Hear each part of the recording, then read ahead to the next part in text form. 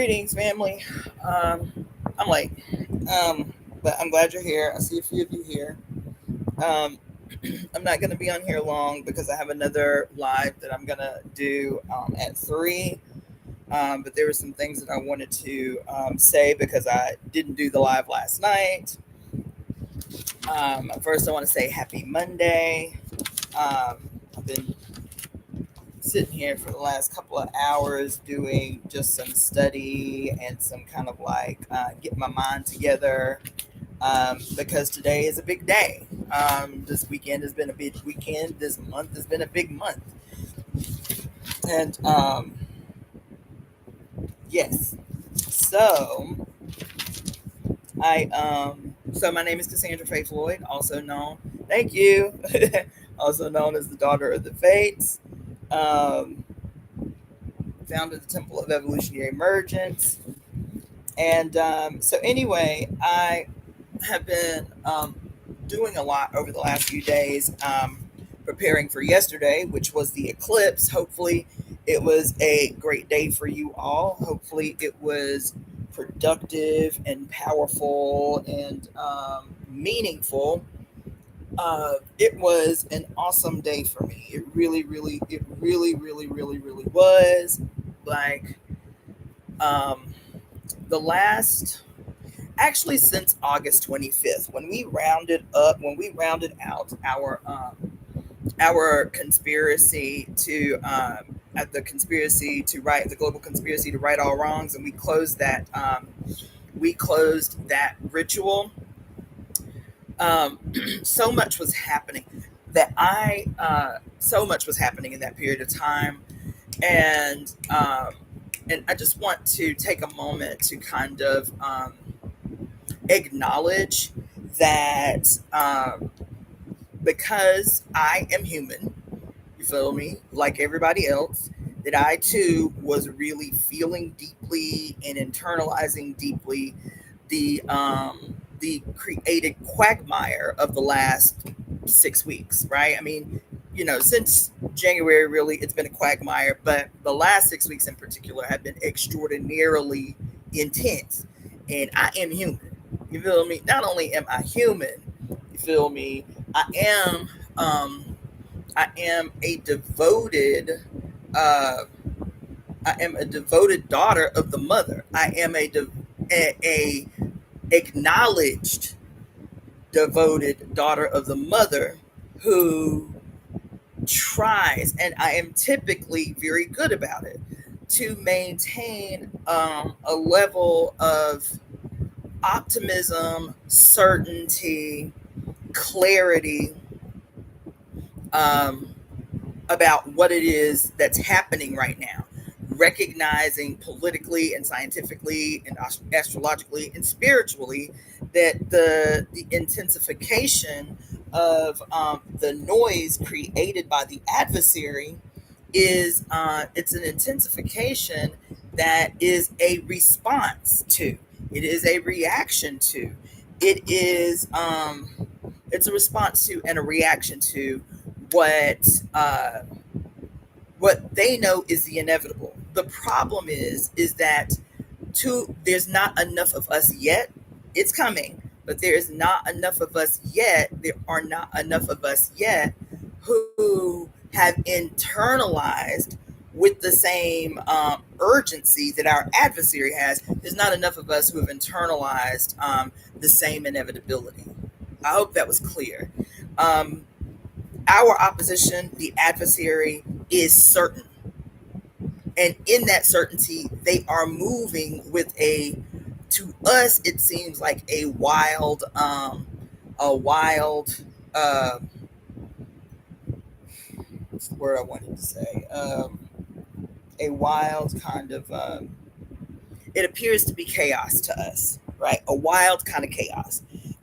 Many times before, I have associated the extreme nature of, quote, the face of power right now with like um, the wild behavior of a mortally wounded animal. When an animal really internalizes that it's about to die, its attempts to rescue itself become much more wild and like, rah, right? And so I've many times likened what we're experiencing to that of the death throes of a wounded beast. You feel me? And thank you, Ken's Color Box, for the donation. And I am certain of that. I have been certain of that for a very, very, very long time. However, the intensity of this reaction by the adversary is intended to do exactly what it's been doing, which is to overwhelm. And that's what they promised last year, was shock and awe, shock and awe, shock and awe, shock and awe, shock and awe. Which is a military strategy to literally overwhelm, so that you don't have the time to regroup, to create a strategy, to think clearly out of a reaction of fight or flight. When you're in a reaction of fight or flight, it becomes difficult to be calm, think strategically, consider all of the possibilities, right? And so that is what this year has been.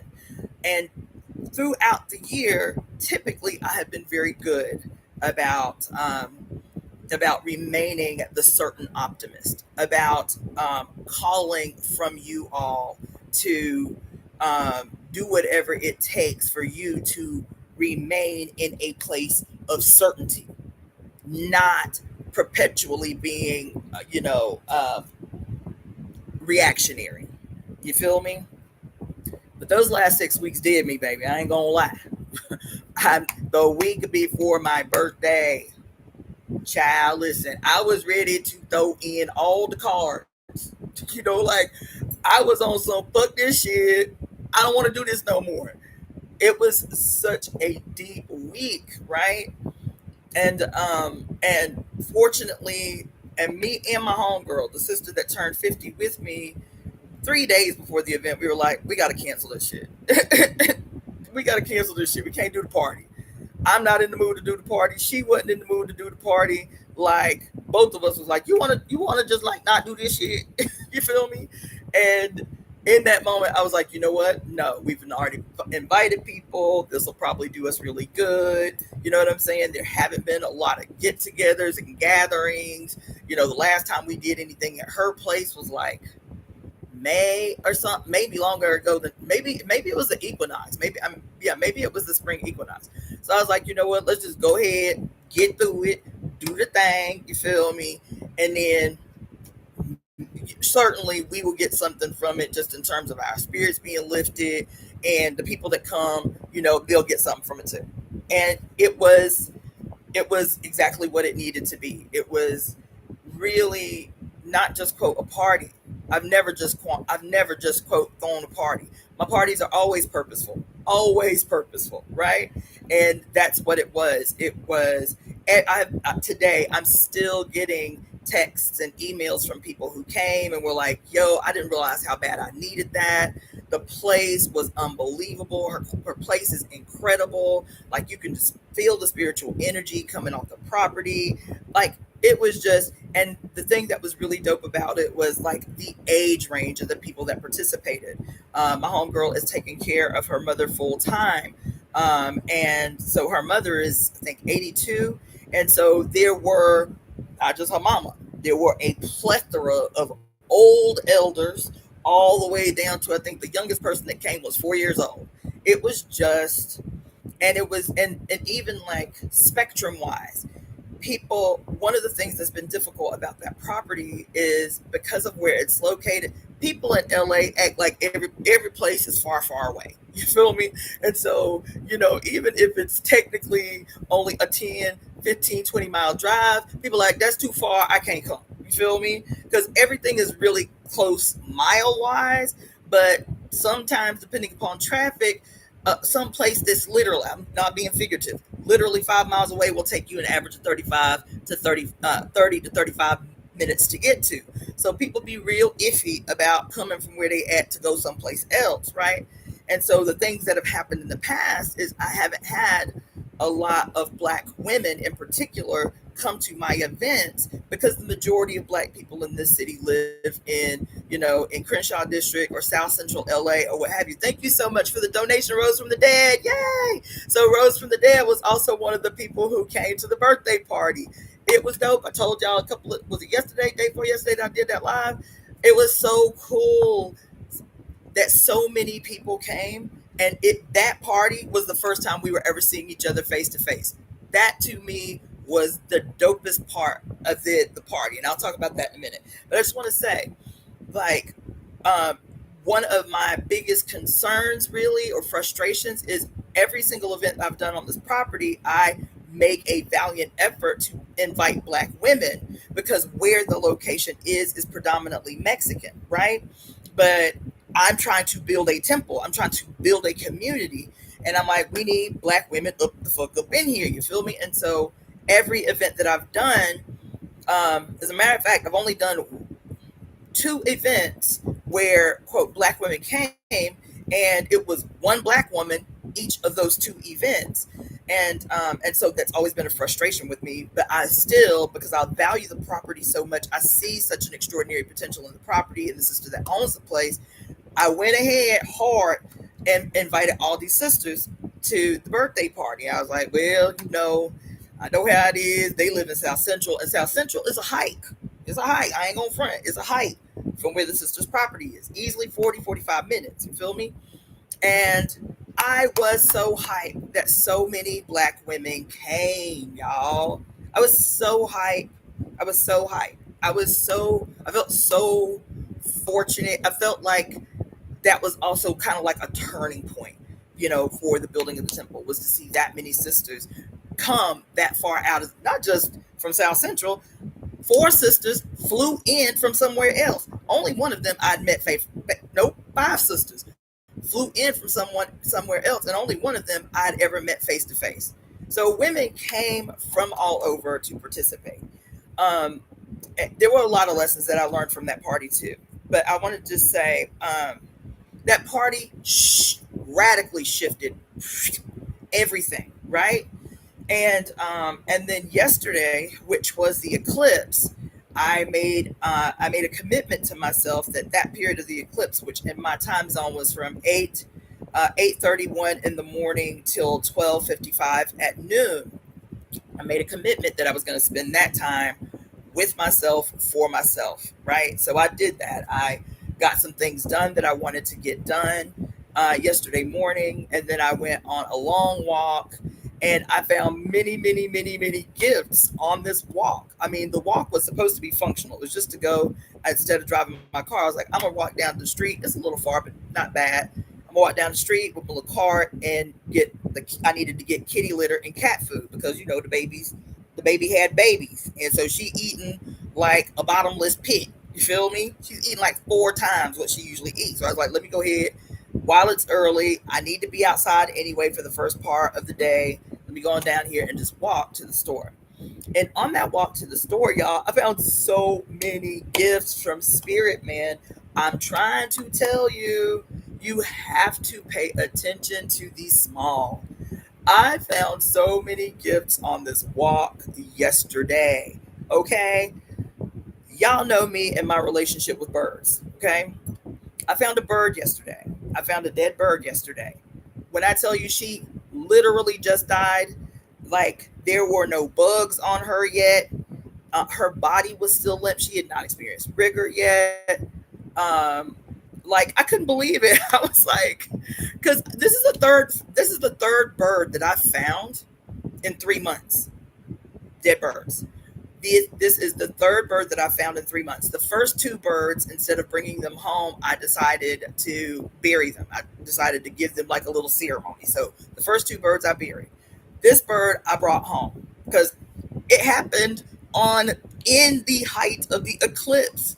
I was like, oh no, she got to come home with me. So I brought the bird home. I processed her body. I'll show you pictures. I'm gonna post some pictures, but I processed her body, and but that's not the only thing I found. I told you that my little scarab collection is finite. So I'm sending out more scarab talismans today. But I found another scarab yesterday. perfectly intact. Found a little scarab yesterday. I found this beautiful. I'm gonna have to show you the lamp because I couldn't believe it. I found this beautiful lamp. I should have grabbed it, but anyway. Boy, you so extra.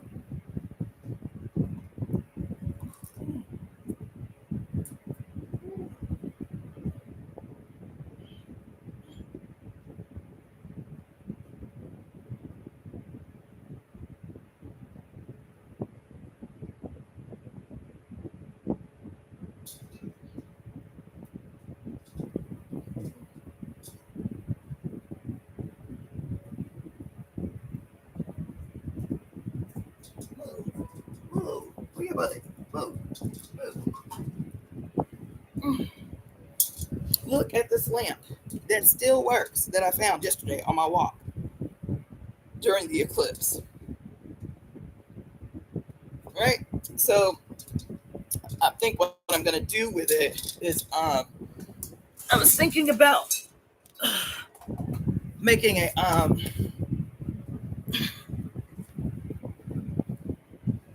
um, taking some faux stained glass paint. There we go. Some faux stained glass paint and doing light. Yeah, I know it looks like a mushroom. I love it.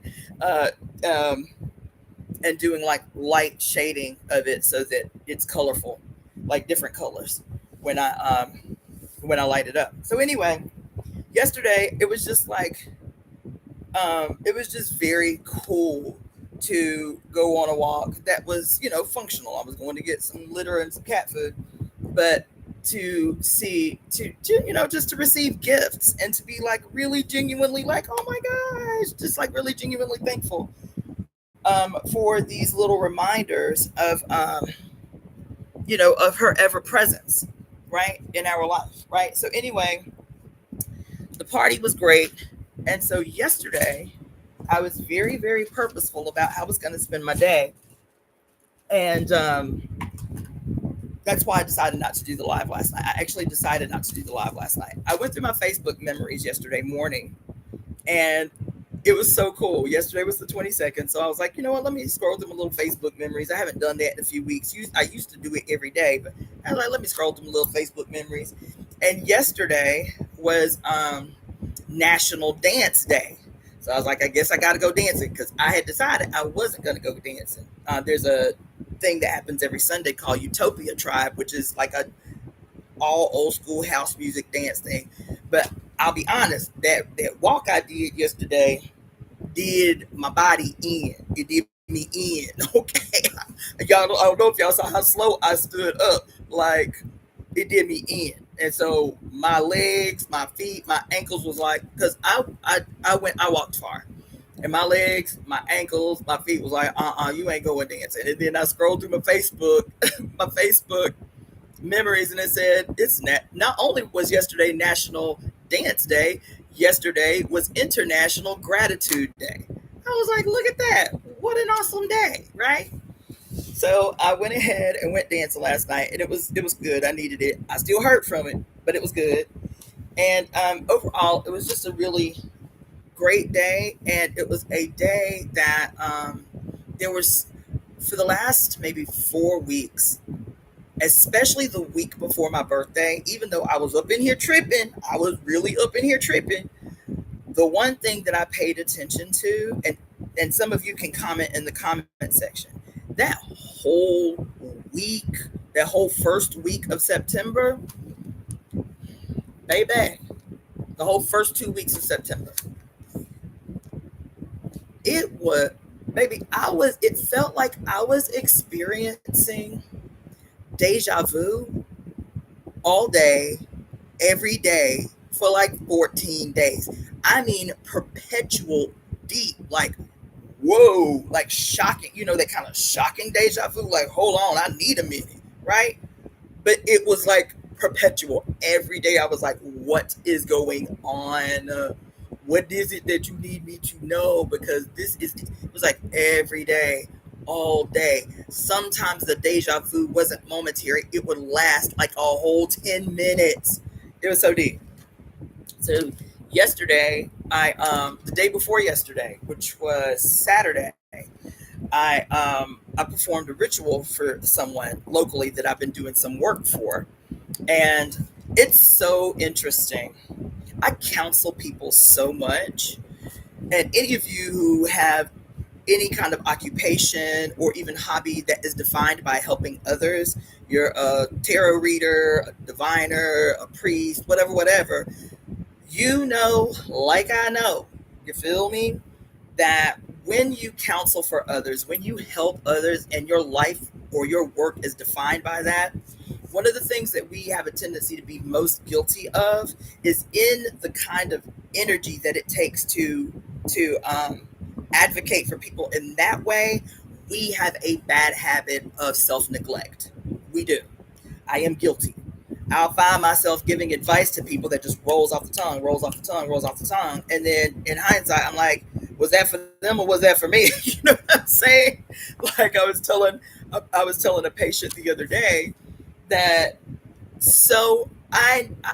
my whole life, I know so many people who have said to me, if it had not been for you introducing me to this person, I would not be married right now. If it had not been for you introducing me to this person, I would not have the business that I have right now. And that's one of the things that Virgos are known for, is to be able to see those things that other people can't see and say, "Ooh, you my friend over here. There's somebody over here that's a friend of mine that you need to meet." Boom, boom, boom, boom, boom. Right?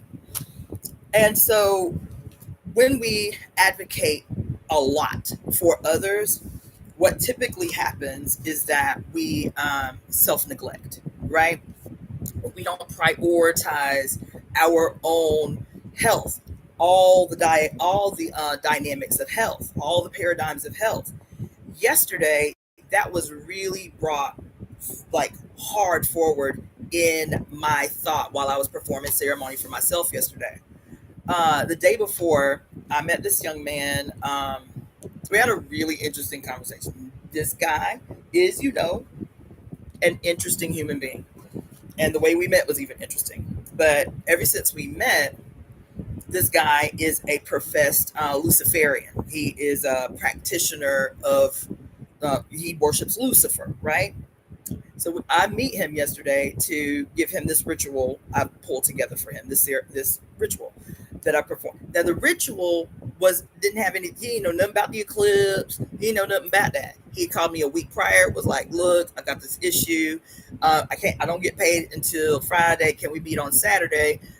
So you can do this ritual for me?" And I was like, "All right, bet."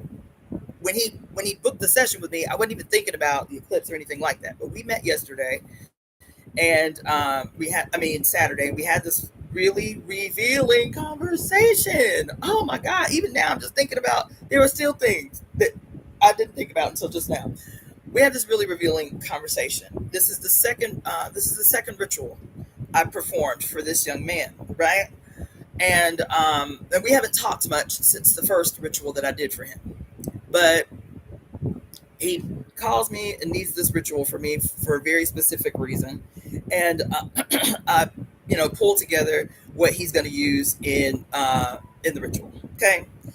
And he was talking to me about how, as a practitioner of Luciferianism, their starting point is that everything that Christians do, they do backwards. So he said, he told me, I've been really praying for you, that, you're protected and that you get everything you need, this and that, and this and that. And he said, Nema. I was like, what's that mean? He's like, oh, you don't know about that? I'm surprised. I was like, no, I don't know about that.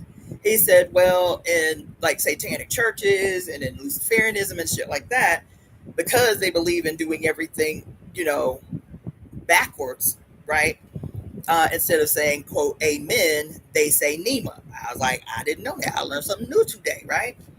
I said, you know what? But it's interesting that you said that, because I didn't know that about Luciferianism or Satanism. I said, it makes sense. I said, because it's what I teach in the Temple of Evolutionary Emergence. He said, you teach that in a goddess worshiping temple? I said, yeah. I said, I didn't, not literally like saying Nema and shit, but I said, even as a revolutionary, I was like, my default position is whatever white people say, I'm automatically taking the opposing position. Well, once I got into the relationship with the goddess, I was like, okay, whatever patriarchy says, whatever patriarchy declares, I'm automatically taking the default opposing position.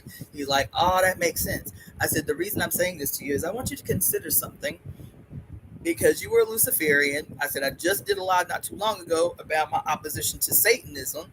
I said, and it is because even though now you telling me that y'all do everything in the opposite, but the one thing y'all can't make the leap to do is to see the deity as female. Whether that deity is Baphomet, whether that deity is Lucifer, whether that deity is Satan, whether that deity is the devil. I said, can you make the leap to seeing in your opposition, what you said is your stated opposition, doing everything backwards, can you exalt Lucifer as female? He was like, whoa. Shocking, isn't it? It just completely eluded him, which is what I was telling y'all about my opposition to Satanism. I said, if they really want to be about that life, if they really stage in a contest with, quote, Jesus, bitch, then it would make perfect sense to them to make the face of their great deity black and female. You feel me? But they can't make that leap. I said, and that's the contradiction is in Luciferianism and in Satanism. Isn't it interesting how many of these organizations are associated with white nationalists? I said, that's why, right? So I'm having this conversation with him as I'm getting ready to tell him about his ritual and what he's going to do. And this guy, he's younger than I am. He's not terribly young, but he is younger than I am. Maybe about 10 years younger than I am. Something like that, 10, 15 years younger than I am. And even with the first ritual that I facilitated for him, his default, like not even thinking about it, just his default was I would say something and he'd say, well, can I do it like this? I'm giving you a ritual that you're paying me for. Well, can I do it like this instead? Well, and very minuscule shit, like shit that never would even occur to me unless in this kind of opposing way, he is presenting, quote, these alternatives, right? And so one of the things was he lives in a small trailer, right? Like a very small trailer. And so the first ritual that I did for him, I'm telling him that he needs to burn a candle for 7 days, right? I prepared the candle for him. Like I did everything. All he had to do was perform the ritual for himself. But everything else I consecrated, I pulled together in a package, all the things, right? All you have to do is A, B, C. 1, 2, 3. Greetings, everybody that's up in the room. That's it. That's all you got to do. You feel me? The first time I gave him the ceremony, I bought him a 7-day candle, consecrated the candle, told him what he was going to need to do. He was like, immediately, well, I live in a small trailer and I don't want to burn it to the ground. Can I do this ritual outside? I was like, you could do it outside, but there are certain things that you need that you have to have your home for. You are trying to power up your home. You are trying to power up your sacred space where you spend the most time outside of your job. He was like, well, it is a candle and I don't want to burn it down. I said, well, first of all, that's what these candles are made for. I said, but if I'm talking about the 7-day candles, they're made to prevent, fire hazards. I said, but if you are really concerned about, quote, burning your place down, do the ritual in your sink, in your kitchen sink, put a bowl with some water in it, stick the candle down in there, but the candle got to burn for 7 days. You feel me? The candle got to burn for 7 days. He's like, it's got to burn every day. I said, boy, the candle got to burn for 7 days. You feel me? He's like, okay, right? So that was like a thing that I recognized the first time we'd worked together. Saturday we get together. I give him the rundown for the ceremony because it's going to be a 2-part ritual that he has to do, right? Every single solitary step of the ritual he questioned. Whether it was, can I do this on my table? Because if I do it on the floor, I got this dog and the dog will be getting into everything. I was like, yo. I said, do your dog have a leash? He was like, yeah, my dog got a leash. I said, can you put your dog outside on the leash for a little while? Well, I guess I could. I said, if you don't feel comfortable putting your dog on a leash outside for a little while, can you got any room? Because he live in a small trailer. I said, do your trailer got any doors? I was like, do you have a bathroom with a door on it? He's like, yeah. I said, can you put your dog in the bathroom for the 30 to 45 minutes that's going to take you to perform this ritual? Well, yeah, I could do that. I could do that. Okay, right? So then it was, you need to take a pre-ceremonial bath. You need to get your butt clean energetically, spiritually, before entering into this sacred space to do this thing that you called me about needing in your life with some urgency. I said, so you're going to need to take a bath or a shower. He said, really? He said, really? I was like, what's the problem? He's like, well, I don't have a shower. I just said you can take a bath. I said, as a matter of fact, a bath is actually preferable. Sit in the bath, you know what I'm saying? And think about what it is you're about to be engaged in, because you're going to have to perform the ritual naked. So take the bath, then you're going to consecrate the little area that you're going to use. I'm telling him about how to consecrate the area. He was like, so I'm telling him, because I prepped everything for him. He didn't have to go buy nothing. So I give him a little packet of salt. I said, take the salt after you clean the area. It ain't got to be a big area. This big around, big enough for you to stand in. Clean the floor, clean the area, whether you need to sweep or wipe it down or whatever. And then he's like, oh, I'm gonna put the salt in a circle. I said, no. Why can't I just talk? He's like, I'm not gonna put the salt in a circle. I said, no. Can I finish what I'm saying? I said, what you're gonna do is you're gonna take this. I said, you're going to take the salt and you are going to literally pour the salt all over the entire area that you have just consecrated, that you have just cleaned. He's like, really? I said, yes, really. Right? He said, okay. He said, then what? I said, after you take your bath and you put the salt on there, you're going to stand nude in the salt and get ready to perform your ritual. He's like, okay. So then I tell him what part 2 of the ritual is, right? And all along the way, right? I said, let me tell you something. Oh, the last thing. So we getting ready to part ways. You feel me? We dapping it up. I said, it's really, really great when you've asked me to do this for you. He said, why? I said, because tomorrow is the eclipse. I said, so from midnight tonight until midnight the next day, you have this massive window of opportunity to power up times 1,000 this ritual I've just pulled together for you. I was like, it's really, because you didn't know that. You didn't know the eclipse was tomorrow. You didn't know the equinox was the next day. I said, and so it's just like, to me, it was like your instinct that had you call me about this thing that you needed me to do for you a week later. I said, so tomorrow is the day that you have to do it. He's like, I can't really do it tomorrow. I said, excuse me, what? He's like, well, I got to work tomorrow. You feel me? I said, you working for 24 hours? He was like, nah, but I got to work tomorrow. I said, what time do you go to work tomorrow? He said, 3 o'clock in the afternoon. I said, what you doing before 3 o'clock in the afternoon? He was like, well, I got to get ready for work. I got errands I got to run. I said, okay. I said, let me tell you something. I said, you have done this before. You have done this throughout the first part of me telling you how to assemble this ritual for yourself. I said, from midnight tonight to midnight Monday is 24 hours. I said, these things to you that don't seem like a big deal, like, can I do it this way instead of that? Do I have to do it on the floor? Can I do it on the table? They seem simple to you. They don't seem important. They don't seem impactful at all, right? You're just asking for alternatives. That's what it seems like to you.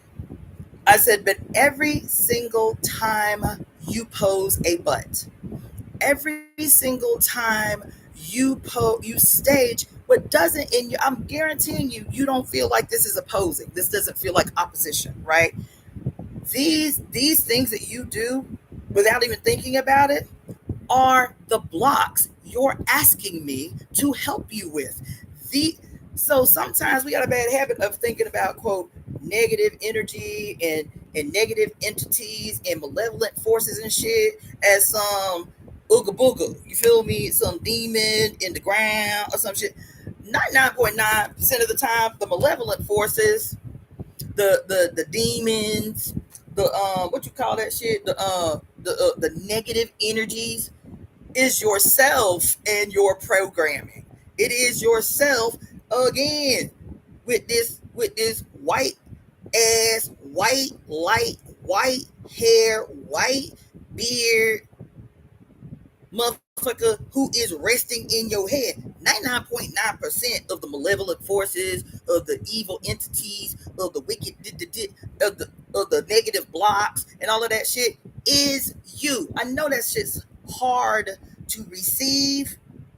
You feel me? But I'm telling you, the way that the quote Father God, the way that the church, the way that Islam, the way that Judaism has done its work so effectively and efficiently is by turning us into our own captors, turning us into our own jailers and imprisoners. That's the way that they've done that. Do you understand what I'm saying? And so I said, it may not seem like a big deal to you to, quote, ask these questions.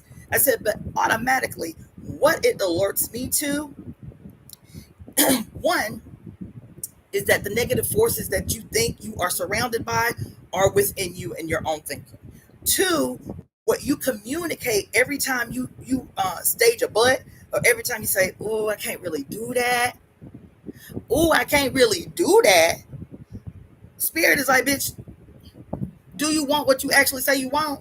Because two things is happening here. You saying out your mouth what you say you want, but in your head, something else is opposing. You saying, I want this, but your behavior is, I don't really want that. Because you stage an opposition. You stage an opposition. You put up a barrier to that what you say you want out your mouth, but your behavior does not match what you say you want out your mouth. He said, what you mean?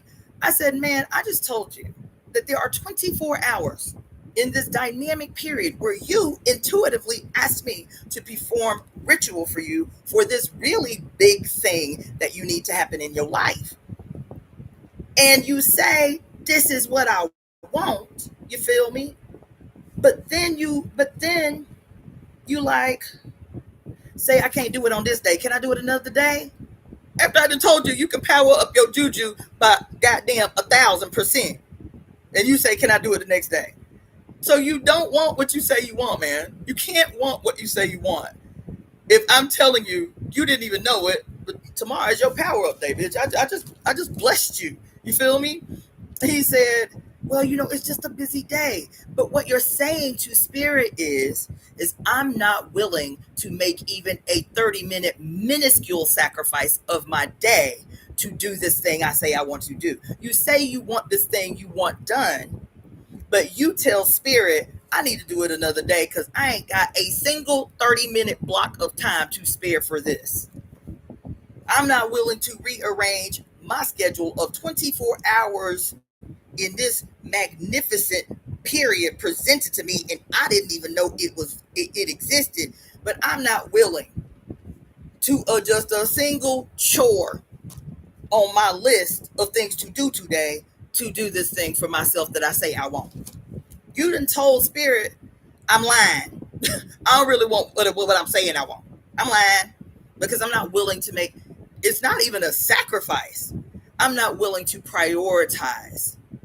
I'm not willing to prioritize myself and my desires and the things that I proclaim that I want. I'm not willing to prioritize my life in a way that would have me shift my whole day so that I can spend 30, 45 minutes to perform this ceremony for myself, to ensure that I get from this ceremony what I want. I said, so you can't have it both ways. I said, this ritual I pulled together for you, and I told him this on the first day that I did that ritual for him. I said, I want you to hear something, because the thing that he asked me for the first time, I was like, and it was a very simple ritual for him to perform, and every step of the way it was just like, but what if, and what about, and how long it's gonna take, and this and that and this and that. I said, let me tell you something. I said, I get it. You're young. You might be 38, 40, something like that. I said, but the way I teach, the way I show up for others is this. I said, this that I have assembled here in this bag for you is only a part of the ceremony. the work, the energy, the prayers that I put into this, it's only part of the ceremony. And I'm guarantee you something. This ritual that I pulled together for you is not going to work without your power, your ashe, and your energy powering it the fuck up. It's the same thing I tell y'all. Don't I tell y'all all the time? Hold on, let me see if I can find it. I can't find it. Oh, but here's something I can use in this example. Say this is my magic wand. So some of y'all have ordered wands for me. And I put a lot of energy and love and prayer and music. I use so much powerful shit up in these wands. Y'all don't even know, man. Y'all don't even know. One day I'm gonna have to walk y'all through an entire process that goes, because it ain't just, ooh, this look good, this feel good. There is a whole methodical process that goes into making something that I feel like energetically is going to help you in the way that you need to be helped, help you channel, help you focus, help you direct what it is in your life that needs to happen. So say this the wand. But I'm telling y'all all the time, I can put a lot of juju in a wand. I can make it do what it do, you feel me? But that wand, if you sit it on your altar where it look all pretty and shit, and it's there, and you look at it like that, that's real pretty what Sister Iapo did for me, what Sister Cassandra did for me. And that wand remains on that altar, and you never pick it up, and you never challenge it to do something for you. You never command anything with it. You never use it to focus and meditate and manifest. That wand will sit on that altar and do exactly what it's going to do. Look pretty on your altar. That's it. That's all it's going to do. It requires you to activate, to manipulate, to move, to manifest. It requires you. And so that's what I'm telling him. I was like, the items in this bag, they powerful items. Your girl looked out for you. But I do not perform ritual, ceremony. I don't do anything for anyone with the idea that what I have put into these magical objects is going to solve your problems. Your participation in ritual, your participation in ceremony, your confidence, your faith, your courage, your audacity is what is required as an equal participant in ceremony and ritual. You have to be invested. And money is not the investment, man. Money is not the investment. So there are people who will do that. There are tons and tons and tons of witches and readers and all of these people who will do just that. Just take this bag, do what you do, and I promise you, it'll set some shit off. All the magic is in the relic. All the magic is in the object. All the magic is in the candle. And that may get some results because people are like, yeah, I paid this money because I really believe this candle is going to do for me what it's going to do. You, baby, no. I don't practice that way. That's the scientist in me that refuses to let me practice that way. No, baby. I want you to understand the science behind why magic works. I want you to understand the why magic works. I want you to know. I want you to be a whole human. I want you to see. This is what I told him Saturday. I want you to see that this work that you do with me is to assist you in remembering that you are God. That's what I told him. That you are not some frail person, some victim of fate looking for the great divine in someone that's going to rescue you or save you or give you the magic ritual that's going to change everything. That ain't me. That ain't me. And anybody who has ever gotten a reading from me knows that's not me. That's not how I divine. That's not how I counsel. That's not how I practice medicine. No, man. Every time I put needles in somebody or I put my hands on somebody, I am telling them that my intervention in your life is not me saving you. It's not me rescuing you. Do you understand? I've always said that. As an acupuncturist, as a healer, I used to be very hesitant in my body, in my spirit, calling myself a healer. Even now, I'm like, it does not feel like an authentic way to communicate how I see my intervention in people's lives. It's not. I still don't call myself a healer. I don't.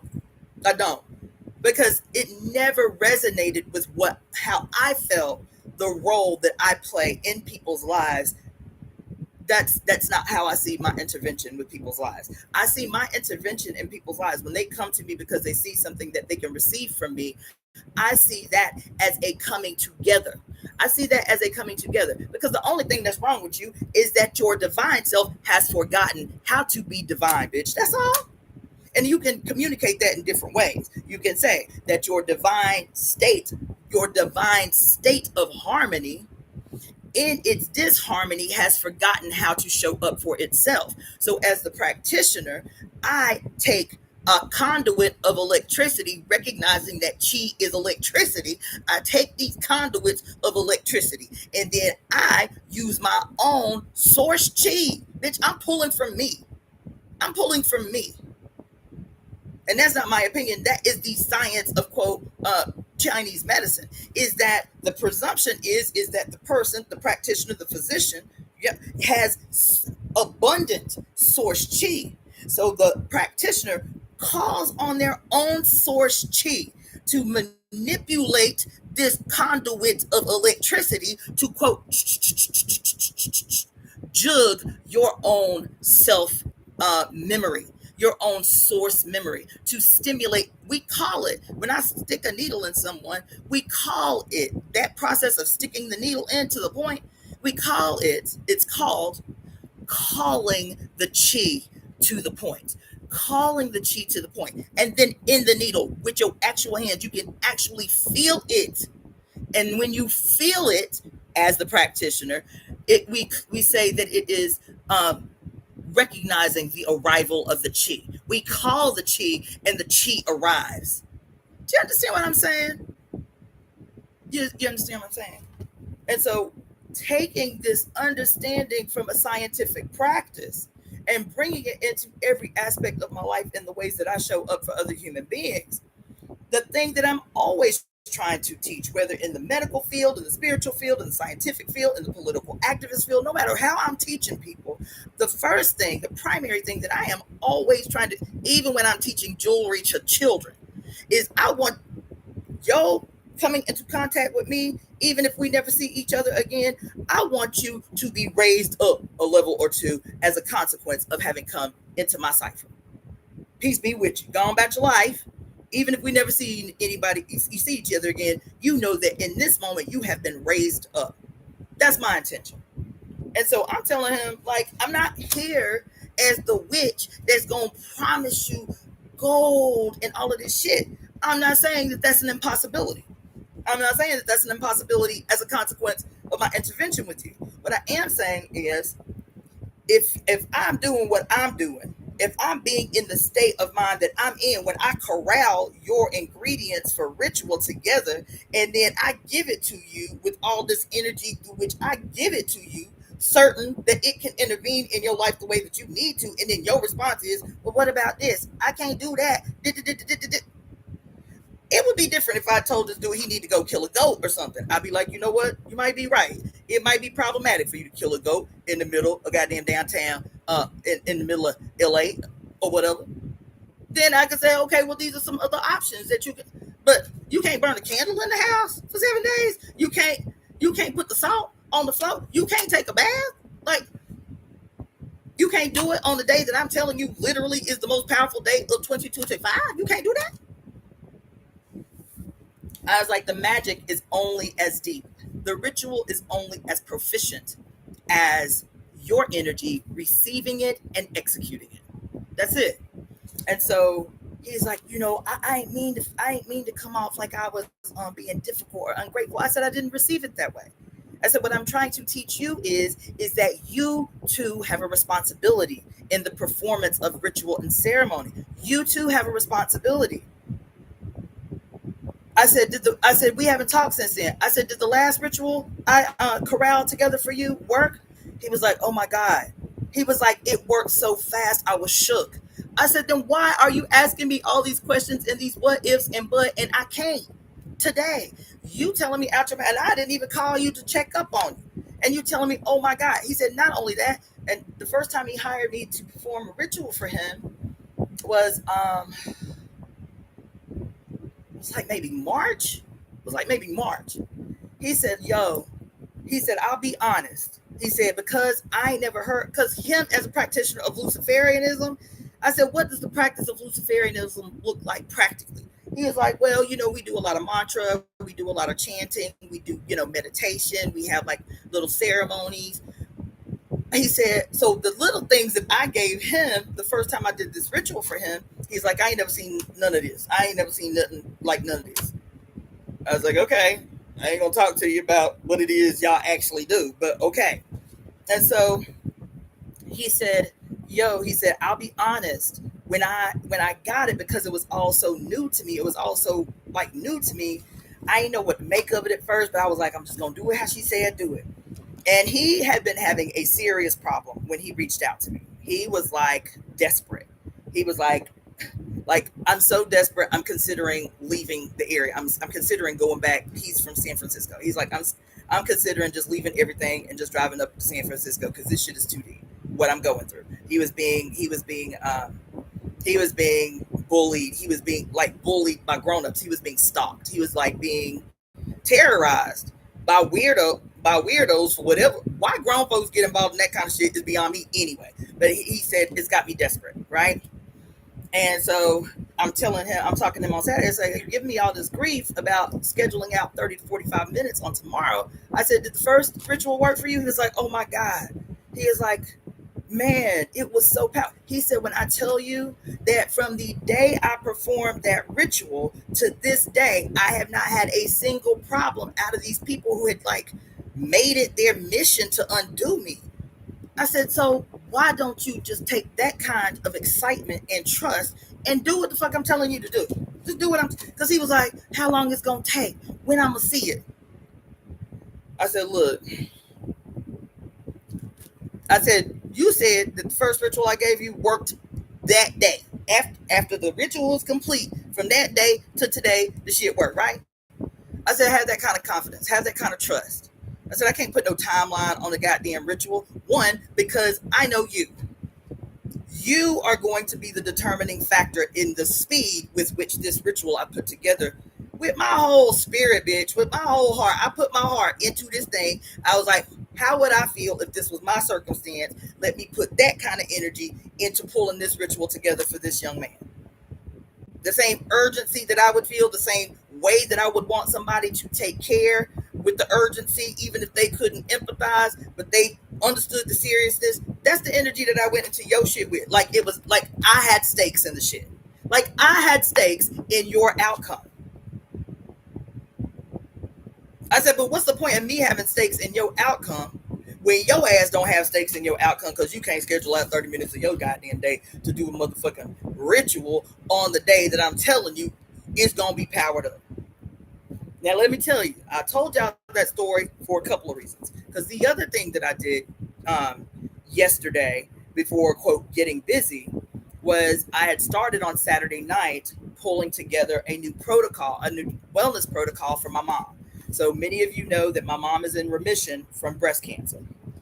And so she has been, every now and again, she'll have complications that are still the residual impact of chemotherapy and radiation. And that's what she's going through. And so she was like, the doctors are trying to scare me like they do. What do you recommend? So I pulled together, and it took a long time. It took a long time to pull together this protocol, but a long time because the other thing I'm always trying to do for everyone is to simplify. I don't want something to appear so complicated that they don't comply. It's so much information, they feel overwhelmed and they can't comply. Feel me? So that's what I was trying to do, was take these big kind of radical interventions and narrow and restructure and shrink down in a way that she could still get what she needed from the protocol without being overwhelmed, because she's doing this for herself, which is also what I talked about at the beginning. It becomes really overwhelming. You want to heal yourself, but you are the only one advocating for yourself. That shit become real complicated, right? So I finally finished yesterday. I said, I'm not leaving this house. I'm not doing anything else. As soon as I hit the floor, to finish this protocol for my mom so I could send it to her before I got to doing anything else, right? And I'm typing out the protocol and giving her pictures so she's not having to imagine what she needs to do. I'm giving her pictures for everything that it is I'm telling her is a necessity. That we're going to monitor, I'm going to monitor her for the next 21 days. So I'll be doing a checkup with her every week to see what her progress has been. Take a journal, write down, even if the progress is only 5%, you feel 5% better today than you did yesterday, chart that shit. So at the end of the week, I can say, okay, these things continue to do, these things you can go ahead and remove because they don't seem to be having that much of an impact, right? And so I'm typing all this stuff out, pulling this protocol together for my mom. And as I'm typing it out, these two stories are related. As I'm typing it out, I'm like, damn, I need to be doing all this shit for other reasons than the reasons that she's having. But I'm like, damn, I should be doing this shit. Same thing with the dude the day before that I did the ritual for. I'm like, I need to do this ritual. You feel me? I'm pulling together this dope ass ritual for this dude. I'm like, I need to do this ritual. That was the thought I had. I was like, damn, I need to do this ritual. I'm giving him all this juice. I'm giving him all the goods. I need to do the ritual for myself. That was the mental note. Next morning, I get up, feet hit the ground. I start finishing up the protocol that I had spent 5 hours the day before typing out for my mom. I'm typing it out. I don't want to just give my mom herbs. You feel me? Like tell her, okay, you need this herb, this herb, this herb, and this herb. So what I did was actually take the time to demonstrate how the impact that each herb is going to have on her particular situation. You're taking this because this is what it does. You're taking this because this is what it does. Not just you just trust that the herb gonna do what it do because I say that's what it's gonna do. I want to teach you why, because that teaching, just that one little sentence or that two little sentences, helps strengthen belief. If I could just tell you to take horse chestnut and move on to the next thing, you're like, well, what the fuck is horse chestnut? Well, she say I gotta take it, so I guess I gotta take it. But you don't know what the plant is. You don't know what the plant does, and so there is an aspect of confidence in the herb's ability to work that you don't have because you don't know what it is. You feel what I'm saying? So, first of all, knowing my mom and knowing that those kind of things really help her. Knowing the why really helps her. Taking the extra time to put like just one sentence or two sentences about each of the herbs and why she is going to be using them the way that she's going to be using them, whether she's going to be using them topically or whether she's going to be using them orally, right? And I'm sitting here going back through because one of the books I pulled out was my textbook from 2006, my undergraduate in alternative medicine. So my second year, 2006, this was the textbook from my botany class. And I was like, do I still have that book? Where that book at? And I went and found that book. And I forgot how much I love this goddamn book. I haven't cracked the spine of this goddamn book probably since I finished that class, truth be told, 2006. And so I went, and it's called The Principles and Practice of Phytotherapy. The principles and practice. I'll leave it up for a second if anybody wants to screenshot it. The Principles and Practice of Phytotherapy, Modern Herbal Medicine. Let me just tell you about this book. This book is about to go back on my main shelf because I forgot how great this book is. I end up caught up in this book yesterday. I end up caught up. The book is great. What the book did, what the book was intended to do was take what's the word I'm looking for?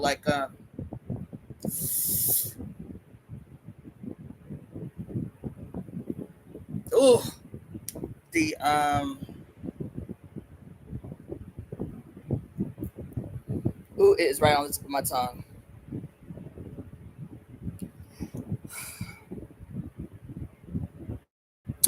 I don't want to get that deep, but that's annoying me. It takes modern herbs from all over. Okay, most herbs are the same; they just have different functions and uses depending upon the medicinal system that you're using. There's a lot of crossover, right? So it took the biggest herbs, like the biggest herbs. Like if you were to compile a list of the most important herbs of all time, that's what it took, and then it would highlight what the quote traditional uses of those herbs were. So if it was North American herbs, how the natives used it. If it's Chinese herbs, how the Chinese used it, what the Chinese name for the herb was. If it was whatever, wherever the herb came from, like where its origin is, this book will talk about the origin of these herbs, where they grow the most, whatever, what the traditional uses for those herbs were. And then the next step of this book is, because this was a book of botany, okay? So then the next step is to highlight and compile all of the double-blind, peer-reviewed studies, the quote Western scientific studies that had been performed to find out the efficacy of these herbs based on Western medicine, based on Western science, right? And so before I went to school for traditional Chinese medicine, I was hardwired left brain. I loved botany because I wanted to know the active constituents, the passive constituents. I wanted to know the chemistry of why these herbs and plants worked. I didn't just want to quote know the traditional uses. There is this word that I want to say, damn it. But the traditional uses, like for the plants, I wanted to know the chemical constituents. I wanted to know the active ingredients. I wanted to know the botany of these herbs and why they work. So this book beautifully brings together the traditional practices and uses for these herbs. And then it also takes and doubles down a level deeper, where it talks about why the herbs work. What are the vitamins and nutrients in the herbs? What are the active constituents? How many of these herbs are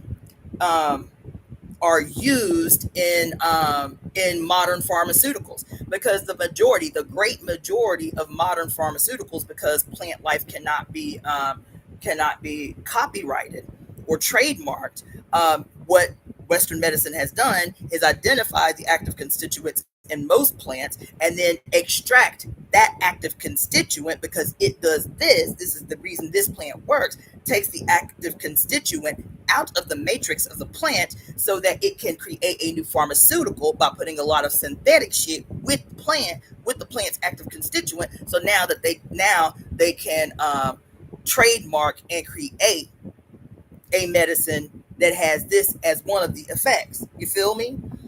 And so I love this book. I forgot how much I love this book. And so there were several herbs that I was referring to because I wanted to find specifically. So the main herb that I told my mother she was going to be adding to her regimen is horse chestnut. I love this plant. I love this plant. And it is one of the most underutilized herbs ever in life. I love this plant. And I'll be honest, I fell in love with this plant because of this book's explanation of the plant. I already knew about horse chestnut, but when I read what this book had to say about horse chestnut, I was like, this is some gangster shit. Horse chestnut is my new favorite herb, and it has remained my favorite herb since then, since 2006. Horse chestnut, baby, it's like the holy grail, goddammit. Such a wonderful herb. Ooh, you feel me? And so, and I'll read the one thing that stood out in my love for this herb from this book, because one of the great failures, it's not a failure, it's deliberate action of Western medicine in the United States, is that there is so much that is banned, that is forbidden, that is banned from doing in the United States, where so-called nutraceuticals and herbs are concerned. There's a lot you cannot do, like a lot you can't do. And the reason there's a lot you cannot do is because if you was able to do these things, you would be able to see, you would have the evidence of the efficacy of these herbs, and that is problematic for a system that where medicine is a for-profit business. You feel me? So the clinical trials, the reason I preface that way is because there are a lot of countries that do radical, gangster, awesome, dynamic, incomprehensible shit with herbs in Western medical practice, Western medical studies, because they don't have the restrictions that we have here. So this was one of the clinical trials done with horse chestnut. I remember reading this shit and it blew my whole mind. In a placebo-controlled trial in patients undergoing surgery of the hand, intravenous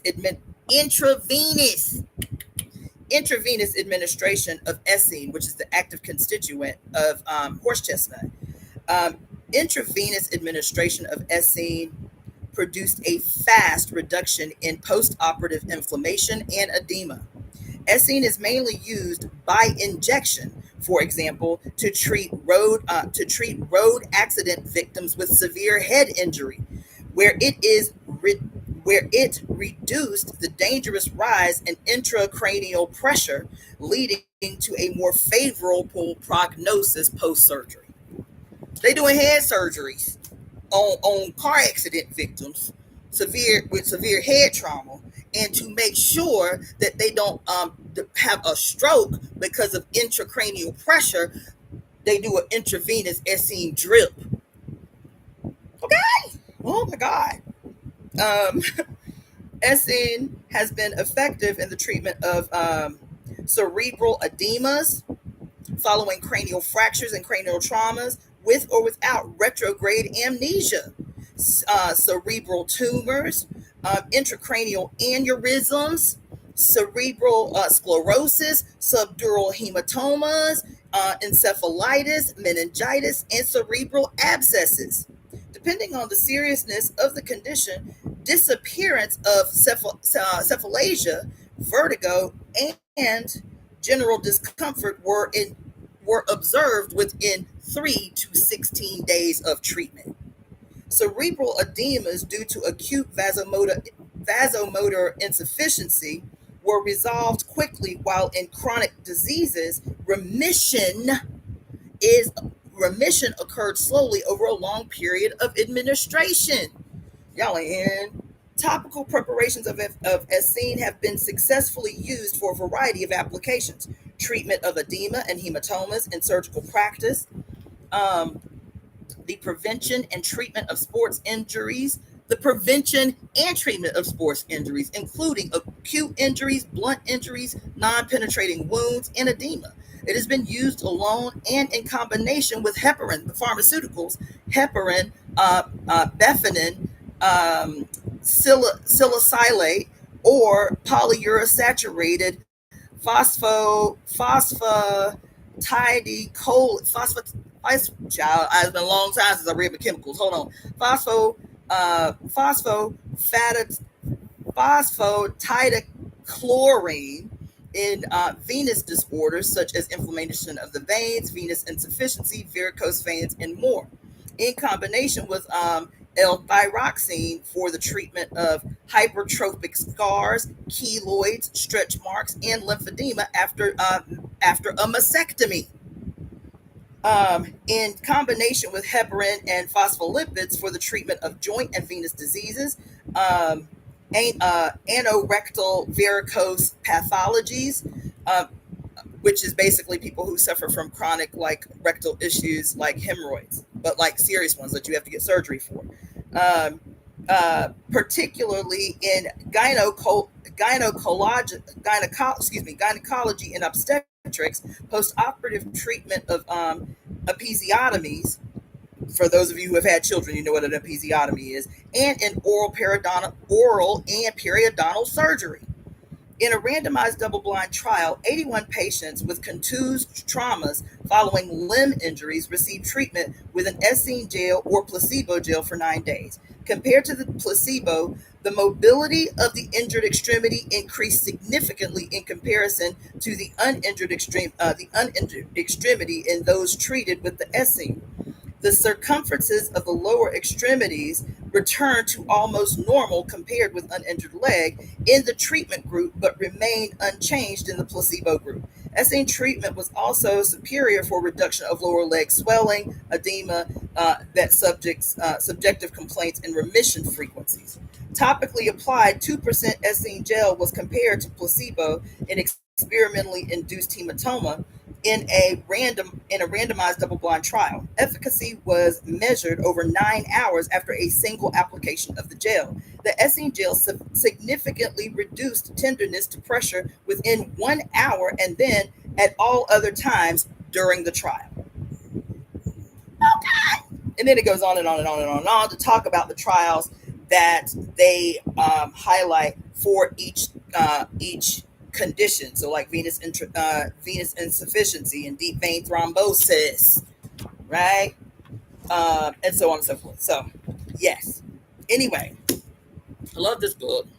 It's a little heady, but if you're a nerd, this shit read like a goddamn novel. Okay. Anyway, so I'm sitting here, and the reason I brought the book out in the first place is because, again, I was sitting here revisiting the book specifically on what Horse Chestnut had to say, and rereading, even notes that I wrote in 2016 in the periphery or whatever. And I'm like, oh my God, this regimen that I am developing for my mother, I need to be doing this for my damn self. You feel me? Then the ritual that I did for the dude on Saturday, I'm like, damn, I need to do this ritual for my damn self. Especially since I just told him that yesterday, was a gangster ass power up opportunity for those who had the audacity to perform ritual on an eclipse. The name of the book is Principles and Practice of Phytotherapy, Modern Herbal Medicine. So take a screenshot of something. Okay. All right. So I was like, yeah, I need to be doing this for myself. You feel me?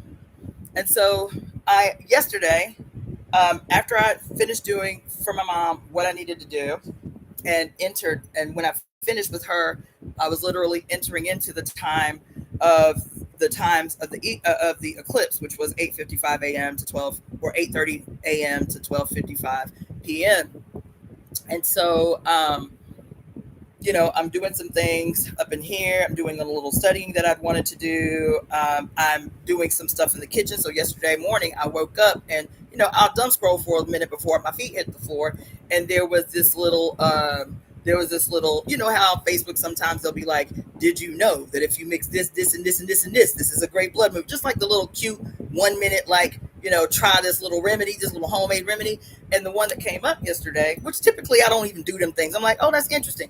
Typically I don't do it. But yesterday I was like, this is the first thing I'm going to do this today because I literally just bought. So the store down the street, the grocery store down the street, after fruit, because in California, it's banned to, how they used to throw all the produce away, even if it was still good. You can't do that. Grocery stores can't do that in California anymore. They have to reduce the price and then set it on a separate thing until finally they can't do anything with it. But it is like there's mandates throughout the entire state that you have to either donate the produce to an organization that will distribute it, or you have to sell it at a lower price. You can't just throw edible food away.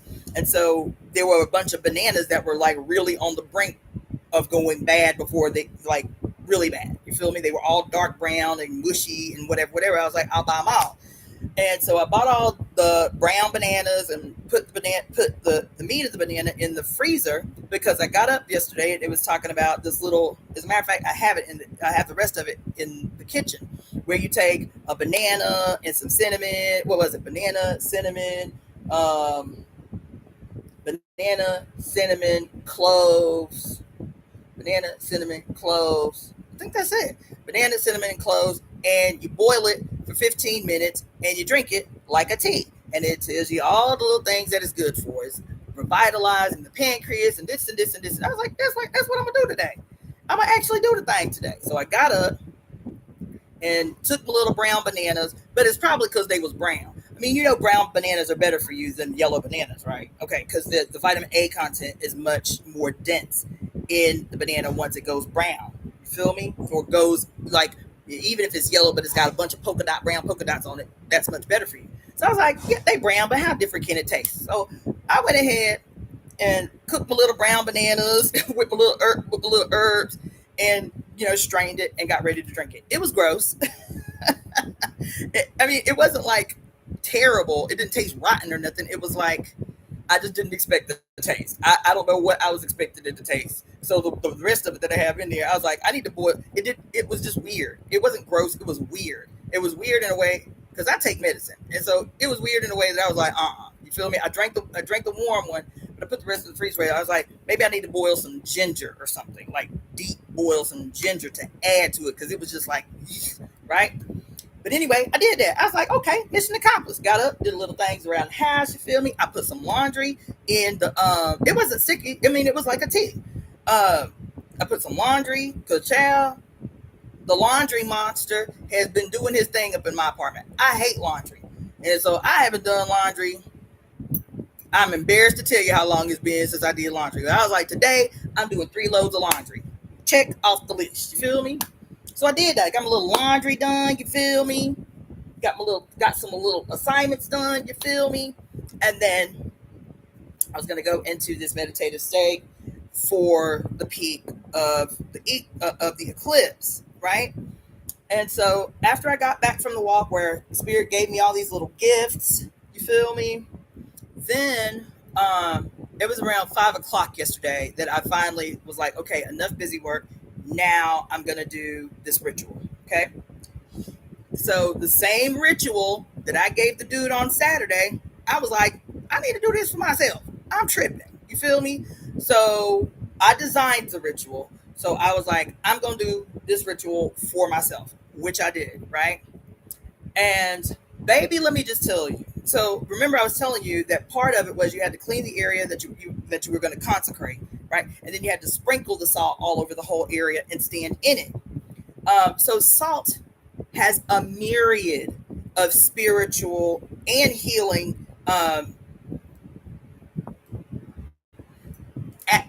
attributes. Let's say attributes. That's not the word I was looking for, but you get it, right? And so salt is a conductor of electricity, not metaphorically, like actually salt is a conductor of electricity, right? And so even in Chinese medicine, so say you have a plantar fasciitis or you have bone spurs in your feet.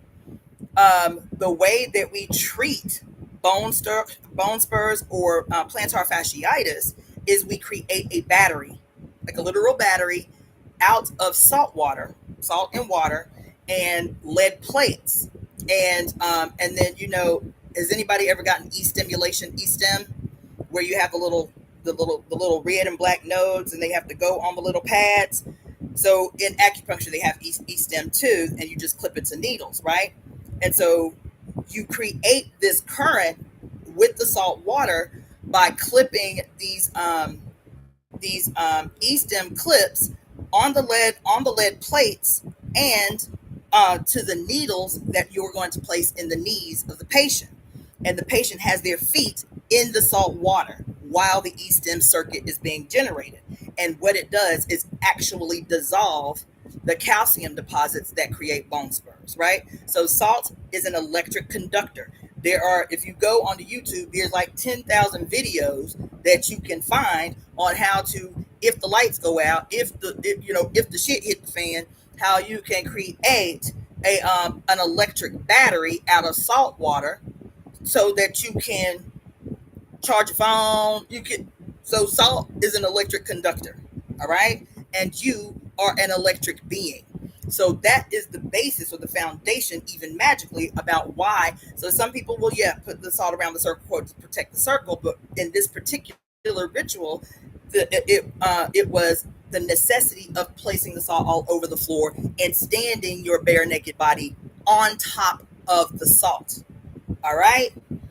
So I stand in the salt, and And then you have to light a candle, and you have to hold the candle close to your heart chakra while you say, you say the magic words into the candle while you're visualizing, because this is the first part of the ritual. It's just a preparation for the actual juice of the ritual, which is the second part of the ritual, right? So I'm sitting there meditating with my candle. No biggie. Did I have music? I didn't have music. No, I did have some, just like very faint, kind of generic music playing in the background, but I'm really focused on this candle. Okay, so I'm doing a little visualization about what it is. You feel me? What I need, what I'm calling into my life, and y'all, I just did the first part. This is really to consecrate the space before you get into the second part of the ritual. It's to do the candle, set the intention, charge yourself up from the feet up by standing in this salt. You feel me? And then there's another couple of parts to it. But I am just on the first part, just the candle. And baby, when I tell you, like perpetual, while I was standing in that salt, it was literally like, I could feel this pulse, this wave, this energetic wave from the top of my head. I'm getting goosebumps just telling y'all the shit. I was like, whoa, woo! I was up in here tripping, head to toe, just like this energetic wave from head to toe, right? And then I did the second part of that first part of the ceremony, and then I went into the big part of the ceremony, which was so powerful, man. Woo, child! The second part of that ceremony was powerful for me. More than anything, it was just a real-time, palpable, evidentiary confirmation to the little side note that I made when I handed the dude off the package that had his ritual in it. You know what? I need to do this for myself. But nothing deep. I was like, I should do this for myself. Because initially I'd been talking about going out to the ocean to do ritual, right? And I'd been plotting and scheming. I'm gonna go to the ocean. I'm gonna do my little ceremony, invite some people if they want to come, bring a little noise maker, plotting and scheming about this journey away from my house that I was gonna do. And then I handed him off, just recalling how much love and energy that I put into the assembling of his ritual. And as soon as I handed it off and, ground his ass up about the block that is his, what if, can I do it this way? I don't, this and this and this. I was like, you know what? This is the ritual I'm gonna do. I should do this for myself. Do the little thing for my mom. I was like, damn, I should do this for myself. So 2 of the exercises that I put in her little protocol yesterday, I did. You feel me? Several of the herbs that I told her she needed to mix together, I drank. You feel me? Not plotting, not scheming, not crossing T's and dotting I's, just like, boom, just do it. Right? Boom, man. And so anyway, it was just like the whole day was just like this kind of rhythmic, like it was this rhythmic, effortless flow from the moment my feet hit the ground to the time I got home from dancing. The whole day was this effortless flow. I was like, I can't even remember the last time I felt like a trek through the day was so easy. So easy. No matter how much I was doing, because I was doing actual tasks too, washing my clothes, which I can't stand doing. But every time I put the clothes in the laundry and put the clothes in the dryer, I was like, I just felt different. Like, yes, like relieved. Like, yes, I'm doing my laundry. You know what I'm saying? Like, I felt relief. Not like, damn, let me go on back downstairs and get my clothes out to dry. You feel me? This burden, like everything feeling burdened, especially this year. It's like, what's the point of doing my laundry when the world falling apart? Like that type of shit. You know, feel me? Like a lot of us have been feeling that way. Like, what's the point? What's the point of going to work every day? What's the point of doing this when the world falling apart anyway? You feel me? Yesterday was not that day. Every single thing I did, every conversation I had, everything I did felt like the energy was like every single thing I did. I cleaned my litter boxes yesterday. That is the worst task of them all. That's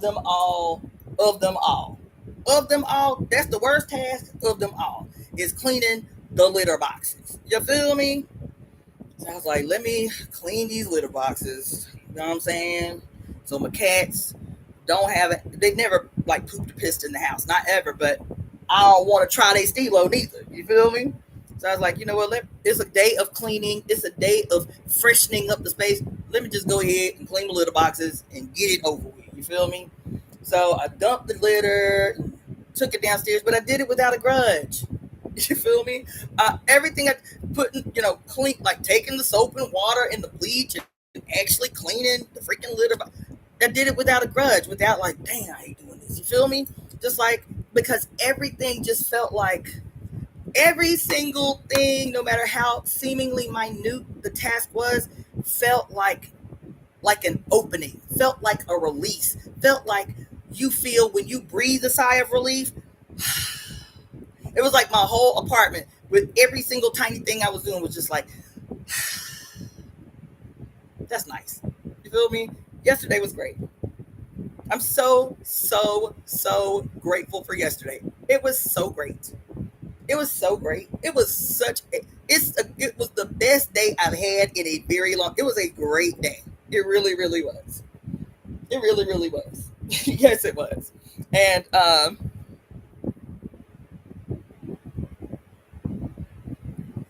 oh, thank you, Power Kismet. That's good to know. That's good to know. Right? And so today I started a little study that will be what's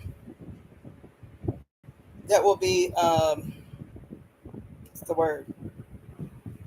That is going to contribute to the completion of a project that I started on, I think Thursday or Friday, to create. I've been promising it for some time since we closed out the global conspiracy to right all wrongs, and I will say I would still encourage you to use the conspiracy. I still use it. It's just not, and I'm coming up with a new one because I really felt the importance and the magnitude of us doing it together, just knowing that we were doing it together. So I'm doing a new one. But in the meantime, there were three particular meditations that I wanted to offer. And so I'm almost done. I've finished one completely, and there are two more. Those I'm going to post on the Etsy store today. The three that I'm completing today, I'm posting on Etsy today for you to read aloud. Okay.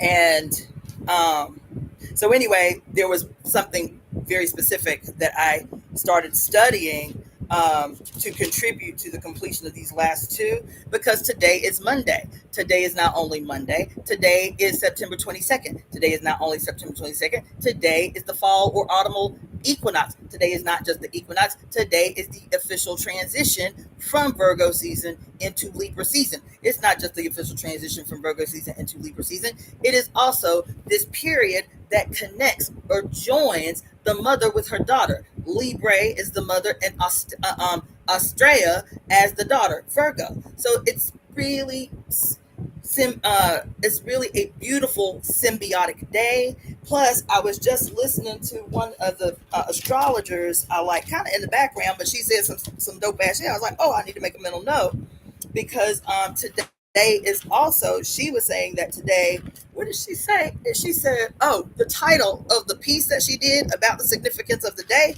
I wrote it down because I was like, I'm always saying this. I'm saying, favor fortunes the bold, right? Favor fortunes the bold. It's one of my favorite quotes, because I'm always telling you that the only remedy, the only cure for fear is courageous action, right? We got it in our conspiracy, all the things. And so I was like, damn, she got her little astrology thing for the day, and it says favor fortunes the bold. And it's because of this particular movement today that she was talking about specifically. She wasn't even talking about the equinox and shit like that. She was talking about, what did she say? Today is Mars moved in. Man, I didn't even write it down. Damn. I'm gonna do, when I come back at 3 o'clock, I'll tell y'all, because like I said, I was just taking notes of hers off the side because I was studying something else. But it was, here it is. I didn't even write that part. Oh, yes. Today, Mars transitions into Scorpio. And so Mars, astrologically, from the Ifa perspective, Mars is Ogun, right? And Scorpio is the great mother or Yah. You feel me?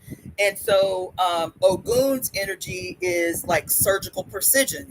People who are in the medical industry, especially surgery, receive Ogun. Ogun is attributed with being the creator of civilizations. He is the one that, quote, gave us the technology to create cities and technology and civilization and shit, right? And so, and then he's the god of war too, right?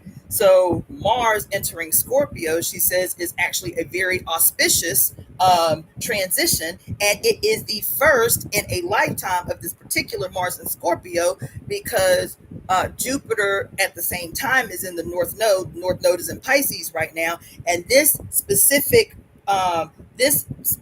alignment that began on today, the last time it happened was in the mid 1800s. So she was like, if you gonna get some shit done, if you gonna set some shit off, today is the day. This particular alignment, I think she said, lasts until November 16. So it also includes the anniversary, the 3-year anniversary of the founding of the Temple of Evolutionary Emergence, which is November 11th, right?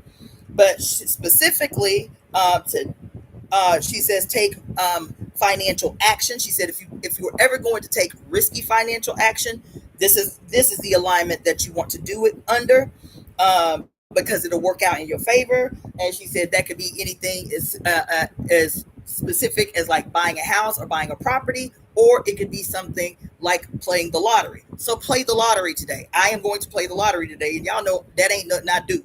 I think I can count on one hand how many times I played the lottery in my whole life. You feel me? Today I'm playing numbers. Let me tell you why I'm playing numbers today. Because 2 days ago, I was watching this video that came through my For You about, quote, the power of Virgo. How, contrary to popular belief, Virgo as a sign is the most powerful sign in the zodiac.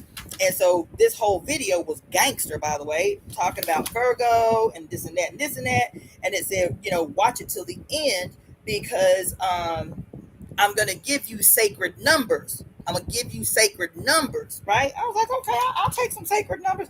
He was just talking about numbers to to meditate on and to bring in your consciousness, because energetically, this is what these specific numbers mean, whatever. As soon as I got the numbers, I was like, okay, I'm playing the lottery. That was like Thursday, I think Wednesday or Thursday that I saw that, and I didn't think about it again. And then I was like, I saw this thing today, and she talking about fortune favors the bold, and you might want to play the lottery. I was like, cha-ching, today's the day I'm playing the lottery, right? So this Virgo thing, there was another one. It was talking about Virgo, the sign of Virgo. It's so interesting, the overlap in all of this, because I read an article today. Let me see if I can see it without changing the screen. I read an article today.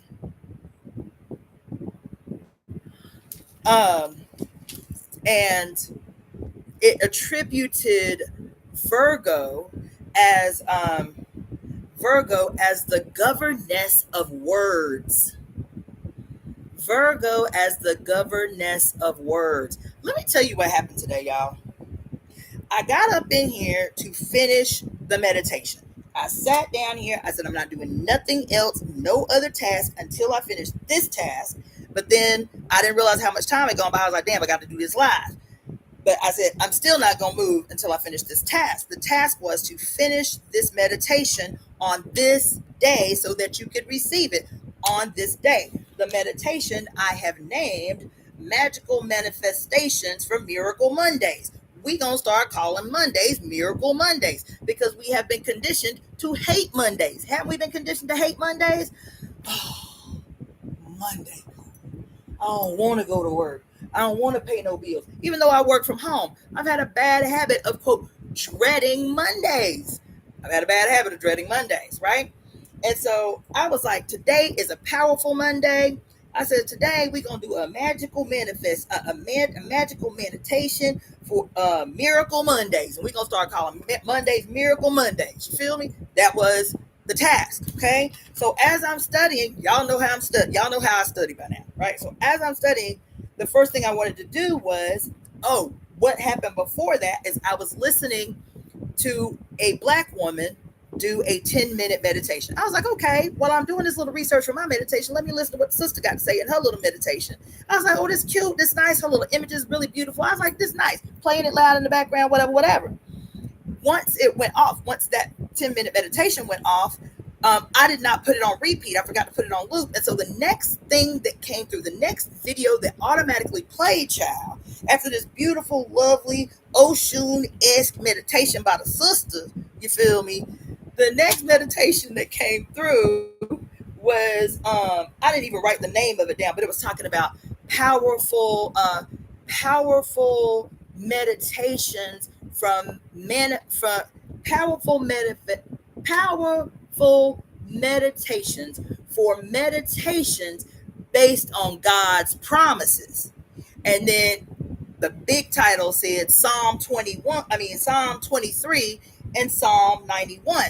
And so what this video was him reciting Psalm 23 for the first half of the video. He said you got to recite it like 7 times, I think, because he talked about 7 being the magical number of manifestation. And so we gonna recite the Lord's Prayer 7 times. And then he did it with Psalm 91. Now I didn't even stay as soon as, because I didn't, you know how long I didn't even remember that Psalm 23 was the Lord's Prayer. So I was like, oh, what's Psalm 23? Because I wrote it down. I was like, oh, what's Psalm 23? Then he said, however that prayer starts. I was like, oh, it's this shit.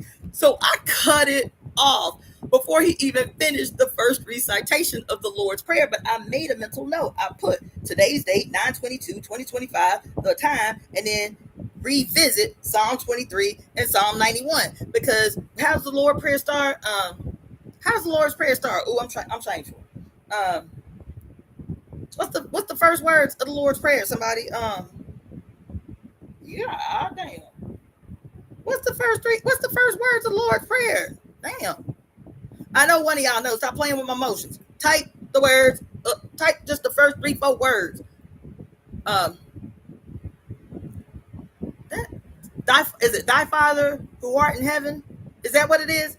Thy Father who art in heaven, I shall feel no evil, or some shit like that. Our Father who art in heaven, hallowed be thy name. Okay, cool. And so when I was like, oh, this, you feel, because I didn't remember that Psalm 23 was the Lord's Prayer, but I quickly made a mental note. I was like, ooh, how would that read if we changed the he to she? I was like, let me write it down so I can revisit it later. Psalm 23, Psalm 91, change the he to she. That's what I put in the book.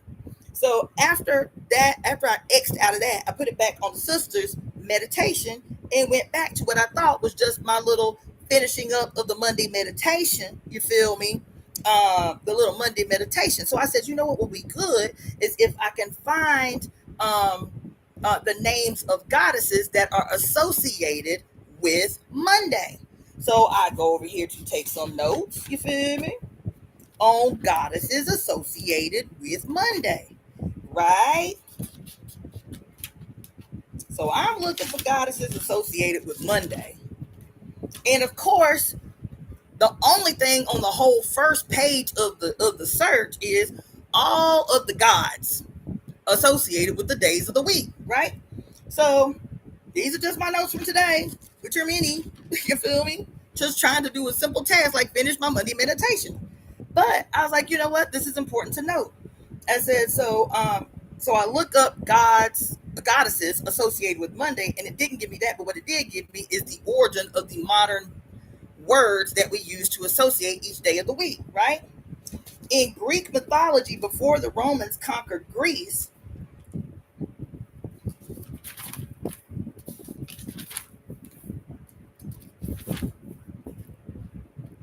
the days of the week were literally called in the Greek language the days of the gods. The days of the gods, right?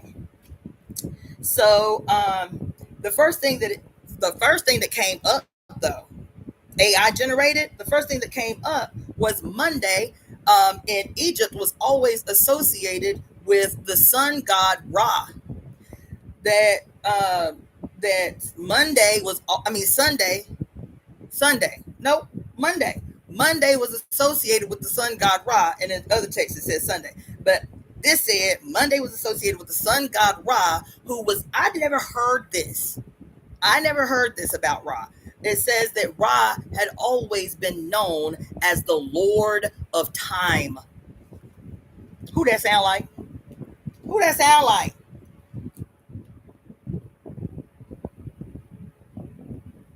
Who that sound like? That Ra had always been known in Kemetic tradition as the Lord of Time. The Lord of Time. Who is the Lord of Time? Thank you, the crown. Who is the crown? Chronos. Who is Chronos? Saturn. But Ra had been known as the Lord of Time. I'd never heard him referred to as the Lord of Time. But anyway, so that was the first thing that came up, right? Then I'm not reading all y'all comments. I'm trying to glance at them, but y'all know how I do. If I get too caught up in the comments, I'll lose my damn train of thought. So anything that is of significance that you know I need to know, do like you always do, please. Copy, paste into a email that you know I will read. Okay?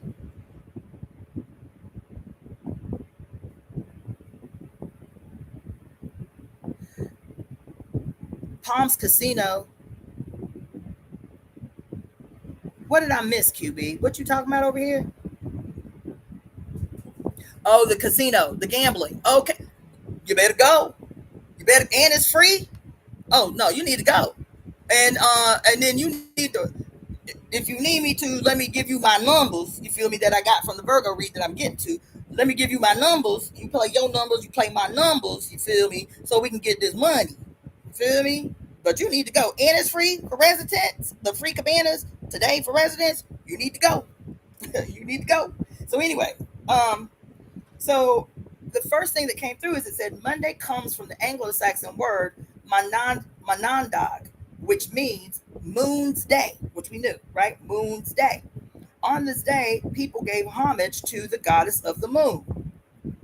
And then the next thing, I went to another page called ancientorigins.net. The first thing on that page, it said, is a quote. We speak the names of God. We speak the names of the gods on a daily basis, and most people don't even realize it.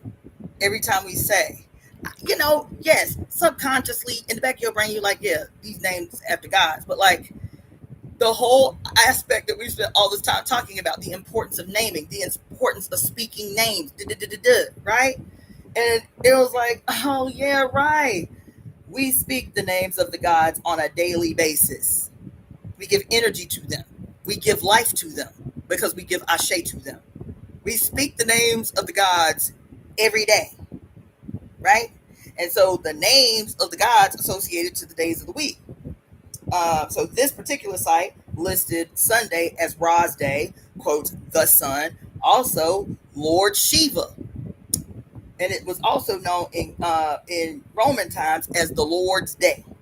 Monday is Luna's Day, right? Or Moon Day, the Lundi, right? And it was Shiva. Oh no, I was wrong. Sunday is not Shiva. Sunday is Surya, the Hindu god Surya. Monday is Lord Shiva's day. Tuesday is Mars Day, named after the planet Mars, the god of war, Mardi or Martes, right? Wednesday is Mercury's day, which is known for the it's a good day for messages, communication, and commerce. Also is associated with Woden, the god of the king of all the gods, and the Hindu god of Ganesha. Right, Thursday is Dies Hovis, which is Jupiter's day, Thor and Vishnu. Friday is Venus Day, which is Viernes, right? And Phrygia's day, and Ma Santoshi. Saturday is Saturn's day, or Sabbata, or Sabbato, or Sabbato, or Sabbath. But Saturday in other cultures was celebrated as a day of fun and feasting. And it's also associated with the Hindu god Shanivar, right? And then Tuesday is associated with Tuesday was Mars Day, but Tuesday is also in Hindu tradition associated with Ma Durga, right? So in this whole thing, 7 days of the week, there's only 2 days that are associated with female deities, and only one day associated with female deities across the board. That's Friday, and then Tuesday, they big up Ma Durga in Hindu tradition or Vedic tradition. All the days dominated by male deities. I was like, oh, okay, I see, right? And then they talk about why 7 days of the week, why the week is 7 days long, because they talked about this long history of trying to change the length of a day. I mean, the length of a week. There was a hard push in Rome for the week to be 5 days, in Russia for the week to be 6 days, and other in the early 1900s, they was trying to make it 8 days. There's always been these pushes throughout history to, quote, change the number of the days of the week. I was like, why have they been struggling so hard to change the number of the days of the week? And they were saying every time they made like a grand push, even what was it? I forget the name of the organization, but it was a big like international organization, kind of like it was called the United or the International, fucking whatever. It wasn't what I was planning on talking about, but just in telling you about my day in preparation for this thing, there have been really big pushes to change the days of the week, and they say every time they try to change the days of the week, the people reject it. They ain't having it. They don't comply. Everywhere historically that they've tried to change the number of the days of the week. Lo and behold, of course, the days of the week were originally established, at least as far back as they can attribute, in Babylon, and the days were directly established based on the phases of the moon, which each phase of the moon, where they're talking about the 7-day phases of the moon and the 9 hours in that phase. So the phases of the moon are 7 days and 9 hours, right? And the 7 days of the week was officially mandated and adopted by Constantine just 4 years before the Council of Nicaea. So I thought that was interesting, right? And then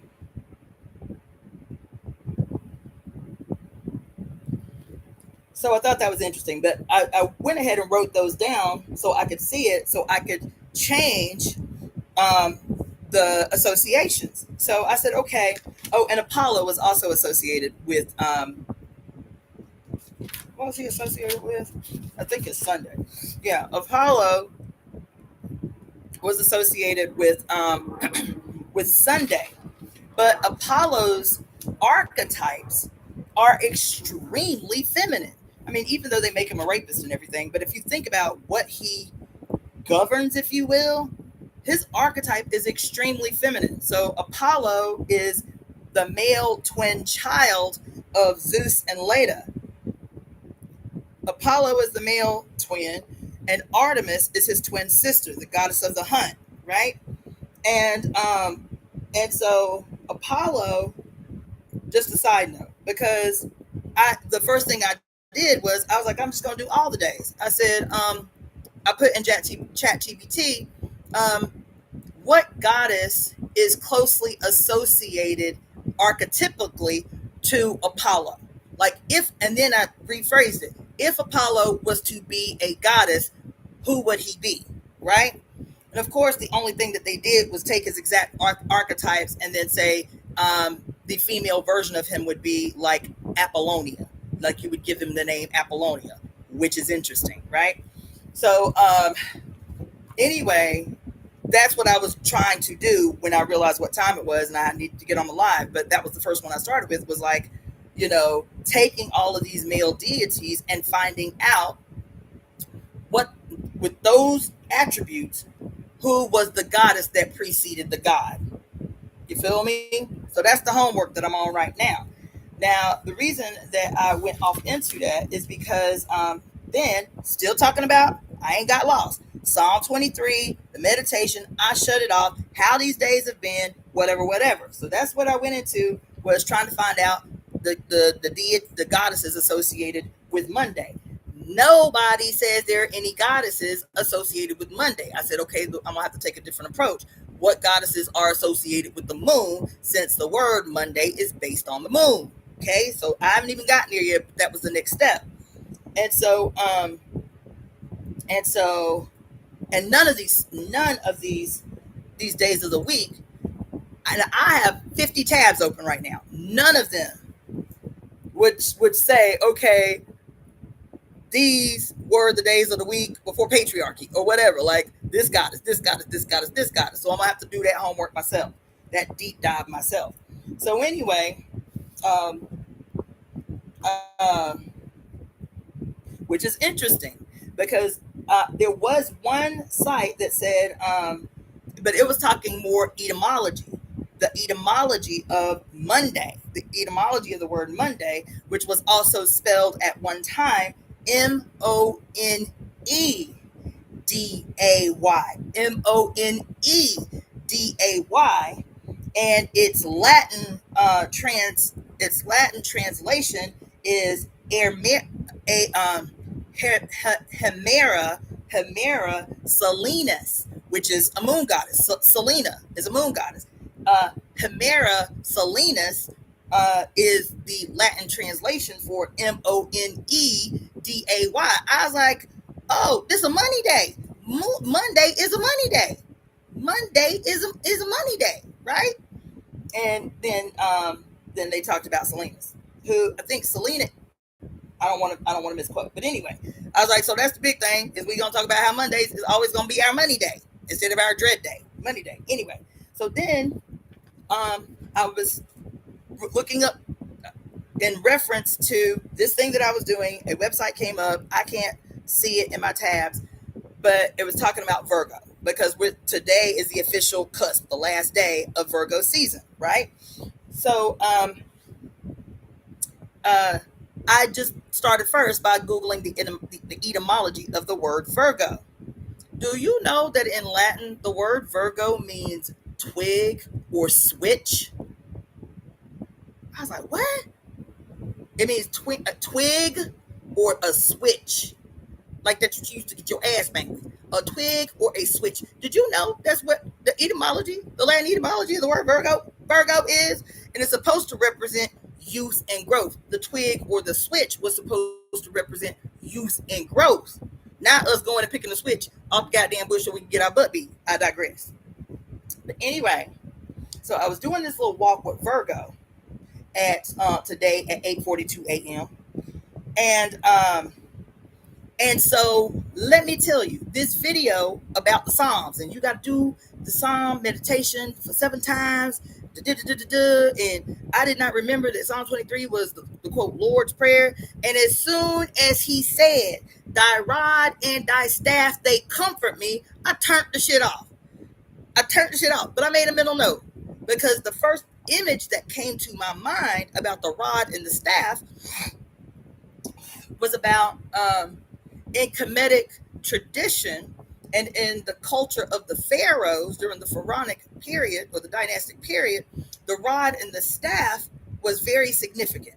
I couldn't remember off the top of my head the specific significance of the rod and staff, but as soon as I heard this dude talking about thy rod and thy staff, they comfort me, the image of the pharaoh came up in my head, holding the rod and the staff. I turned that shit off, but I was like, eventually I'm gonna have to get back to what is significant about the rod and the staff in Egypt. That's it.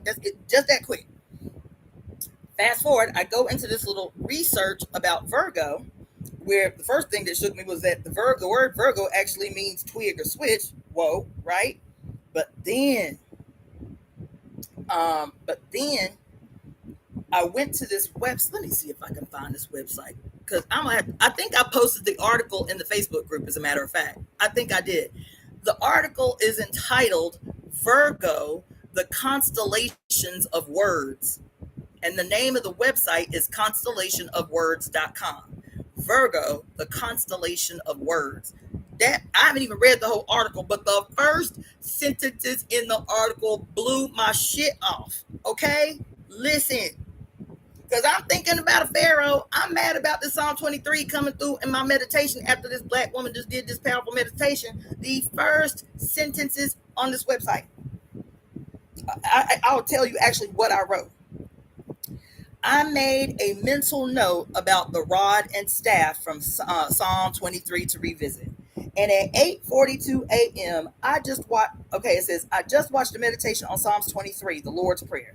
Seemingly unrelated, I moved on to the Virgo traits because today is her last day, and I find a website called constellationofwords.com/Virgo, and it says the first thing it says is, quote, Virgo was often drawn with a staff and a rod in her right hand. I said, what? Virgo was often drawn with a staff and a staff or a rod in her right hand, and an ear of wheat or corn in her left hand. I say, oh my fucking God. It goes on. Virgo is thought to, I've got to make a mental note of this because I got a goddamn chat. Virgo is often thought to represent Aragon. Oh my, I wrote again. Oh my fucking God. Look. See, right over here, twice. Oh my fucking God. Oh my fucking God. Okay. So it says Virgo is thought to represent Aragon. What? Who, listen, Aragon, who upon finding her father Icarus, I ain't never heard this story. I said, wait a minute. And let me just tell you why Icarus is so significant. Because Icarus is playing a big role in modern astrology right now. Icarus, I believe, is an asteroid, but has been really prominent for the last 3 years in all of the modern astrology. I didn't even have a frame of reference for Icarus. I just always heard, the god who flew too close to the sun. That's it, right? So when I started minimally talking about Icarus, and I'm telling y'all about the crossover between Greek and Roman mythology and Ifa astrology, the story of Icarus, once I read like the bigger portion of the story, which was that his father made him some wings, just told him, don't fly too close to the sun, keep it local. And he got really confident and flew too close to the sun, and his wings melted, and he fell from the heavens into the bottom of the ocean and whatever the fuck, right? And so there's a lot of modern astrology that is talking about that equates Icarus with the haughtiness of rulers. So whenever Icarus enters into the current astrology, they literally associate. I talked to y'all about this past summer. They literally associate. No, not this past summer. The summer before, a year ago summer, because whenever they see an Icarus placement in modern current astrology, it usually denotes the fall of a ruler. This relationship between Icarus and the sun, right?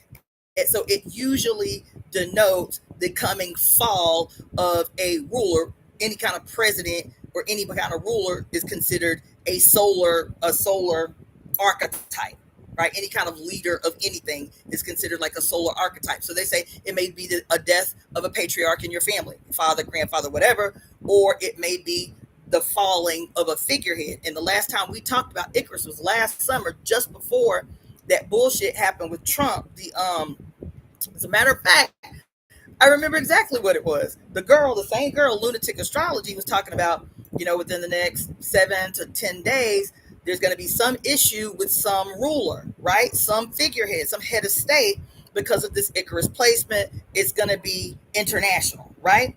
And she said, within the next 7 to 10 days, look out for news about some head of state or something falling, whether that's falling sick, whether that's dying, but it's going to be something like that. And within that 10 days, that goddamn bullshitting ass that bullshit ass assassination attempt on Trump's life happened, and that it was a leader of Iran. I forget what his leader, like what his station was, but he was a leader in Iran, a big guy, died in a helicopter crash, like literally fell from heaven. This is the magnitude that most modern astrologers are talking about when an Icarus placement is in a current, a current astrological sign, that it's usually major and easily identifiable. So she was like, so in the follow, she was like, I did not think it was going to be that literal, that a figure of head would be, quote, would die from falling out of the sky. This happened within the 7 to 10 days of her talking about this placement of Icarus over that summer before this Trump's assassination attempt and this dude dying in the helicopter crash happened within that 7 to 10 days, right? So today, fast forward a whole year and some change later, I'm reading about Virgo, never hearing this story, because I always talk to y'all about Virgo as Estrella. I did not know that one of her archetypes was called Aragon. I'm still tripping off of that. Aragon, upon finding her father Icarus dead, this is after he fell from the sky, that upon finding Icarus dead, hanged herself in grief. Listen, I was up in here having a whole motherfucking moment this morning. What does this story sound like? The deity who hangs themselves in a state of grief. Because it goes on to say that she hanged herself in her grief and was raised up to heaven immediately. Who that sound like? Who that sound like? Somebody tell me you remember. Who that sound like?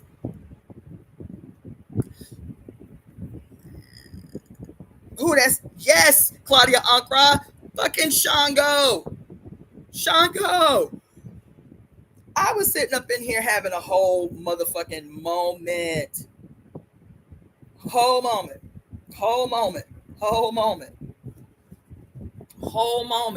So the reason I mentioned Icarus is because when I was talking to y'all last summer about Icarus, what did I say?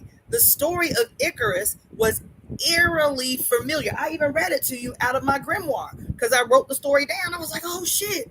The story of Icarus, supposedly Virgo as Aragon's father, the story of Icarus was so eerily familiar to one of Oshun's apothekeys, where this particular apothekey, it is Oshun the peacock. Oshun the peacock. And with her peacock feathers, with her peacock wings, she attempted to fly to Olorun. Olorun is heaven in Ifa tradition. She attempted to fly to Olorun and got too close to the sun, and it destroyed her wings, and she fell to the earth, where her next personification or her next apothekey was as the buzzard, because the buzzard looks like he has burnt wings. Y'all hear me? Y'all hear me? Anyway, that shit blew my mind. So I'm sitting here reading this shit, listening to this bullshit that just, quote, randomly came through my feed on the Lord's Prayer, Psalm 23, and I turned that shit off at thy rod and thy staff, they comfort me. And I was like, I need to make a mental note to see where they stole this rod and staff from. And the first thing I'm thinking is the Pharaoh who has the rod in one hand and the staff in the other, because there was a differentiation between the rod and the staff. One was a rod, one had a big old hook, like a shepherd's hook, in the other hand. You feel me? And so I was like, I need to revisit that, because I know these white people that stole, quote, thy rod and thy staff, they comfort me, from the Egyptians. And here they're saying it's older than even these Negroes in these pharaohs in Egypt. Bitch, it came from your mother in heaven, the rod and the staff in her right hand. I said, God damn. Yo.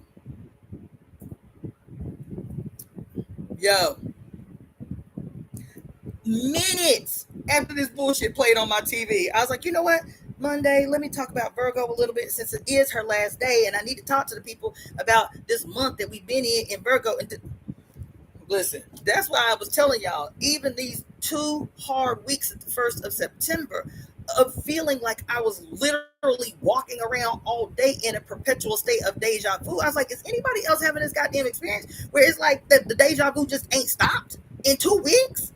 And then today, not even meaning to get this deep, I was literally just trying to find a goddess to give props to on Monday so I can finish this meditation that I still have to finish. Listen, you feel me? So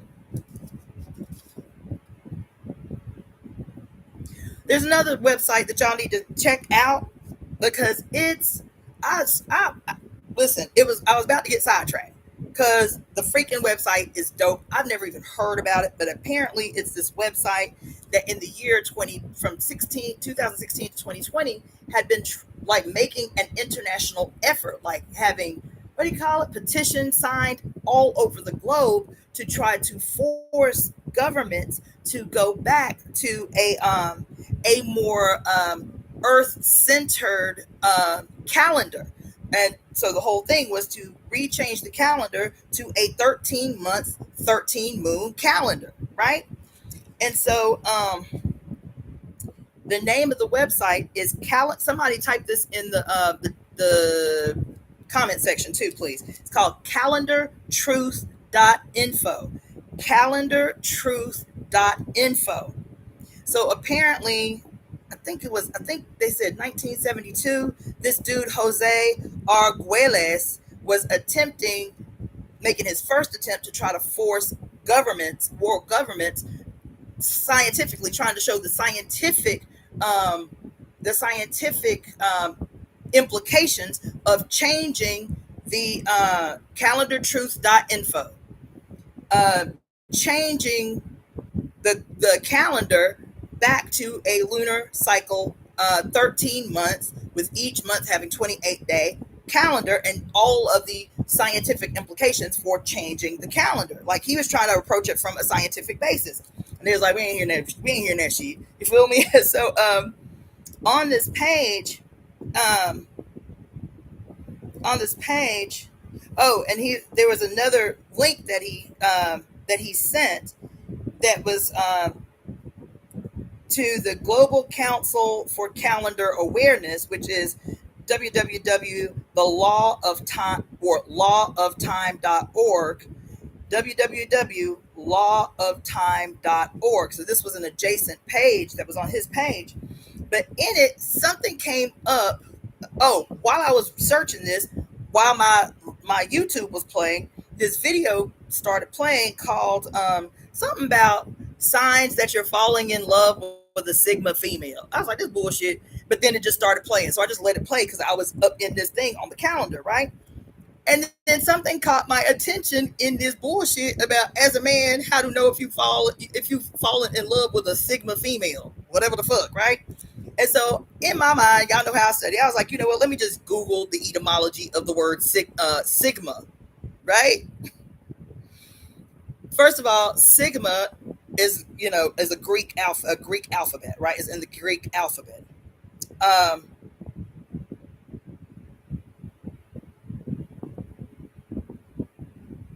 And so Sigma is the 18th letter. Number 9 is the 18th letter of that alphabet. The root of the word Sigma, which is SIG, literally means to hiss. To hiss. And the original shape of the letter Sigma was that of a crescent moon.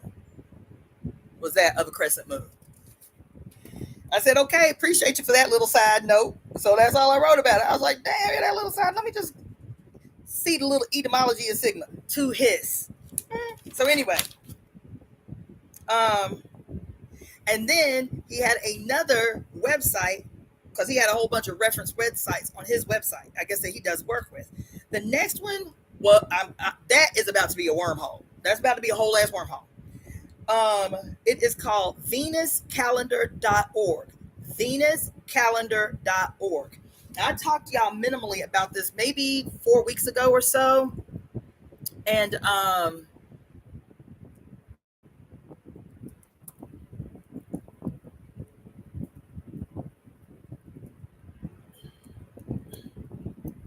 about how at that time I had never known that Venus was called the sister planet of Earth, that Venus and Earth were considered galactic twins. Galactic twins. Venus and Earth to this day are considered, quote, galactic twins, not just, quote, astrologically, but even in astronomy, they are called twin planets because one, their proximity to one another. Two, there is a specific dance they call, I forget, they call it the dance of something, where their relationship to one another at a certain point in each individual rotation, it takes 8 years, but in that 8 years, based on their proximity to each other and each one of their rotations around the sun, that in an 8 year period, the rotation of Earth and Venus together will create a perfect 5-point star, right? A 5-point star. And so he was talking about how 2020 to 2028 was called the gate of new earth, the gate of new earth, and the 2020-28 new earth Venus pentagonal cycle. And so I didn't want to get that deep into it, but I'm about to nosedive in this page called venuscalendar.org, because I told y'all I went to go see my homegirl came to visit me last year, and she wanted to go to the Getty Museum. As long as I've been here, I'd never been to the Getty. So I was like, okay, this is my opportunity to go to the Getty because my homegirl want to go to the Getty. When we went to the Getty, so they have multiple areas. It's like multiple museums in one museum, and they'll feature different things, but those things will be up for a long time. We happen to go where three of the 5 exhibits that are there centered around Mayan culture. So the first room we went into was talking about, because I didn't know until that day, that the Mayan people, the Mayan calendar and the Mayan people, this was not a solar centered or a solar deity society. The calendar was not based on the sun. The calendar was based on Mayan people having placed Venus at the center of their calendar, not the sun. The Mayans placed Venus at the center of their calendar. Their planting season, everything they did centered around the Earth's cyclical relationship to Venus. I was like, psh. And in this particular exhibit, which was over the top incredible, they had what they believed to be an original Mayan codices. It was like, all protected or whatever. This Mayan codices that literally talked about why Venus was the center of their entire life, right? And then one of the other big exhibitions, which was, I wish I could have seen it again, because I was there entertaining my homegirl. We just moved through, but if I would have had time to like be up in there, it blew my mind. Was first contact of the Europeans with the Mayans and with the Aztecs, and these people in these museums possess other people's shit in a way that is just mind-blowing to me, that I have to go to some white person museum to learn about the extraordinary history of the Mayan people and how they recorded first, not because they had not only Mayan people shit up in there, actual writing that the Mayans did and how they experienced Europeans in first contact. But they also had all of these monks that came with the church and the sailors and the conquistadors who were writing everything. This shit was magnificent. To see books, like y'all love my grimoire, right? My big old giant beautiful leather-bound grimoire. To see shit like that, but like this freaking big, of handwritten, this thick of handwritten notes by monks. That's all they was there to do was, quote, be scribes about everything that happened, every contact they.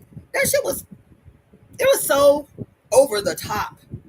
You feel me? So over the top. But anyway, the whole society centered around Venus, right?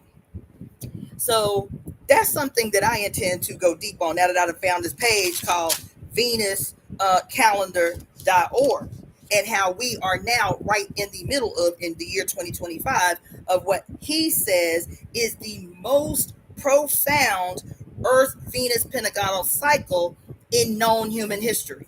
This from 2020 to 2028, this period that we right smack the fuck up in, is the most what did he call it? He called it a portal, a new earth portal, but he's saying cosmologically, astronomically, astrologically, this is the most profound cycle, which happens every 8 years, this cycle. But he said it's the most profound documented in human history. Boom, boom, boom, boom, boom. Right?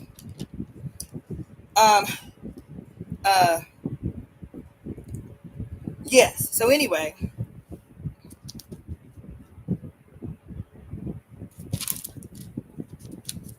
yeah. So that's all I got to say about that. Here it is, 1:29. I was supposed to be doing another live at 3:30. I'm probably going to go ahead and change it. I'm going to just tell you now. Because now I got other stuff to do. I didn't mean to be up on here this long, but now I got other stuff to do. And so that's what I'm going to do. You feel me? But so one, I'm going to be finishing up this meditation so I can post it on my Etsy store. So please consider going and getting that today. There's a lot that I'm going to be posting on my Etsy store. There's a new book that I'm going to be posting on my Etsy store today. There's these 3 meditations that I'm going to be posting on my Etsy store today. There is some more jewelry I'm going to be posting on my Etsy store today. And I have seen people do it. I haven't figured out like how to master it yet, but I'm also going to start promoting, at least for the time being, until I can get the website finished. I'm going to start promoting the readings and the 5e consultations directly through my Etsy store, right? I like the way I've seen several people do that, and I like that. So I'm going to start doing that. In the meantime, you can still use the email address to contact me directly if you want to book a reading today. Today is a big day. I just told you.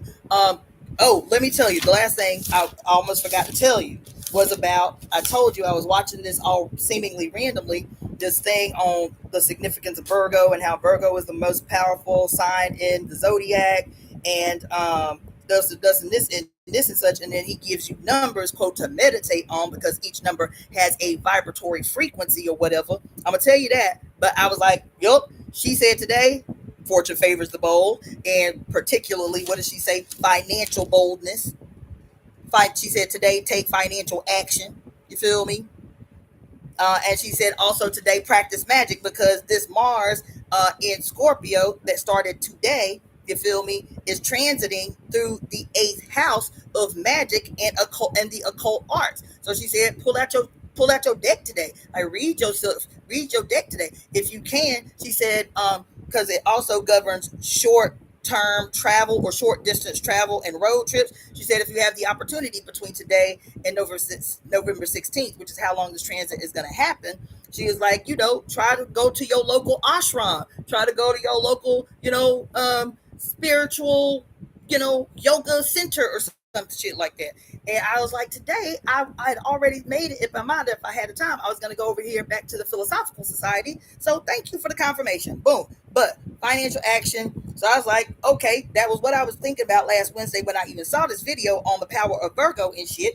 So let me take these numbers that was given in this in this video about the Virgo, and let me use them numbers as the numbers that I'm gonna play in the motherfucking lottery today. So I'm gonna tell y'all the numbers. You can use them if you want. You ain't gotta be a Virgo because you got Virgo in your chart somewhere. You feel me?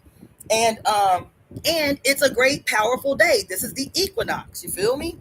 And so I'm gonna tell you what the numbers are, and I'm gonna tell you briefly what he says the vibratory energetic frequency of the number is. So you can be in that headspace today, and when you go and play your numbers. The only caveat that I have is that anybody who follows my channel and you win the lottery, I expect my cut because I be feeding y'all.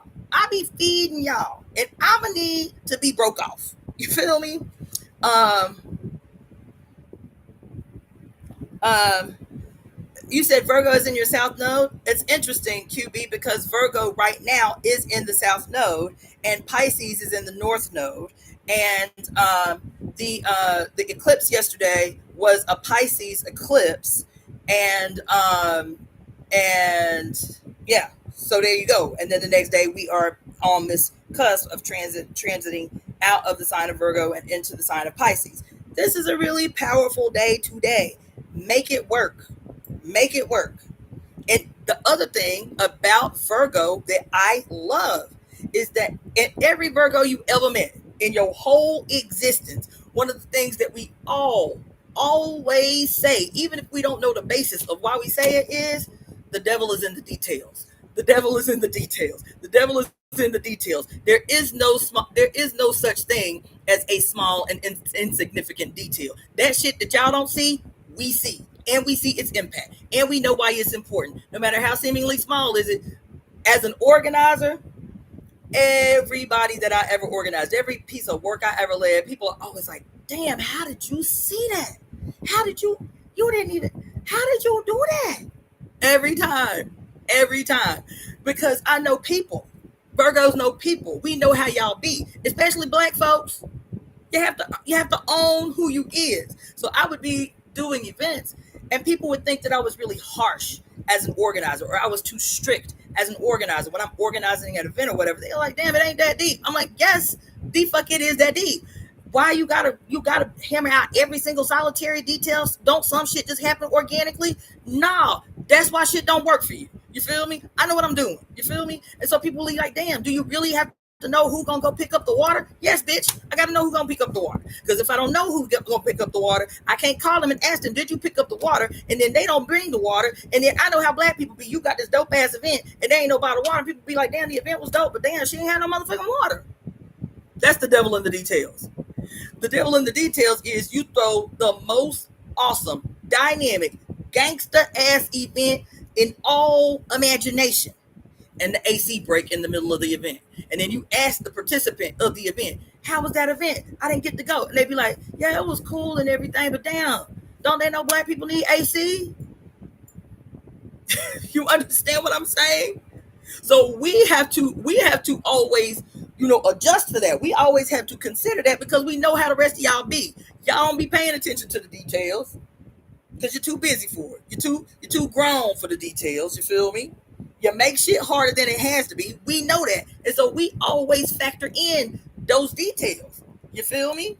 And so I'm listening to this guy talk about, quote, why the sign of Virgo is the most powerful sign in the zodiac. And what he said is, though she don't get her props, though she does not get her claim, she is the most powerful sign in the zodiac. You feel me? And so I just love that. I love that came through days ago, and I've been making a mental note. I need to go play these numbers that he gave us. And then today I see a video, not even intended to, just trying to listen to some shit in the background, but she say fortune favors the bold, bitch. And I was like, ooh.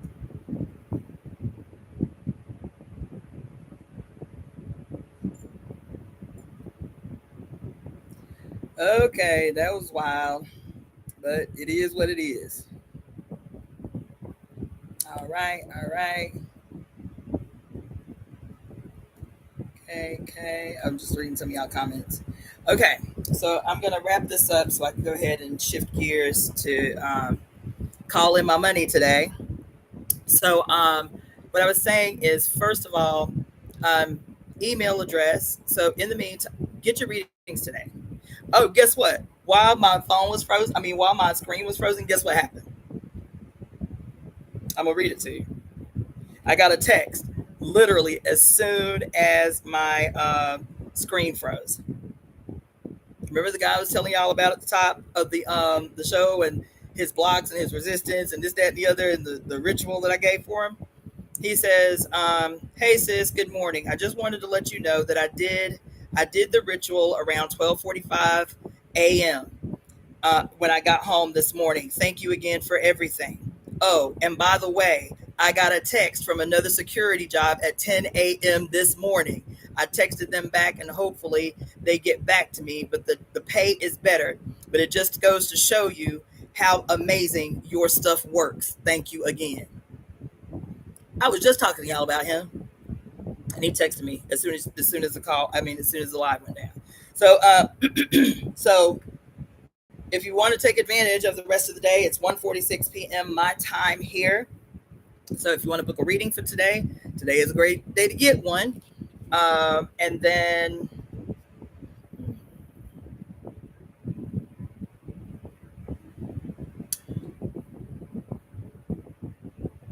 I'm thinking out loud. And then let me give you these numbers, okay? So you use them, don't use them, use a variation. If you're a Virgo, use them. If you win, I want to cut. I'm just saying, I would do the same for you. If you win, I want to cut. Okay. Um, One of the things though he said, I took a lot of notes from the video. Um, took a lot of notes from the video, but several of the things that he said that stood out is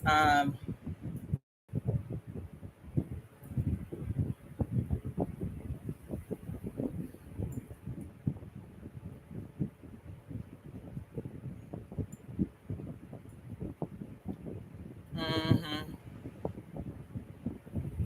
that it's interesting because he said that um, Virgo, what did he say? He said, I took sloppy notes. He said, Virgo, especially in this period, it's intensified, but she rules the throat chakra. Haven't we been talking about that a lot since like May? Haven't we been talking a lot about the throat? A lot about the throat chakra? Like, haven't we been talking about that a lot? A lot? I did not know that Virgo rules the throat chakra. And it said, as the ruler of the throat chakra, the energy of Virgo in this Virgo season, is about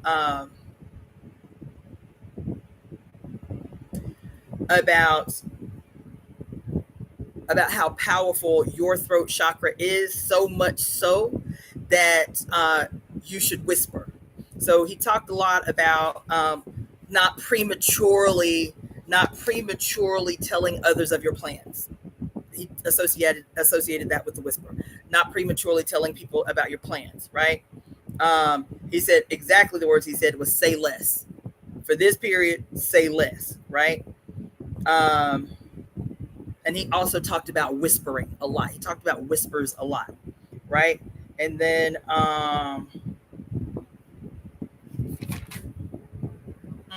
what else did he say? There's something else over here.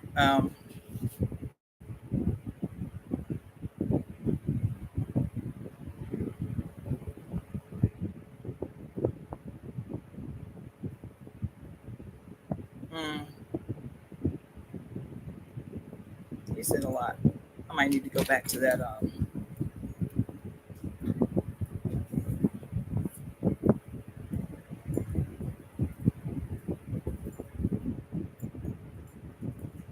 Mm. Oh, he said there's something to talk to y'all about. But he said one of her names, Virgo, one of her names is, quote, the light of the world. The light of the world. Huh? Y'all hear? Do y'all hear me? I don't think y'all hear me.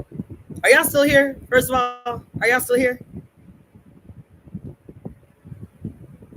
Somebody give me a hands up or something. Because the last time I didn't even know I had gone frozen.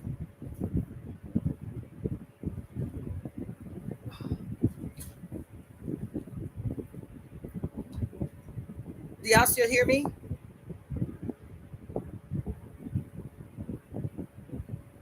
Shit. Okay. All right. Because like I said, the last time I didn't even know my screen had frozen. Um, so y'all heard me when I say that this video was saying he was talking about the different. As a matter of fact, because he said it, I was, boy, you're doing too much. Now stop. Nuh-uh, stop, because you're doing all that damn squirming. Go on about your life. Doing too much. Oh, thirsty ass self. Because he said it, I'd never heard of her referred to as the light of the world, Virgo, right? So because he said she was the light of the world, I was like, fuck, let me go back to another book. So as soon as he said that, I pulled out this here book that I read to y'all, right? The Great Black Mama of Creation. The Great Black Mama of Creation, you feel me? Because I remembered something that I saw in there. I remembered what I saw up in there in the end. Would you like for me to read it to you? Would you like for me to read it to you? What this video about the numbers I'm about to give you, what this video reminded me of as soon as he referred to Virgo as the light of the world. I said, Virgo is the light of the world? Wait a minute. So I pulled out the Great Black Mama of Creation, the very next to the last page in the book. And it says, why are the names of all the world's virgin mothers identical? Y'all remember that part?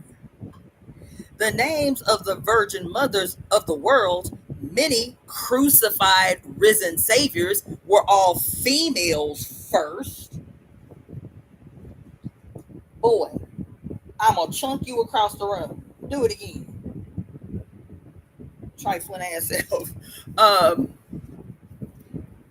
Okay, it says the names of the virgin mothers of the world's many crucified risen saviors, see chapter 10 and 11, are nearly identical. Why?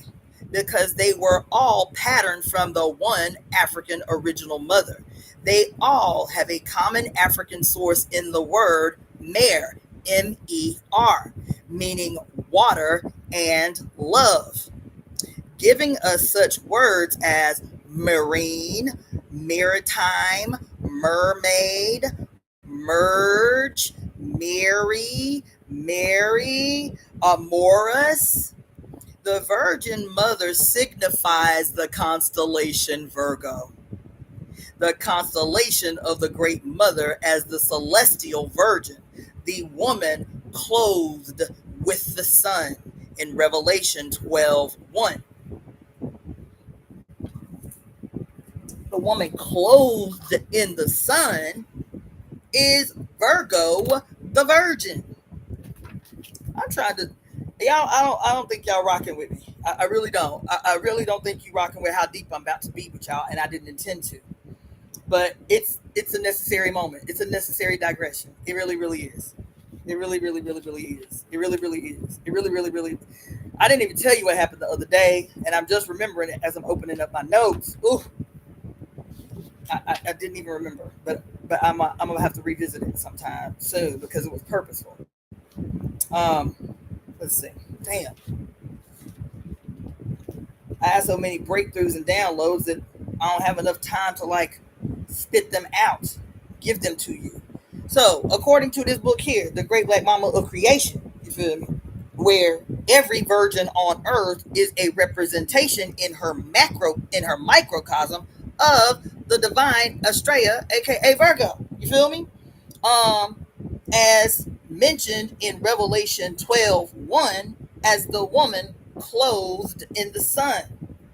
Here it says, Revelation 12:1, and there appeared a great wonder in heaven, a woman clothed with the sun, and the moon under her feet, and upon her head a crown of 12 stars.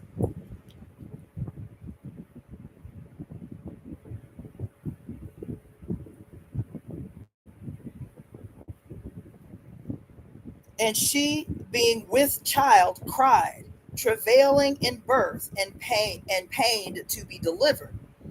And there appeared another wonder in heaven, and behold, a great red dragon, having 7 heads and 10 horns.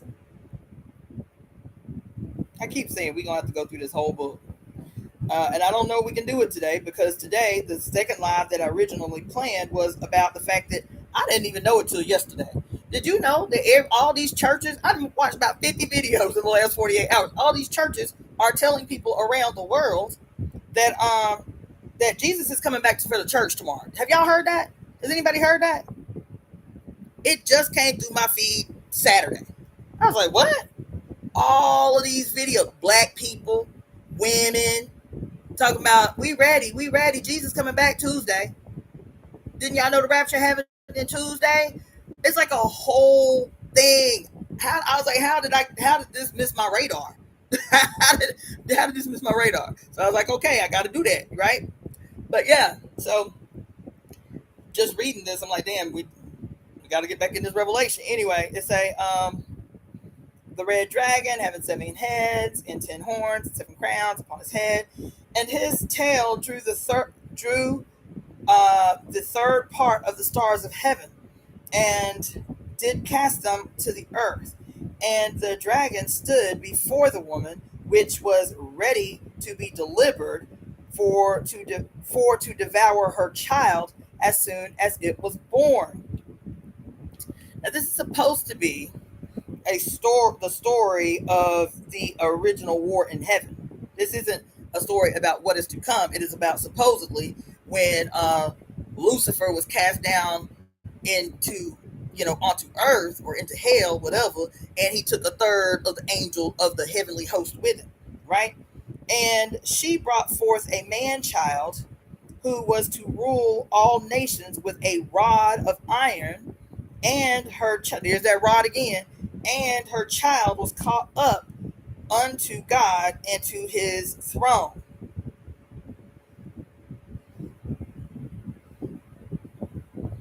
And the woman fled into the wilderness, where she hath a place prepared of God, that she should feed her, that they should feed her there 1,260 days. Oh,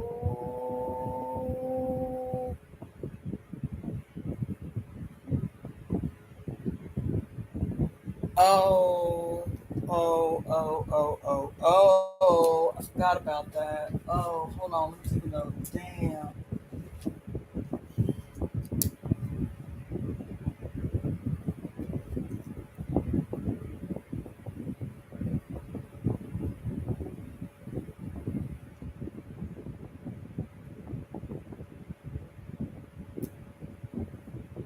That's that's the infamous 1,260 days, which reduces to the number 9. It's mentioned so many places in the book, even in the Old Testament. This 1,260 days. Anyway, and there was a war in heaven. Michael and his angels fought against the dragon, and the dragon fought his angels. Y'all, ooh, I am having a whole motherfucking moment that I can't afford to have right now. I got shit to do. Oh my God.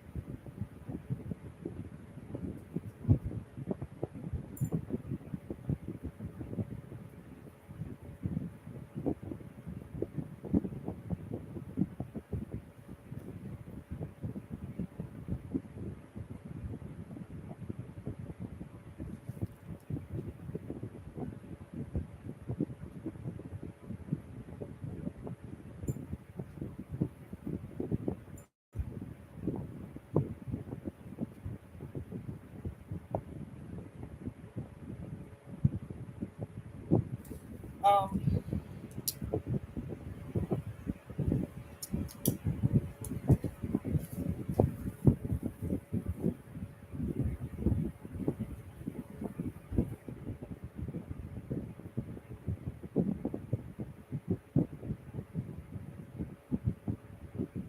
All right. Um, damn.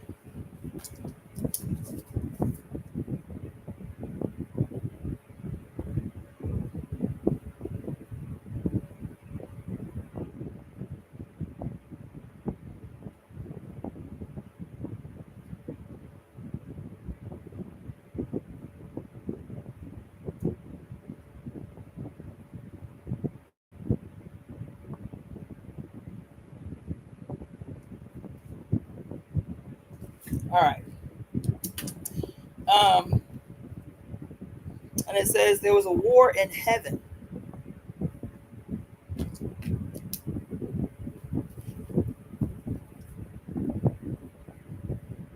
Child, y'all.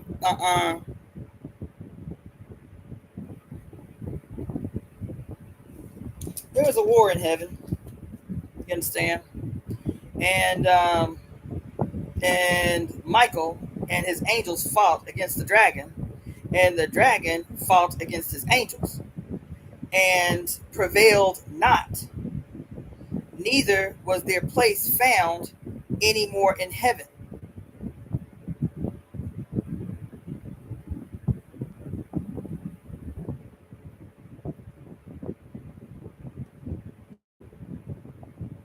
And his angels, and prevailed not. Neither was their place found any more in heaven.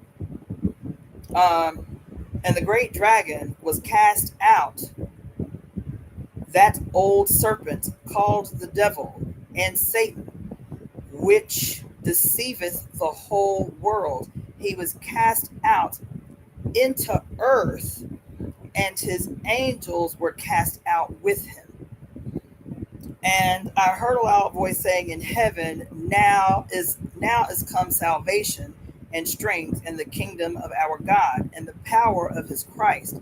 For the accuser of our brethren is cast down, which accused them before our God day and night.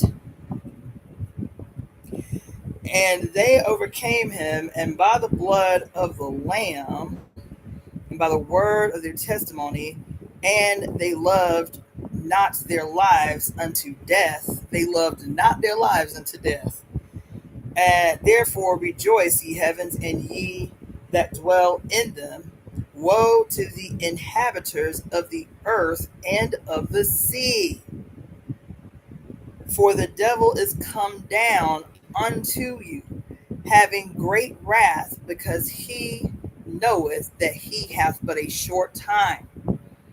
And when the dragon saw that he was cast into the earth, he persecuted the woman. Yo, he per-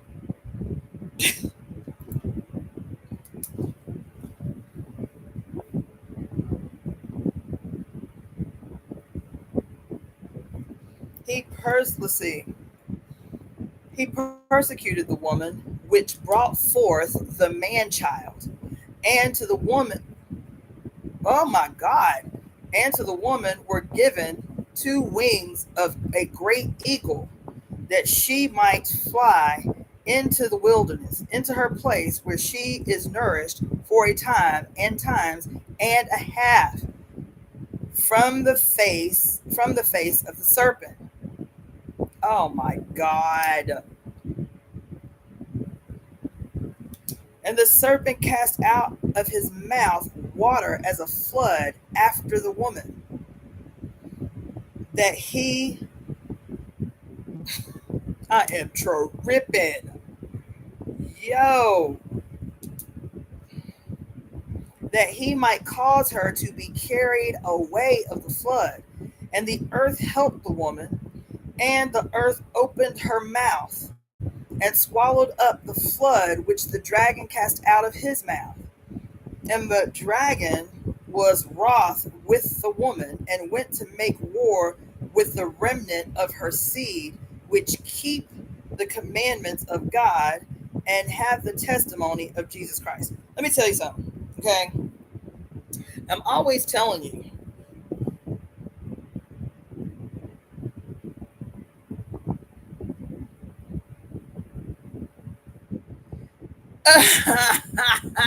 Whatever. Ken's color box. Be up off me.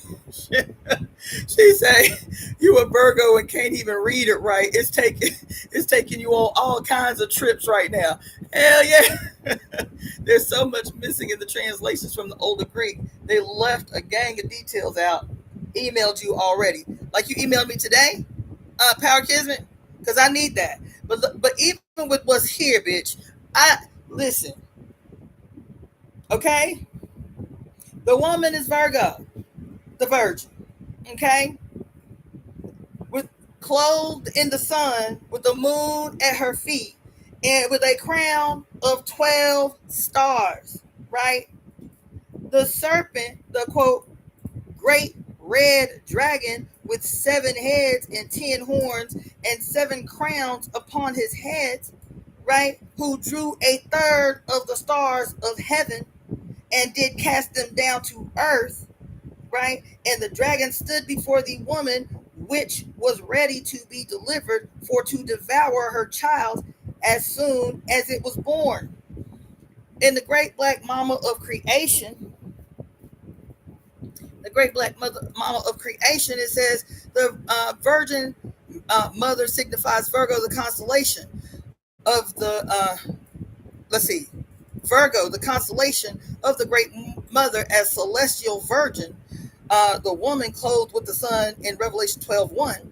The African goddess Mary, Hathor Mary, was the prototype for the Virgin Mary and all the virgin mothers. Her son was Heru, the prototype for all of the world's 25 or more crucified, risen saviors. Right? In these notes that I took about the Virgo being the most powerful sign of the zodiac, which prompted me to say I'm going to be playing the lotto today, right? It says that Virgo is known as the light of the world, right? And then it talked about all the all the virgin mothers, and all of their associated crucified sons. So Mary is Heru, aka Horus. Mary, Meri, Mary, Mary, Christ.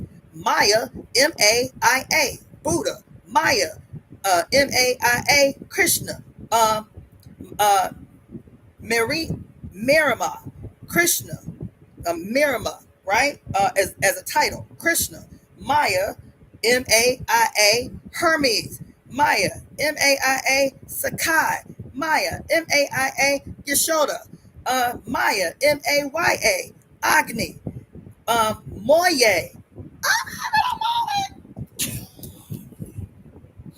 I read this book and it didn't even occur to me. Oh my God. Moye.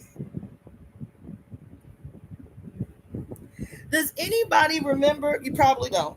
Does anybody remember what my African name was before I changed it back to Cassandra? Anybody remember what my African name was? I can't believe I never even seen this. I never even registered. Anybody remember? Anybody remember? My African name before I changed it back to my mama's name. My mama's given name was Iyapo Moyende. Moye. Moyende. Iyapo Moyende in Guinea. That was my African name. Here say Moye. Moye. Moye. How did I miss that? How did I miss that? It says Fusa was her son. Mariah, spelled like almost like Myrrh. Myrrha. Adonis. Mariah. Myrrha. Bacchus. Maya, Bacchus, who is also known as Dionysus.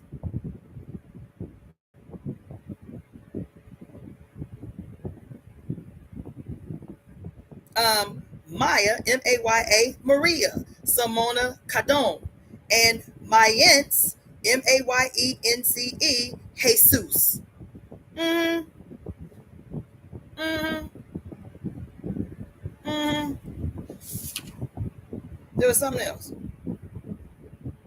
Oh yeah, here is the other thing about our beloved Virgo. about our beloved Virgo that is having me straight tripping right now because he says she is the light of the world. Okay, I want y'all to walk with me. All right, she is the light of the world, right? So I'm not going to tell you the name, but I started writing my autobiography at the beginning of August. I started writing my autobiography, but my autobiography, I talk about this.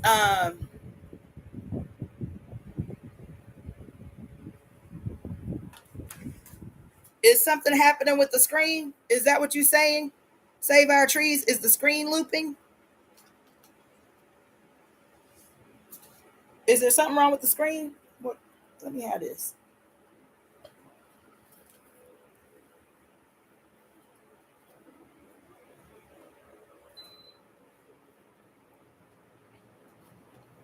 So the reason I'm mentioning this, I know it's the first time I'm mentioning it to y'all, but yes, I started writing my autobiography in August, like actively writing it. Right? I can't tell you the title because it'll give it away. But in it, I talk about the first thing that I do is talk about the etymology of my name.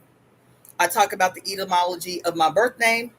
I talk about the transition into what was my given name, Iapo Moyende and Gina, what its etymology was, why I became Iapo, how long I was Iapo, and why I changed my name back to the name of my birth, right? And the thing that I keep going back to, not just with my first name, Cassandra, was what is about like the whole name and what it meant and how, because I never knew the etymology of my birth name before going on this walk with the mother, with the goddess, um, it became impactful to me because all of a sudden I am realizing that the name my mom and my father gave to me was literally pointing me in the direction of the fulfillment of my destiny. That the name Cassandra literally means light bringer, she who illuminates mankind. She, what does it say? She who she who she who elevates mankind. She who was she who sees. She who sees. She who prophesies. That's what my name means. But the primary name means she who brings light. She who illuminates mankind. Those are the exact words, right? And so here I am, born under a constellation that is known as the light of the world, as my name means, she who illuminates mankind. She who brings light, right? So, and then here it's also saying Moye is one of the virgin mothers. Moye is one of the virgin mothers in my middle name, and I'm not even realizing until just now, and I read this book to y'all 2 years ago, has my middle African name as Moye. And you know what Moyende means in Yoruba language? Moyende, she who fights for her people. She who fights for her people. That's what it means, Moyende, the Yoruba meaning of Moyende. She who fights for her people. The first name is she who has been through many struggles. She who fights for her people. No, Ngina is she who fights for her people. Moyende, the whole name is she who has been through many struggles, who is on a journey. That's Moyende. She who journeys, or she who is on a journey. Moyende. She who has been through many struggles, who is on a journey and fights for her people. That's what Moyende means. I'm having a whole moment, right? So anyway, the next thing that he talks about, which is also on that website I was telling you about the Venus calendar, he goes into a whole long diatribe about the energetic frequency associated with Venus in the letters M and W. I was like, M and W, right? Do you know that? Do you know what the letter W, how the letter W is pronounced in French? The letter W in French is pronounced W. W. The reason it is pronounced W, Double is because it literally translates to double V's. Double V's. Right? So in this website, venuscalendar.org, he talks about the energetic frequency associated with the letter V of the letters M and W.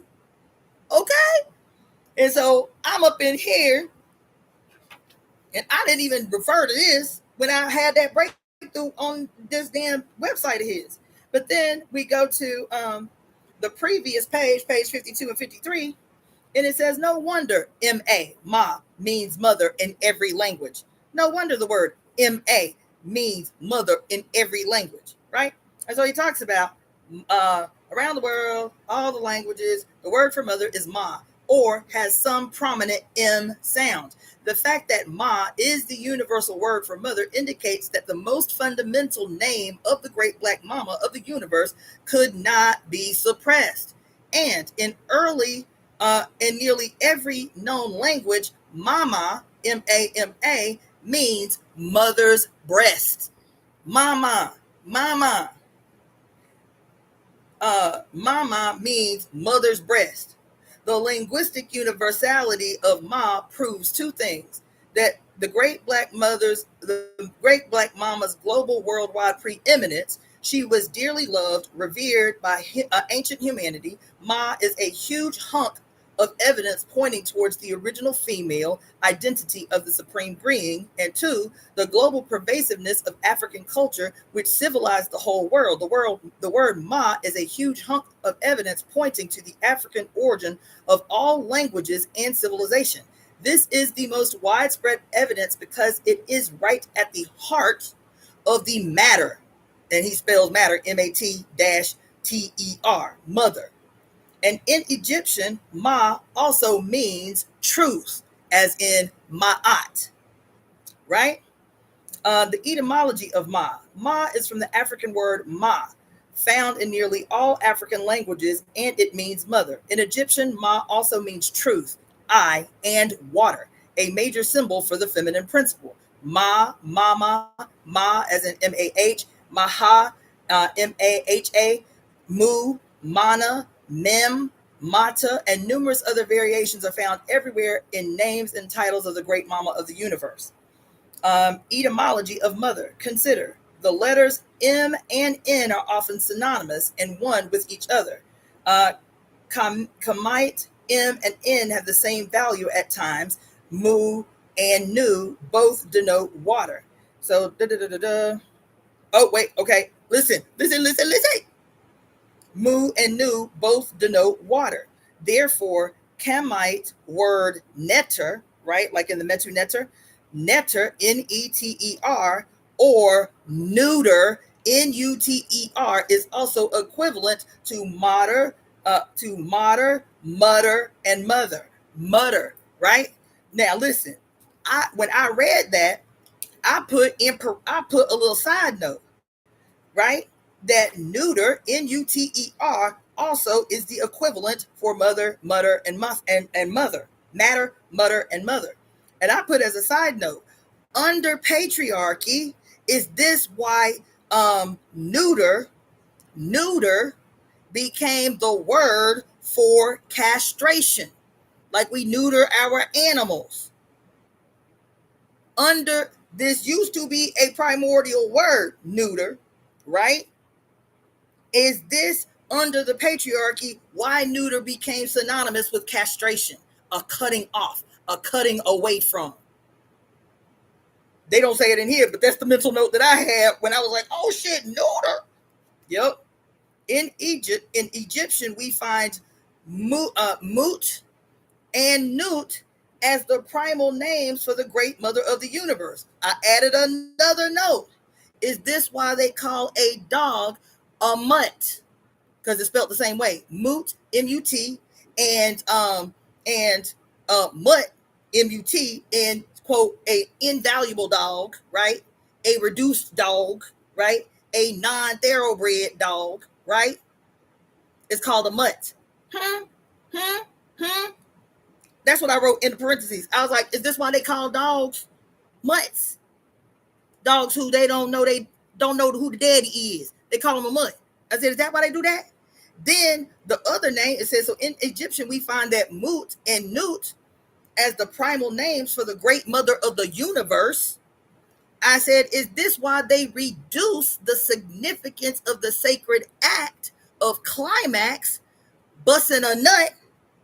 Is that why they did that? To reduce the significance of the mother, mutt, and nut? That's what I wrote. That's what I wrote in the parentheses. Is this why, if you just quote, like jump off culture, I'm just here to bust a nut, the reduction of the origin of these words? Huh? Hold on.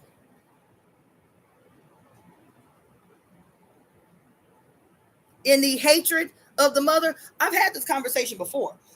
Years ago, as a matter of fact, years ago, like in the early 2000s, I had this conversation because there were two words that had become, quote, colloquially common in, quote, hood culture, in, quote, black culture. And I wrote a whole page, wrote a whole position paper about being careful what words we use and how we use them. I said, because it is a tendency of our enemy. This was before I got into the work with the mother that I wrote this, by the way. I wrote this when I was still in the African People's Socialist Party. So this had to be 2008. So I was an atheist. That was not the basis that I wrote this paper. I said, there has been a bad habit of the white world vilifying the beliefs of our ancestors to weaponize our language. And the reason that I wrote it, this was in 2003, I think, that I wrote this position paper, was because this was the period. So one was considered hood colloquialism. Move, go, because now you're doing too much. Go about your life. Get off my couch. Go. One was a colloquialism associated with hood culture, and then the other was popularized directly by our enemy. Those two words that were all over the language of the United States of America in 2003 was the word ISIS as a terrorist organization, ISIS as a terrorist organization, and thought as that hoe over there. That was the position paper that I wrote. I said, does it not occur to, I said, I was not even a spirituality didn't factor into it at all. I wrote that paper straight from a political, socialist, revolutionary frame of reference at that time.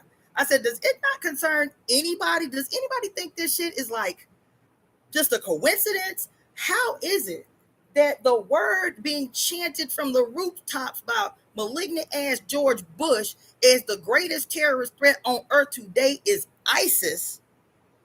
And this is the name of the great primordial mother of Kemetic tradition? Don't nobody see that as problematic? How they chose that name? Why is that the name they came up with? You feel me?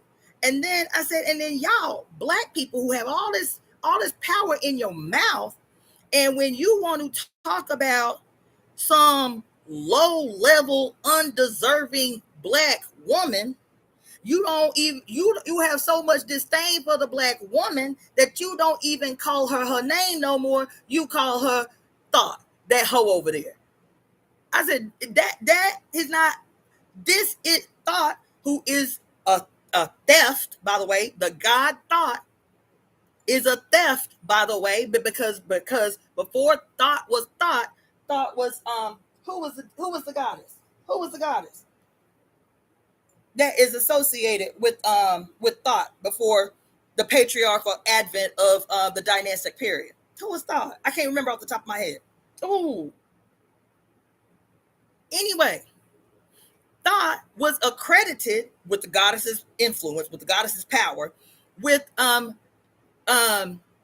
giving human beings language, writing the mysteries in magic. Fast forward a few thousand years later, now this great primordial that shared the secrets of the universe with human beings becomes that hoe over there. You feel me? And so here we are again, full circle, and I'm looking at this shit, And he's saying yes, and he's just talking about the energy of the letters. And he says netter and neuter. I was like, neuter? I was like, is this where they get that from? Castration of animals? And nut and moot and newt. Newt is the great primordial universe, pictured as the mother, as the galaxy with all the stars in her body, with the celestial titties coming down to feed the Milky Way galaxy. Is about Aquarius. It's about Aquarius. Newt is, yep, Newt is Aquarius. Her story stolen as well. Who pours down the milk of heaven, the waters of heaven that illuminate mankind. Newt. You feel me? And now it becomes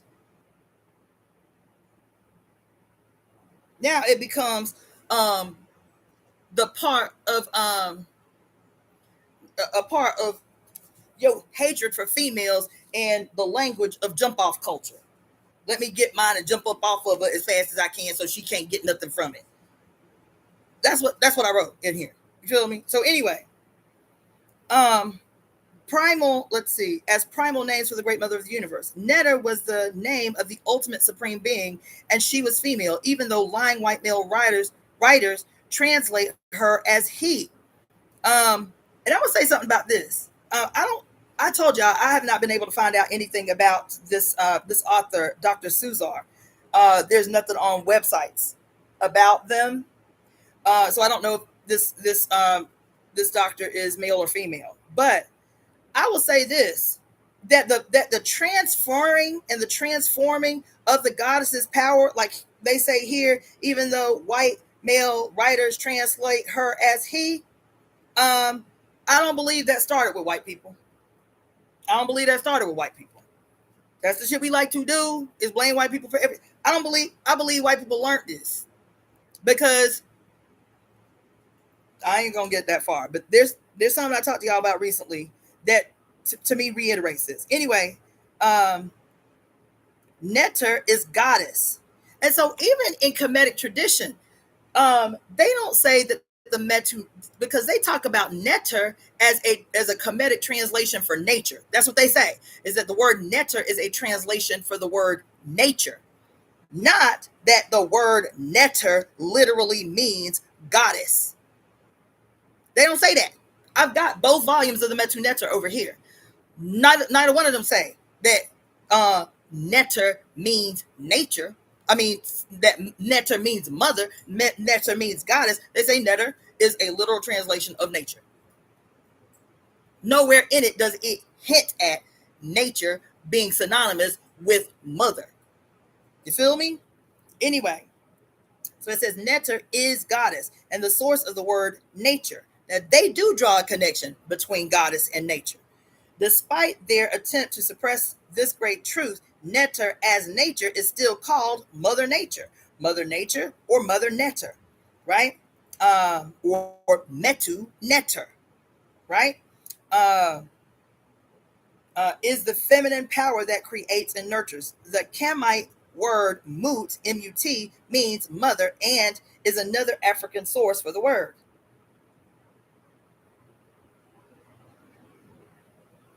Oh, that's fascinating. Can you send that to me, Save Our Trees? She said, I typed Suzar into the text box and autocorrect wrote wizard. Anyway, derivatives of these words, right? Metu, metu, neuter, netter, moot, and newt. These are derivatives.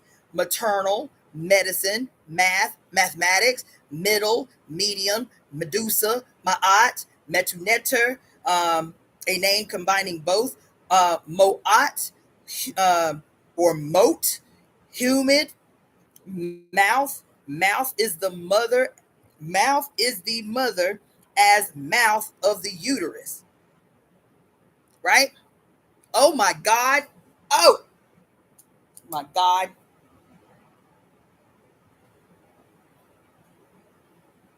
Oh,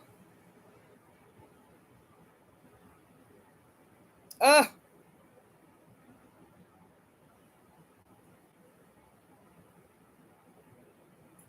Damn.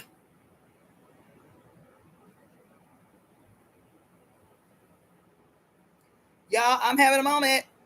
Y'all remember, I think it was Saturday night when I did that live with y'all and I told y'all about the video that I'd seen by the white boy who does like esotericism and shit like that. And he was talking about how he has quote, discovered the secrets to eternal life as said by Jesus, right? And so he was talking about like all of these scriptures from these quote biblical books that have been taken out of the book of Thomas, and there was another one. And remember the last thing that I read to y'all, I just had this moment because I be trying to stay connected, but I have to take so much shit in, it takes me a minute to like rewire and rewrite in my head, right? But listen to what he said.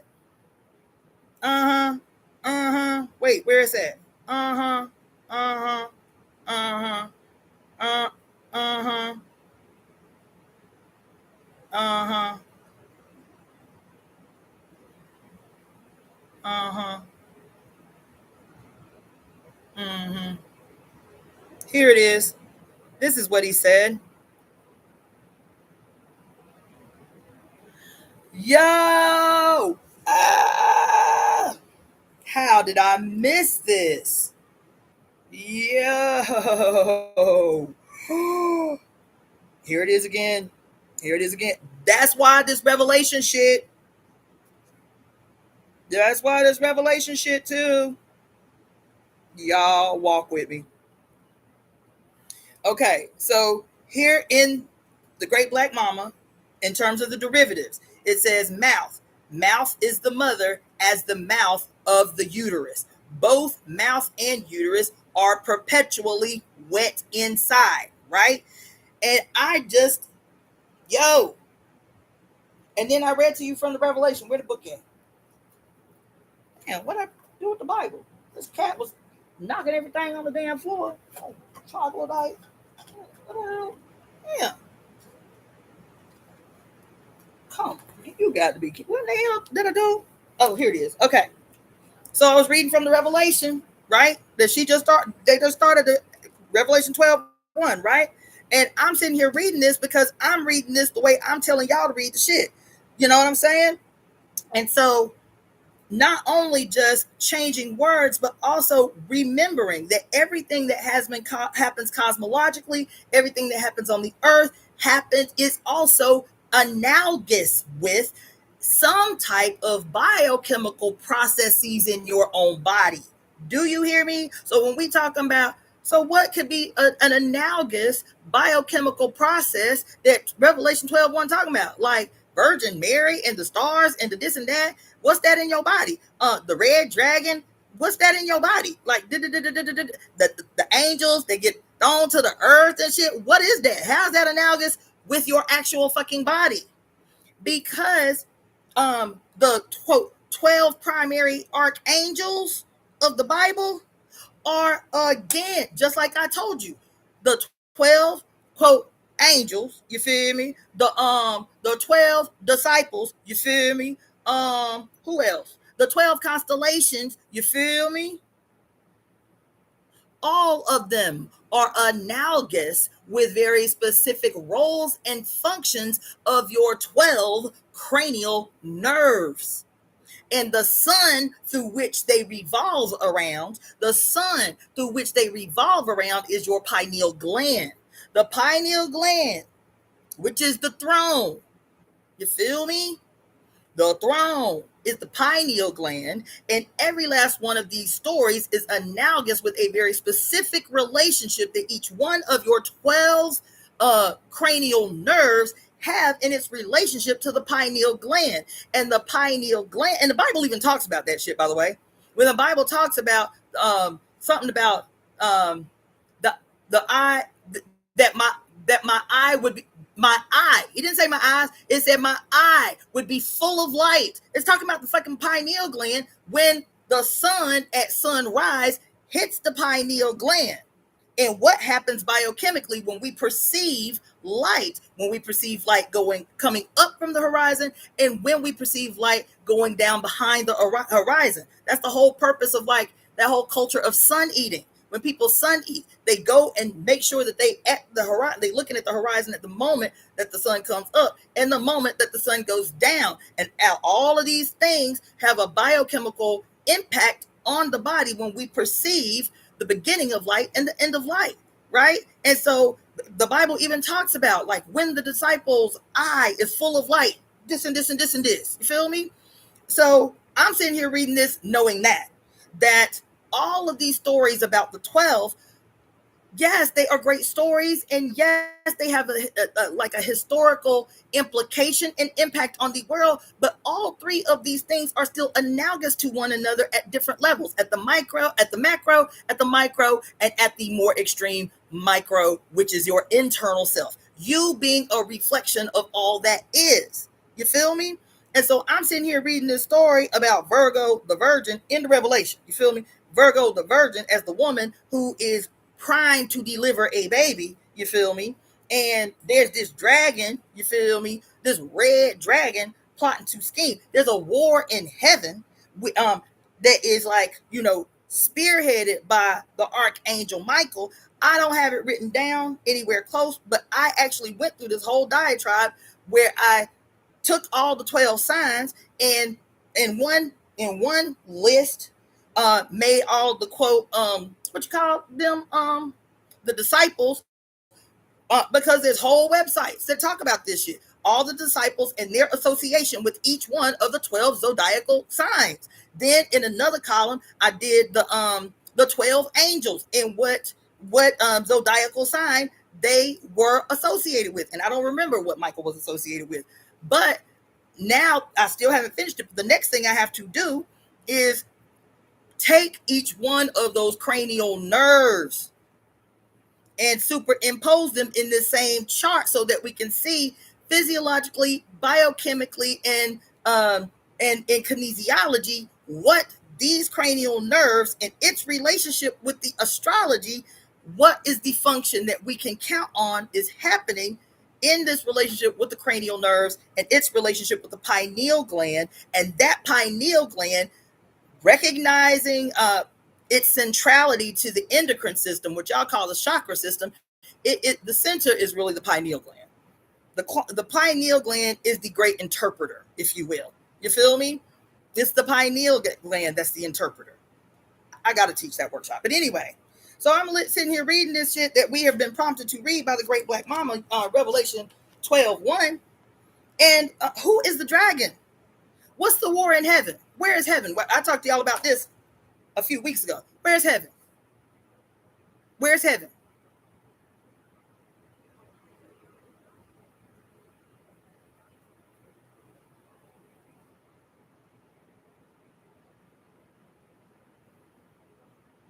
Where's heaven?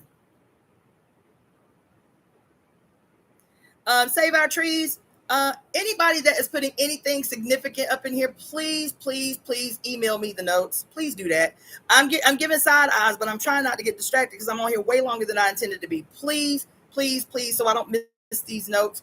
Like copy and paste, or like do a screenshot so I can have these and revisit them. So heaven is your head. We talked about this maybe 3-4 weeks ago. I went into a long diatribe about heaven is your head, right? Heaven is your head. I talked about why all these yoga teachers be telling y'all, picture a bright white light at the top of your head, and the bright white light is going down through each chakra. And I'm like, why would you do that? Heaven is not white. Heaven is black. And because in every tradition on earth that exists right now, you have always been told that what should be the black as night dynamic universe that is the heaven in your head, that it actually should be bright white. It actually should be bright white. No dark present. Isn't that what you've been told? So your head is heaven. Your head is heaven. You feel me? And if heaven is your head, and I done told you that your pineal gland is the sun, and your cranial nerves are all the homies that travel along with the sun. You feel me? And they are responsible for what's happening in the rest of your body, in the relationship with the rest of your body, you feel me? Then what is the story actually about? When it says that that a great red dragon, this and that and this and that, and then with his tail he drew a third of the stars of heaven and cast them to earth, right? Where is earth? Where is earth? If heaven is your head, if heaven is your head, you feel me? Then where is earth? If heaven is your head, where is earth? Somebody guess, even if you get it wrong. Where is earth if heaven is your head? Because it just said here the dragon didn't cast the angels to hell. It said the dragon cast the angels to earth. To earth. Ken's color box. It's a good guess, but you thinking five elements theory. Earth is the stomach and the spleen in five elements theory. But I'm talking about spirit. Think more Ayurveda. Think more Hinduism. Think that. Where is earth? If heaven is head, where is earth? Thinking more along like chakra, Hinduism, that type of shit. Earth is your reproductive organs. It's your root chakra. It's where if you were sitting on the ground, you would, quote, dig your roots back into the earth. You would connect your roots to the earth. Your earth is your root chakra. You understand? In chakra, Ayurvedic, Hindu tradition. Your earth is your vagina, is your penis, is your gonads. It's that. Not just that. Your root also connects you back to those things that you cannot use. So when you are done using what you can, you defecate. So your intestines is a part of your root. Your bladder is a part of your root. Not just your reproductive organs, also your excretory organs. That because ideally, if you was out in the wild, that stuff that you quote excrete that you cannot use, you would what? Give back to the earth. You would dig a hole in the earth and you would defecate in the hole. You feel me? Yes, I know it's deep. Right? So earth is your root. It is the seat of all desire. That's what it's called. The seat of all desire. That's your earth. And so in these metaphors where, quote, the archangel Michael, you feel me, fights the dragon, who is the dragon? If they saying that good old beast, Satan, the devil, right? Who is that? Who is Satan and the devil? Because they say Satan is who? They say Satan is Lucifer. Who is Lucifer? The light bearer. Who is Lucifer? The light bringer. Who is Lucifer? The light of the world. Yep. Who is Lucifer? Huh? God of the morning, God of the evening, God of the morning. That's what they call him. God of the morning, God of the evening. What did Pharaoh say? In another Venus-centered society before ancient Kemet had been turned into a solar-centered society by Akhenaten. Before Akhenaten, Egypt was a Venus-centered society. And in recognizing that, Pharaoh would proclaim, if he wanted to change the law, you feel me? If he wanted to change the law, he would declare, I am the morning and the evening star. What I am the morning and the evening star. When like basically he's saying, whatever I say, it is law. Because I'm God incarnate. I'm God on earth as this personification. And so whatever I declare, it's written, it's law. He used to make the declaration.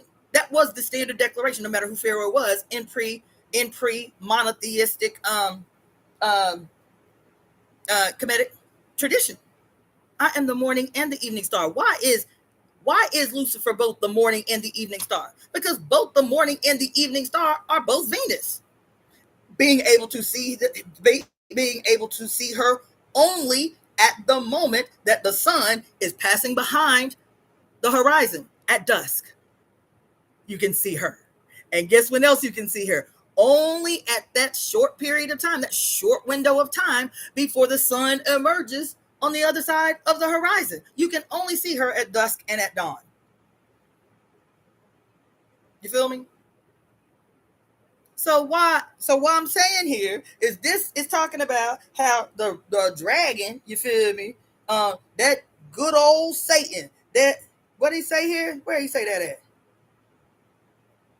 That old devil is what did he say? That there it is. He said, and the great dragon was cast out, that old serpent called the devil, called Satan, and who deceiveth the world. He was cast out into the earth, and his angels were cast out with him. But what did I tell y'all? I'm gonna get a little deeper on that. What did I tell y'all? The devil, right? We're talking about the devil, that old serpent who deceiveth the world. But is it the devil that really deceiveth the world? Is it the devil that really deceiveth the world? Because what did the Old Testament say? I don't remember what scripture, but the Old Testament say, the adversary is the author of all confusion. The adversary is the author of all confusion. Isn't that what? And then what did we say the etymology of the word war is? The etymology of the word war means to cause confusion. That's what it means. To cause confusion. The Bible says the author of all confusion is the adversary. But is Satan, is the devil, is Lucifer the adversary? Because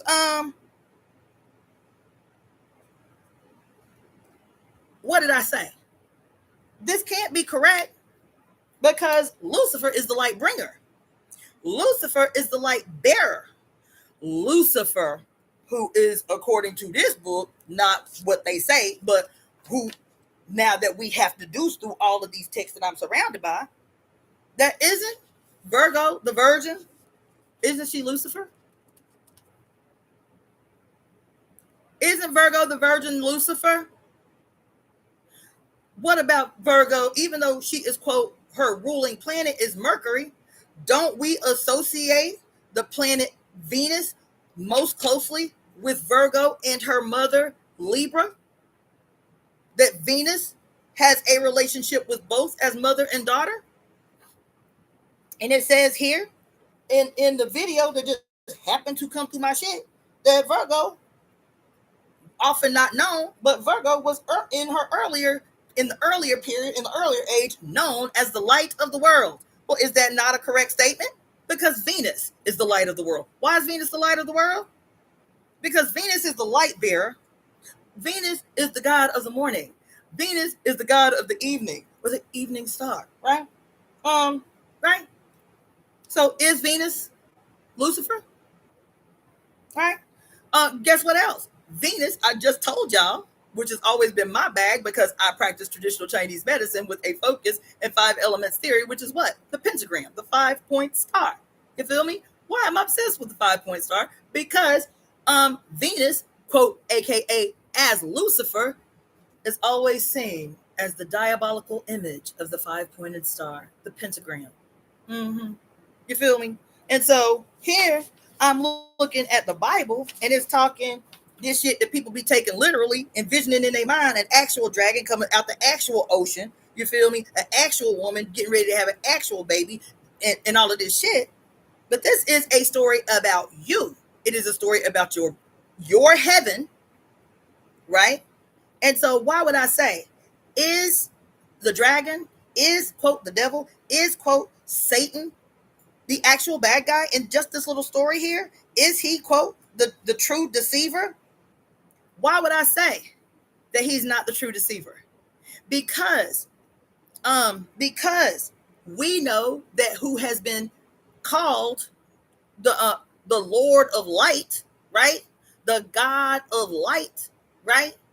Lucifer, before he was, quote, tossed into hell, right? He's the true light bringer, quote, the illuminator, right? But what did I tell y'all a few weeks ago when I was standing out on the street corner in Hollywood Boulevard doing an impromptu service on the Walk of Fame? I was telling you about this song that I used to listen to when I was a kid back in the 70s or 80s, whenever it came out. And the name of the song is Blinded by the Light. Blinded by the light. I said, oh my God, the sun is the deceiver. The sun is the deceiver because we see this blue sky, you feel me? I told y'all that the sky that you say is blue is not real. It's an optical illusion created by your mother's breath. Didn't I tell y'all that? That the sky that you say is blue is not real. That it is an optical illusion, a prismatic illusion created by your mother's breath that we call the atmosphere, created by the water around us that protects us from the UV rays of the sun that would otherwise burn us up. Didn't I say that?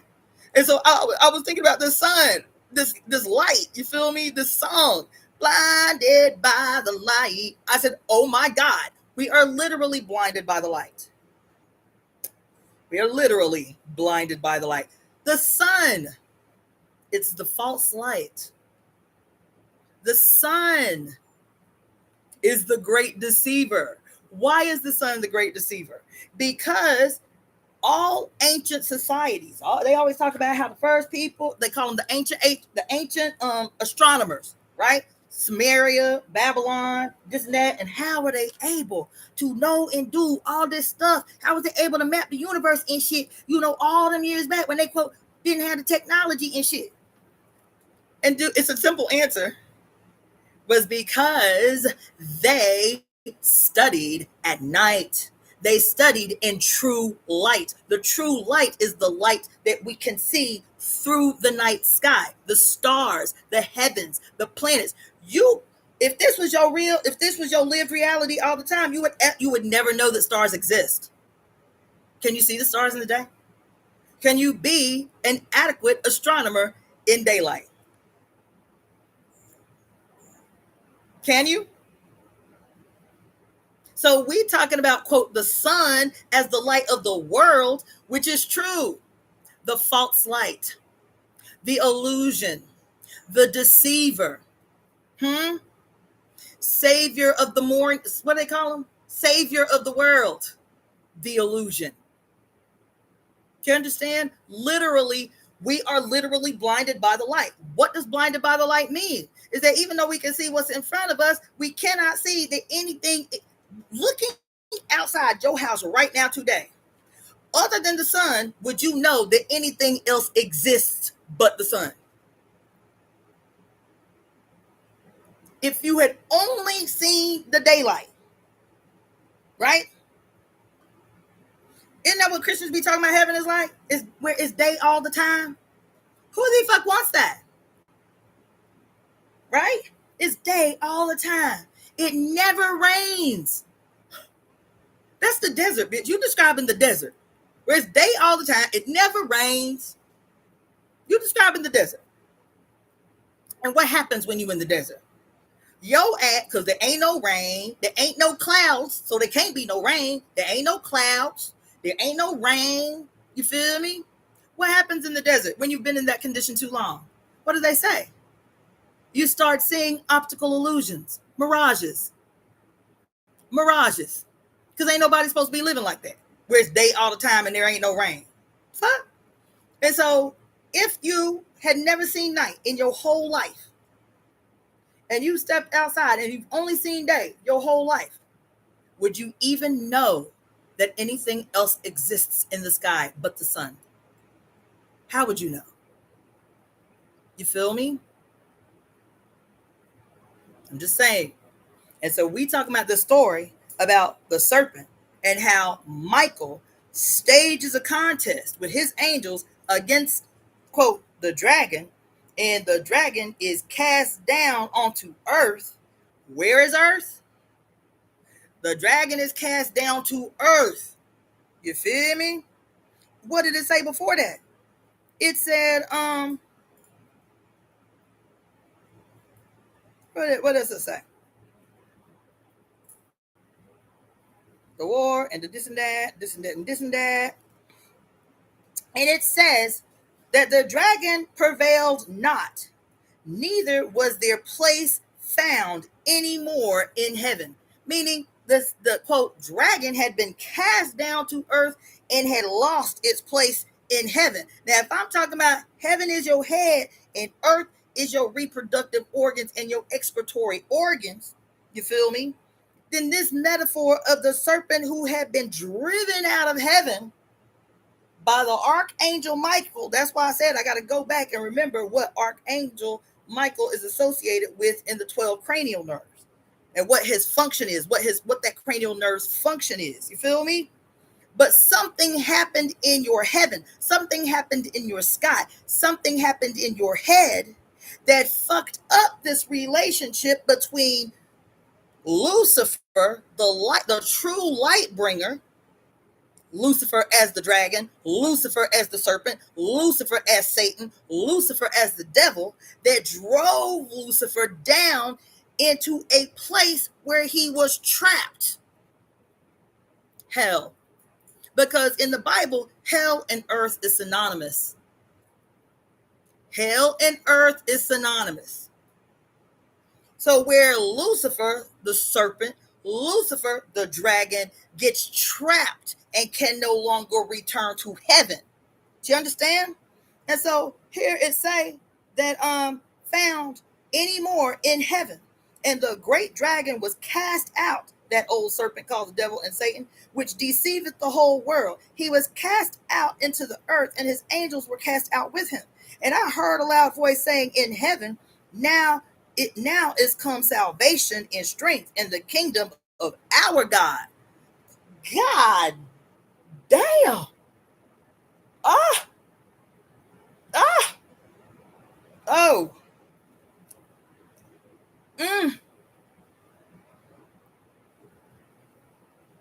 Yo.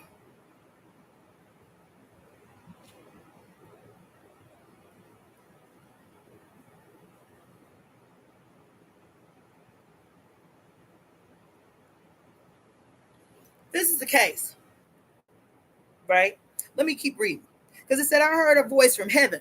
Mind you, where is heaven? This is heaven. This heaven. Okay? This heaven. I heard a voice. I heard a loud voice in heaven. Now is come salvation and strength in the kingdom of our God. Put the emphasis on our God. Do that. Put the emphasis on our God.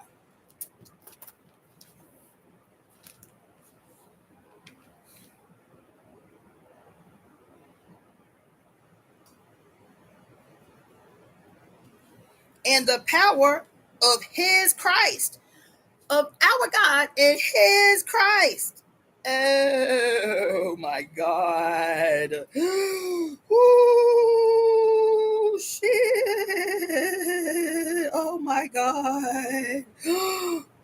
Oh. Listen. He said, I heard a loud voice saying in heaven, now is come salvation and strength and the kingdom of our God and the power of his Son, our God and his Son. For the accused of our brethren is cast down, which accused them before our God day and night. And they overcame him by the blood of the Lamb.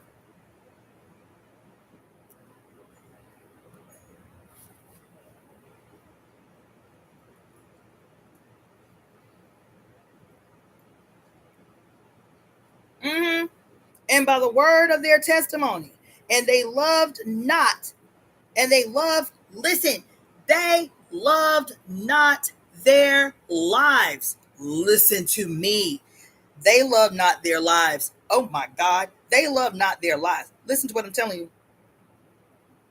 They loved not their lives all the way unto death. Listen.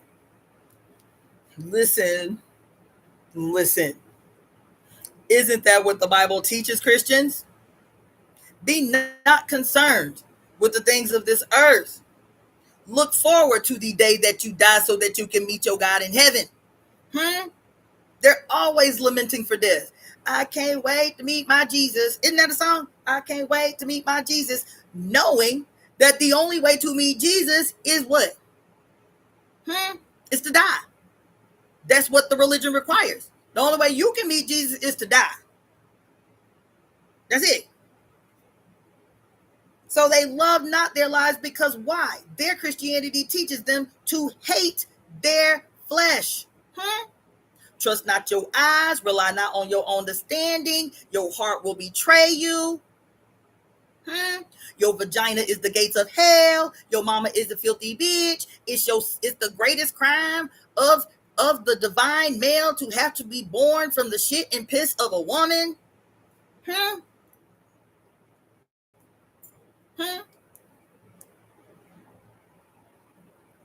Oh my God.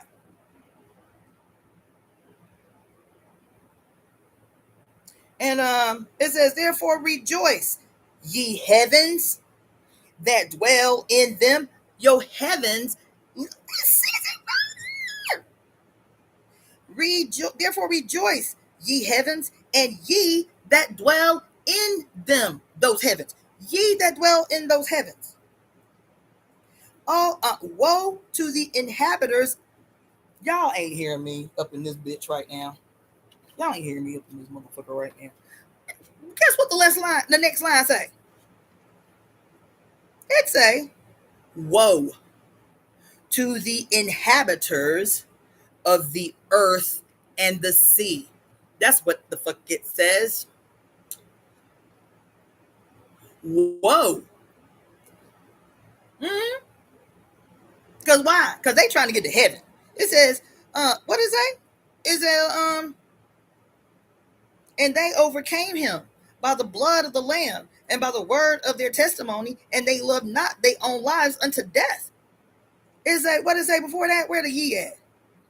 And I heard a loud voice, and the kingdom of our God and the power of his son, do. Where that other thing at?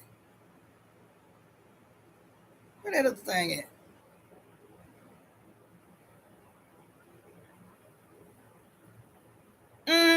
And then it say, oh, here it is. Therefore, it says, rejoice. Therefore, rejoice, ye heavens, and ye that dwell in heaven. And woe to those inhabitants of the earth and sea. Because heaven is where we're trying to be. We ain't trying to be on earth. We ain't trying to be one with the sea. Rejoice, ye heavens, and those that dwell within them, and woe to the inhabitants of earth and sea. That's what it says. That's what it says. Woe to those who live according to the desires of your earth and sea, your vagina and the waters that pour from it. Your vagina and the waters that pour from it. I'm telling you, this is what they talking about. I'm telling you, this is what they talking about. Rejoice for those who live perpetually in the sky, the make-believe sky, not the true sky, the make-believe sky. And woe to those inhabitants of earth and sea. For the devil is come down unto you. So the devil is come down unto you, having great wrath. Remember we talked about the 7 deadly sins and wrath being one of the deadly sins? Because the devil having great wrath, because he knoweth that he hath but a short time. And when the dragon saw that he was cast unto earth, he persecuted the woman which brought forth the man child. But if the woman is Virgo the virgin, then who is this devil that persecuted Virgo the virgin and which brought forth the man child? Was it Lucifer? It wasn't Lucifer that persecuted the woman. Because that's what they're saying. They're saying the devil had wrath and in his wrath persecuted the woman who would bring forth the child. But that don't make sense if Lucifer is the virgin, if Lucifer is Venus, if Lucifer is Mary. That don't make sense. So who is it that had the wrath waiting to, quote, devour the man child and persecute the woman? Who is the only one that has ever persecuted the woman? Who is the only one that has ever persecuted the woman? It ain't Satan. It ain't the devil. It ain't Lucifer. It's Jesus. It's Jesus that is the devourer. in this scenario, it's Jesus that is waiting to, what does it say here? Waiting to devour the child, the woman who is with child, right? And to the woman were given two wings, of a great eagle, that she might fly into the wilderness, into her place where she is nourished for a time and times and a half a time, from the face of the serpent. Now, this here, I watched this thing that I didn't know was going to be relevant until just now. But this thing I took some notes on it, but again, I didn't know it was going to be relevant. It was about the revelation and, quote, stages of the revelation, the rapture, the tribulation, the feast of the trumpets, and some other shit, right? It's supposed to be like the 7 feasts of the revelation or some shit like that. And like a part of that is like the feast of the trumpet, revelations, and the this and the this and the this and the this and the this and the this, right? But one of the things it talked about that I didn't know was going to be, important till just now was the whole concept of this. It says here, where she is nourished for a time and times and half a time. He actually talked about the numeric, how they calculated the actual, almost to the date, numerical value of, quote, what a time is, and when mentioned in the Bible. A time, it says a time and times and a half a time. He said these are actual numbers. These are actual there's number values placed to it. The number value is 7 days. A time and times and half a time is 777. But he said the significance of the number 7 in the Bible is not actual days like a week. A day, what did he say? A day is 49 years. I think that's what he said. A day, when they talk about 7 as a day, it's 49 years, 7 times 7, right? And so he said that you can calculate, and he demonstrated, the shit was crazy. You can calculate almost to the day that, quote, Jesus was born, based on the times given in the Bible, which is time, right? Time, half time, do, right? And then he talked about how not only could you calculate from the scripture of Daniel almost to the exact day, supposedly, that Jesus was born, but from the time that Jesus is born, you can almost calculate to the day that Jesus was crucified. I said, okay, so this thing here say, she was nourished in the wilderness, in her place for a time and times and half a time from the face of the serpent. Y'all, this is so deep. But let me keep on. And the serpent and the serpent cast out of his mouth water as a flood after the woman, that he might cause her to be carried away from the flood, carried away of the flood. That's why I pulled out my phone. And the earth, let me stop there. The serpent, what?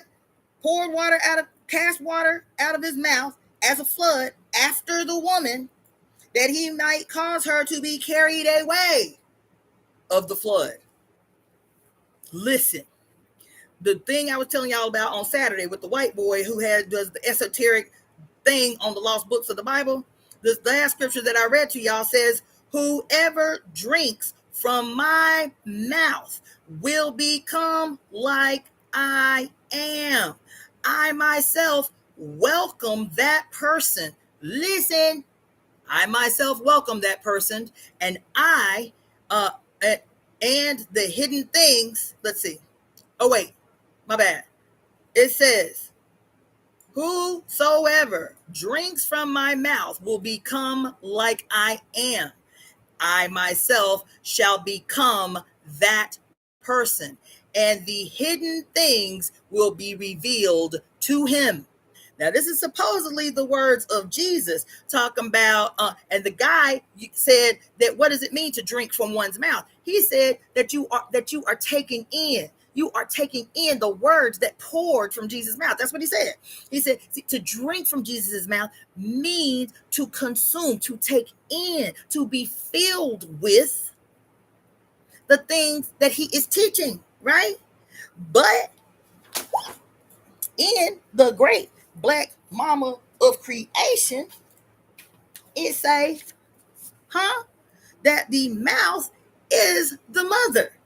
And as the mouth is the uterus, both mouth and uterus are perpetually wet. And what did we learn when we was reading the dictionary of symbols and sacred objects about and also in myths and the Encyclopedia of Myths and Secrets, that the serpent was never the penis, that the serpent was the open mouth of the the vaginal canal, that the lips were the open mouth of the body of the serpent, which was the vaginal canal, the two-sided portal, right? And so when it talked about in dynastic Egypt how the pharaoh was considered the personification of the sun god, and the wife of the pharaoh, the queen, was considered what? The serpent of the Nile. What did it say? She is the serpent of the Nile because it is her open mouth that pours the waters of the Nile. Isn't that what they say in this little bit that they share about African people? Because in this whole book, she don't talk about black shit too much. But the one thing she did say was that the serpent was always the mother. The serpent was always a metaphor for the mother. And the serpent in Kemetic tradition was the female, was the queen, called the serpent of the Nile, for who her open mouth as the serpent pours forth the waters of the Nile. Here he say that Jesus said, that Jesus the thief said, is that he whomsoever drinks from my mouth. So where they drinking from? Where they drinking from? Where they drinking from? Better yet, which mouth they drinking from? Because that's what it say here. That's what it say here. Whomsoever drinks from my mouth will become God, bitch. Will become like me. Will become God. Whomsoever drinks from my mouth will be like I am. Will become like I am. And I myself shall become that person. We will become one. And the hidden, and only then will the hidden things be revealed to him. Who's she talking about? Who's she talking about? You feel me? And we can go a little deeper because we talked at length, ad nauseum, about the female queen from Libya, Medea, who had been deified after she died. The queen of Libya, Medea, the great healer, known throughout the European, the Asian, and Mediterranean world. And that the invigorating powers of her magic and remedies was said to be attributed to her using her spit and her ejaculate in every remedy. Her spit and her ejaculate in every remedy. To quote, embolden every remedy. And so here he say, whosoever drinks from my mouth will become like I am, and I myself shall become that person, and the hidden things will be revealed to him. And here it say what? Mouth is mother, and mouth is uterus, both of whom are perpetually wet. You feel me? And then here in this Bible right here, it say what? What does it say in this Bible right here that I just read to y'all? That the serpent then cast out of his mouth water as a flood. What did he say?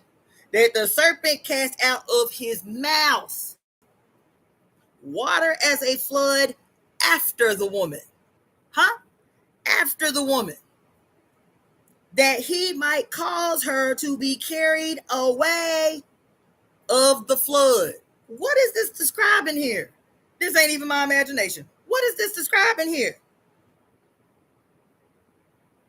Because it say here in the scripture above it, it says, and to the woman was given 2 wings. What are the wings? Oh my God. What are the wings? What are the wings? Where my pen at? What are the wings?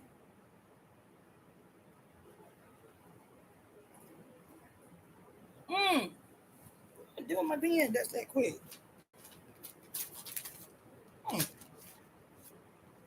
What are the wings? Good guess, Ken Colabach, but nope.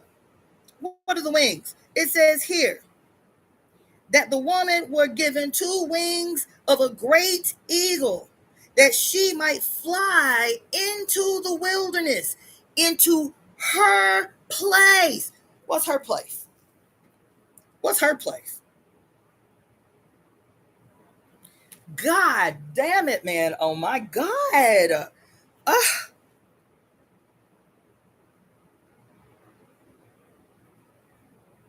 Oh, I am dismayed and bewildered. Oh my God. Whoa. Yo. Oh my God.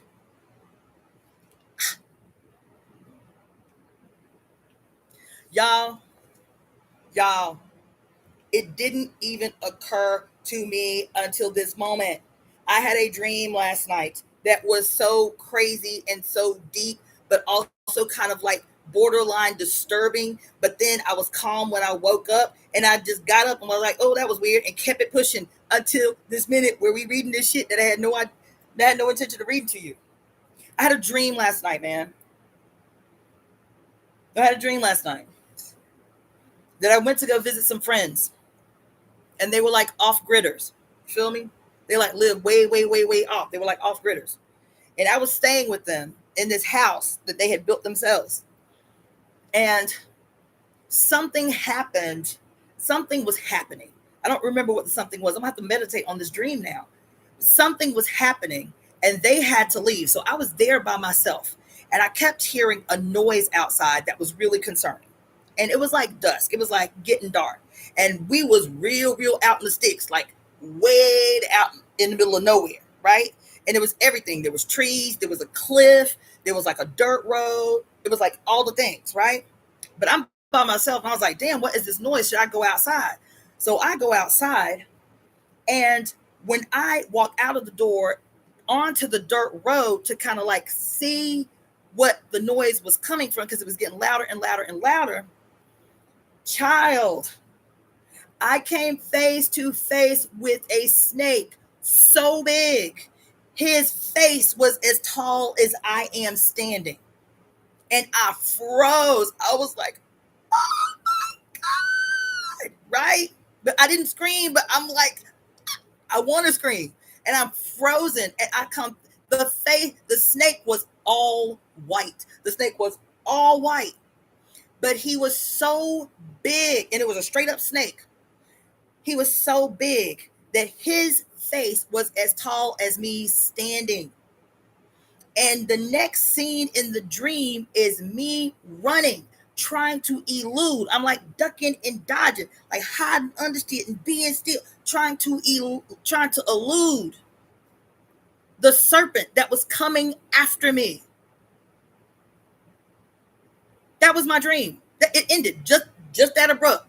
Me hiding under some shit, looking around the corner to see if this giant white serpent was still looking for me. The thing in this that reminded me of that crazy ass dream I had last night was, it says, and to the woman there were given 2 great eagle wings, that she might fly into the wilderness, into her place where she is nourished for a time and times and a half a time from the face of the serpent. But this is a follower of Jesus telling this story. This Revelations is supposed to have been written by Paul, a disciple of Jesus, who is the malignant, who is the deceiver. So what is this talking about? Ooh.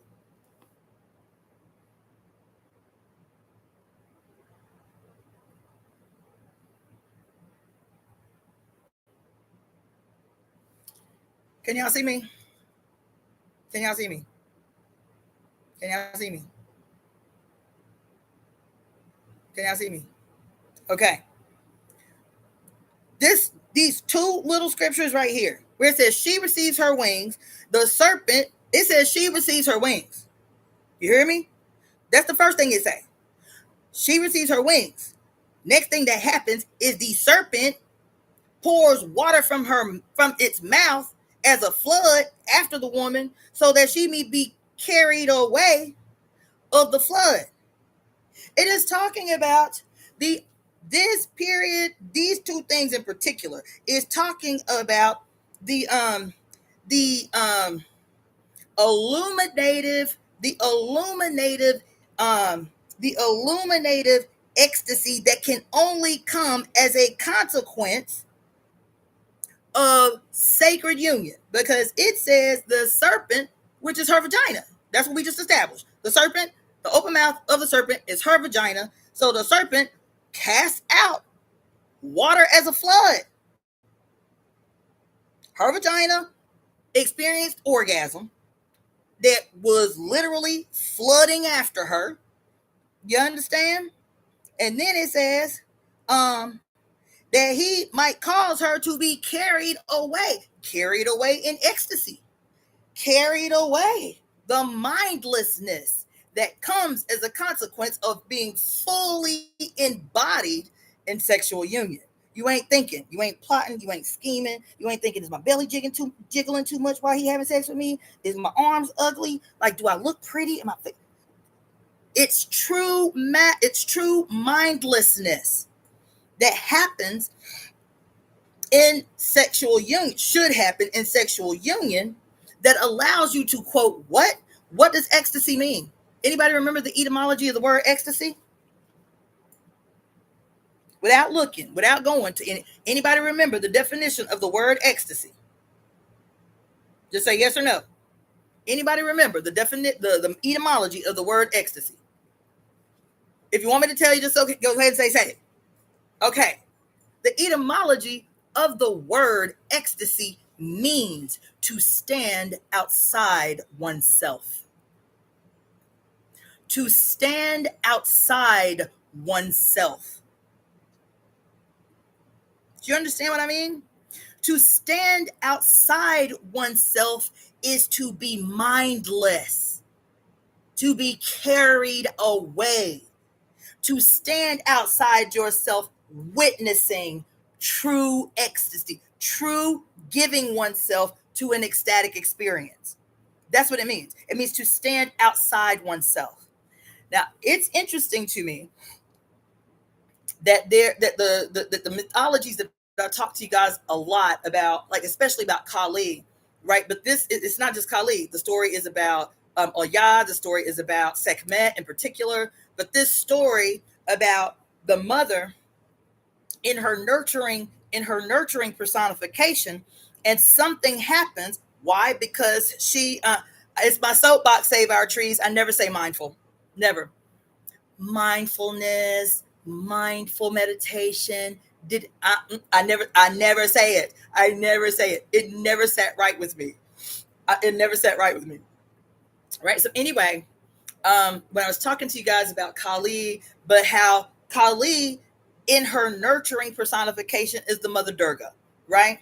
And how Durga becomes overwhelmed by the demon that is threatening to destroy everything. She becomes overwhelmed.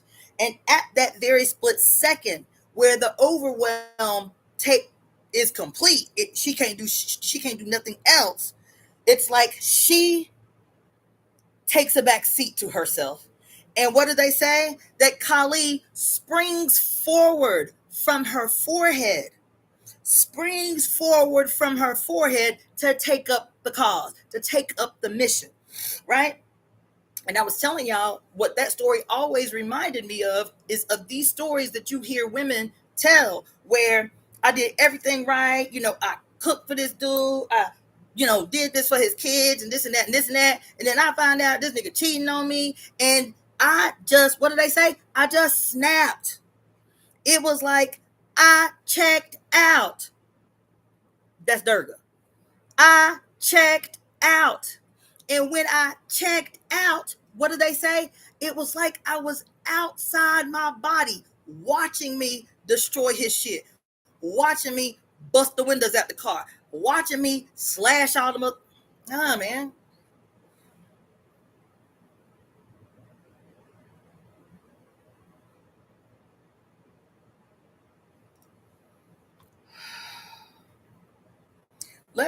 Because Rose from the Dead says the sound is choppy. So let me take that as a moment to get myself some water, because I've been sitting here for 4 hours and ain't even take a drink. I said I was going to be on here 30 minutes to an hour. But mother got something to say on this here powerful day. On this powerful day. Oh, but my legs, everything's still hurting. Child, I danced my ass off.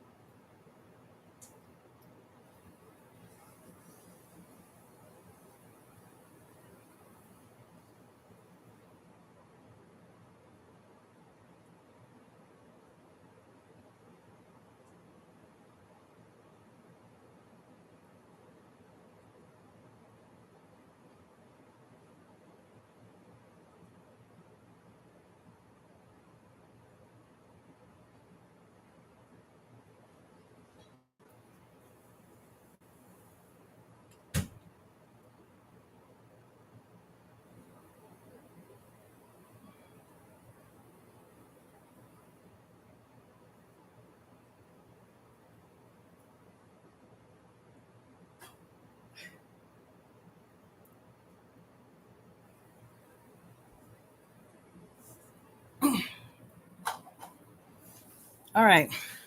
How's the sound now?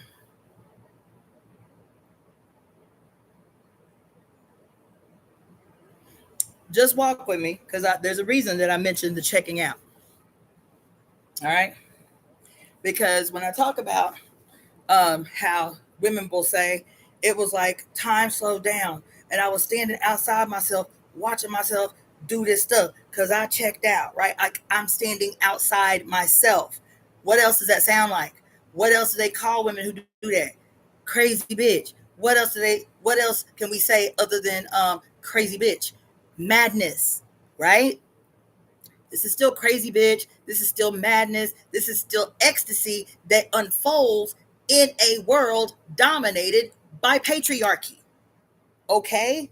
But in the story of Sekhmet, in the story of Oya, in the story of Kali, when they check out, every single one of those stories, when do they check out? They check out to engage in evolutionary warfare. Every single one of those stories is, quote, the checkout when the, quote, loving aspect of themselves is subdued by treachery, is subdued by crimes, because each one of these goddesses, one of their archetypes is what? They are the defender of women and children. And so once the loving mother aspect is, quote, subdued by treachery and all of that shit, and, quote, the checkout happens, so the other of herself, the other version of herself, the super consciousness of herself, thank you so much, Save Our Trees, can emerge to get the gritty work done. But every time, quote, the loving mother takes a back seat to the warrior mother, guess what else is defined by each and every one of those stories? Almost to a T, almost to the letter. Each and every one of those stories, even each and every one of those women. What else happens? They aren't just going to war. What else is happening while they are going to war? Somebody tell me. Every single one of them, the story's the same. Tell me. Because the mother is still the governess of love on earth, in whatever face, in whatever manifestation, in whatever presentation she is in, she is still the governess of love. And so even when she got to go to war, what does she do? Even when she got to come and take the place of the loving mother, Durga or whoever, Oshun, Yamaya, doesn't matter, the loving version, and she got to jump on the scene to do the deed, you feel me, to right all wrongs, to harmonize the scales, and feel me, she is going into battle dancing and singing and laughing and smiling. Isn't she? Isn't she? And in that period where these mythologies of the mother emerged, her going into war, her wearing skulls on her belt, holding the dude's hand in her head, her foot on Shiva's chest, even in that archetype, blood dripping from her tongue, hair wild, even in the period where that mythology emerged, which lasted a very, very, very long time, she was not reviled by her children. Even in her dark personification as the devourer, as the destroyer, the archetypes of the devourer and the destroyer, she was no less revered in that personification. She was no less, because that madness, that craziness, that ecstasy, the reason war was ecstasy was because even as I'm destroying, I love this shit. I love the world. I'm saving the world. This shit is awesome. So she has to stand outside herself to allow herself to go mindlessly into this other version of herself that can only address this thing over here. You see? Because if we reason too much, what happens? We talk ourselves out of shit, don't we? If we quote too mindful, you understand? We consider everybody's feelings before our own. You feel me? If we too mindful, if our boss commits a clear aggression against us and our knee-jerk, mindless response based on our goddamn endocrine system would be to verbally cleave that bitch head off right away. But as soon as we feel the rage coming on to do that, what do? We start going down our Rolodex of all the ways our life will be fucked up if we don't have this job. So I got to let this nigga transgress against me so I can keep this job so I don't end up homeless. That's mindfulness. You imprisoned by mindfulness. You imprisoned by mindfulness. Mindlessness, even when we talked about the mythology of Dionysus and the cult of the Maenads, the mad women, right? Dionysus tells his devotees that the only way you can communicate to the mother, Dionysus, who is a metaphor for Jesus, Dionysus said, what did Dionysus say? What did Dionysus say? Which was an outright theft, but it's purposeful now. Dionysus, as the son of God, Dionysus, who was the son of God, Dionysus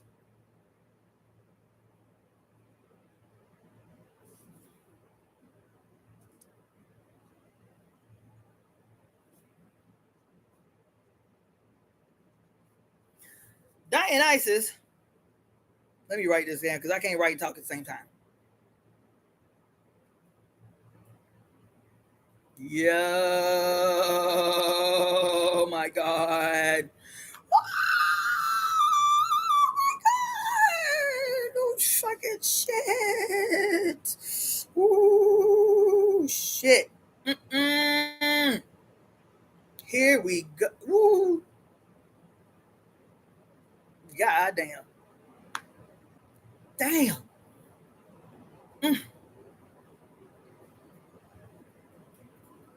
Yep. Listen. Let me try to give y'all a word up in this bitch right now. Dionysus, who was the son of God, that he was the son of the mother. He acknowledged the mother. He said, I am the son of God. And he said, I am the great liberator. That's what he said. I am the great liberator. What did he hold? What did I tell y'all he held?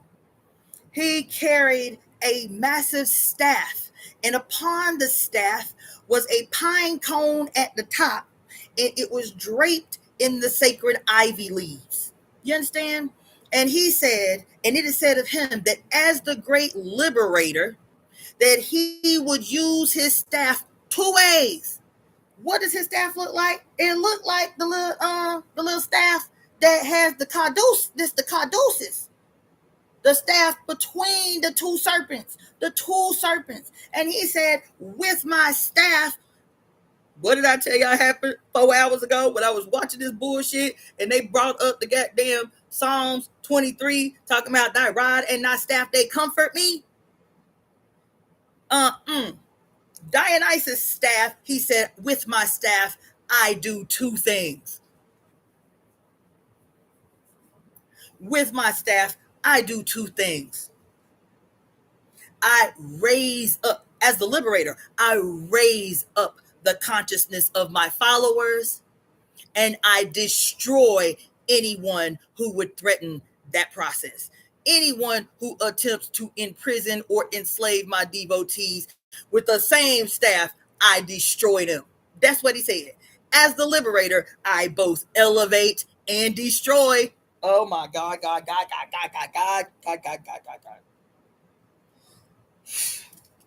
He said, I am the liberator. That ain't the only thing he said. He said, as the liberator, the only way to receive ecstatic epiphany, he didn't call epiphany, ecstatic madness. That's what he called it. Sacred madness. The only way to receive sacred madness. The only way to receive sacred madness is to receive it from my mother through me, the great liberator. From my mother through me, the great liberator. And what did we say about 3-4 weeks ago when we was talking about what was he talking about? We were talking about the chakras. Because I've been telling y'all, it's so interesting how all of these women who call me for readings or 5 elements consultations are all self-diagnosing themselves with blocked heart chakras. And every single one of them, I'm like, your heart is not your problem. What you mean?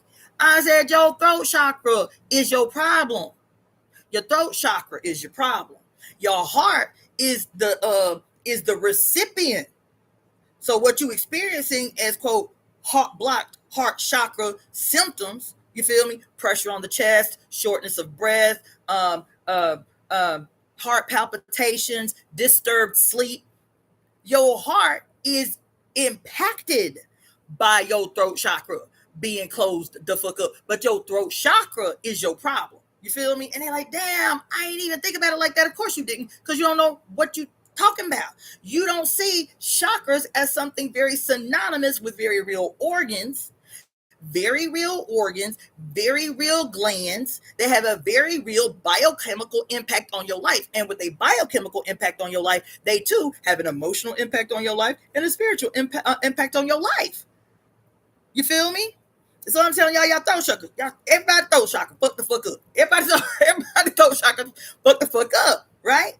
And the reason that I'm saying this now is because in that little thing that I did with y'all, I don't know, maybe a month ago, 2 months ago or something, I'm talking about the throat chakra and the evidence that your throat chakra is blocked and what that means mythologically, what that means in the different cultures and shit like that, and the evidence of it and what it means in your actual flesh and in your actual lived experience. And then I was reading from, I think it was Symbols and Sacred Objects, where in Symbols and Sacred Objects, Barbara Walker say, according to Hindu tradition, that the throat chakra is called the Great Liberator. What did she say the Great Liberator was in the throat chakra? What did she say throat chakra, the Great Liberator of the throat chakra was? It was the place in this ebb and flow through the chakras where Kali and Shiva become one. They become divine androgyny. that it is only through a harmonious union between Shiva and Kali, married in sexual union, that the throat chakra is liberated. The throat chakra literally meaning the great liberator. And then Dionysus say, bitch, I'm the great liberator. You feel me? And as the great liberator, the only way you can reach our mother, you can be impacted by, quote, divine sacred madness. The only way you can hear her, the only way you can receive her gifts of divine sacred madness is through me. It's through me, the great liberator. And so somebody here say, up above, hold on. And then Melissa say, before I even got to that point, Melissa say, Dionysus is androgynous, which is what I just said.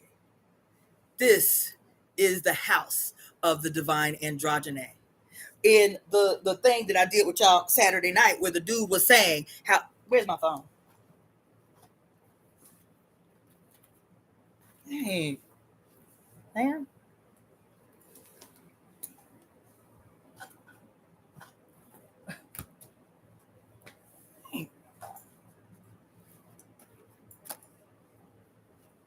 What in the hell? Oh, here it is. Where the dude was saying that I have come to discover the secrets of immortal life. And he was wrong, by the way, because he was still viewing this shit through a male dominant worldview. That's why he couldn't come to the right conclusion. You feel me? But in it, he said that Jesus says what? That division equals death and unity equals immortality. That's what he say is a quote from the book of Thomas that Jesus say right out his mouth. He specifically said in the red ink. That's what Jesus said, right? That division equals death and that unity equals immortality. And he said, what did he say? Thank you for these donations coming through. Thank you for the donation, Spiritually Flexi. The 2 donations. Thank you for the donation, Spiritually Flexi. Let me see if I didn't shout somebody else out. Hold on. Thank you for the donation, Claudia Ankra. I think you did too. Did you do too? Let me go back through these comments. Oh, and also, Ken's Color Box, thank you for the donation that came through on my phone. Carolyn Jackson, thank you for the donation. Vortex Ninja, thank you for the donation.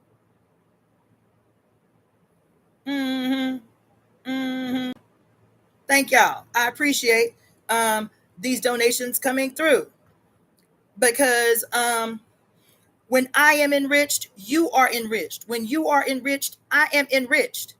You understand? This is what reciprocity looks like. When I am enriched, you are enriched. When you are enriched, I am enriched. That's why I teach the way that I do. I'm trying to put y'all on game. But this guy that I talked to y'all about on Saturday night, who was doing the thing about how he done discovered the truth of immortality, and he was still way missing the boat, because he reading this shit that's supposedly from Jesus, still seeing Jesus as a he, still seeing Jesus as some divine masculine and shit, not seeing Jesus the same way Dionysus was. Like Sister Melissa say, Dionysus was androgynous. Jesus was androgynous. That's why I told y'all that. He had to be androgynous. As a matter of fact, remember the book Pure Lust, right, by Mary Daly? Pure Lust says, in the book, she says that the reason that they had to make Jesus kind of effeminate, you feel me? That's why you always see Jesus with long hair and like very soft and mild mannered. And Jesus, the loving, and Jesus, the forgiving, and Jesus, the healer, right? That he had to be androgynous to teach women how to suffer. Because see, unlike Dionysus, he said liberation comes through what? What did Dionysus say liberation comes through? Divine madness, sacred downloads. What did he say? Dionysus, who is Jesus's counterpart, Dionysus said that heaven is reached, that epiphany is reached, that ecstasy is reached, that the divine enlightenment is only reached through what? The sacred sacraments. What were the 3 sacred sacraments of Dionysus? It was the body of Christ. What was the body of Christ? Psilocybin. It was psychedelic mushrooms. The body of Christ is called psilocybin. That's what it was called in the ancient times. The sacred mushroom is called the body of Christ. So the body of Christ imbibed, decocted in the blood of Christ. What was the blood of Christ? Red wine. The blood of Christ was red wine. And so they would take a mixture of psilocybin, the body of Christ, and decoct it in red wine, the blood of Christ. So the psilocybin, so the body of Christ, right? Psychedelic mushrooms, that's one sacrament. You feel me?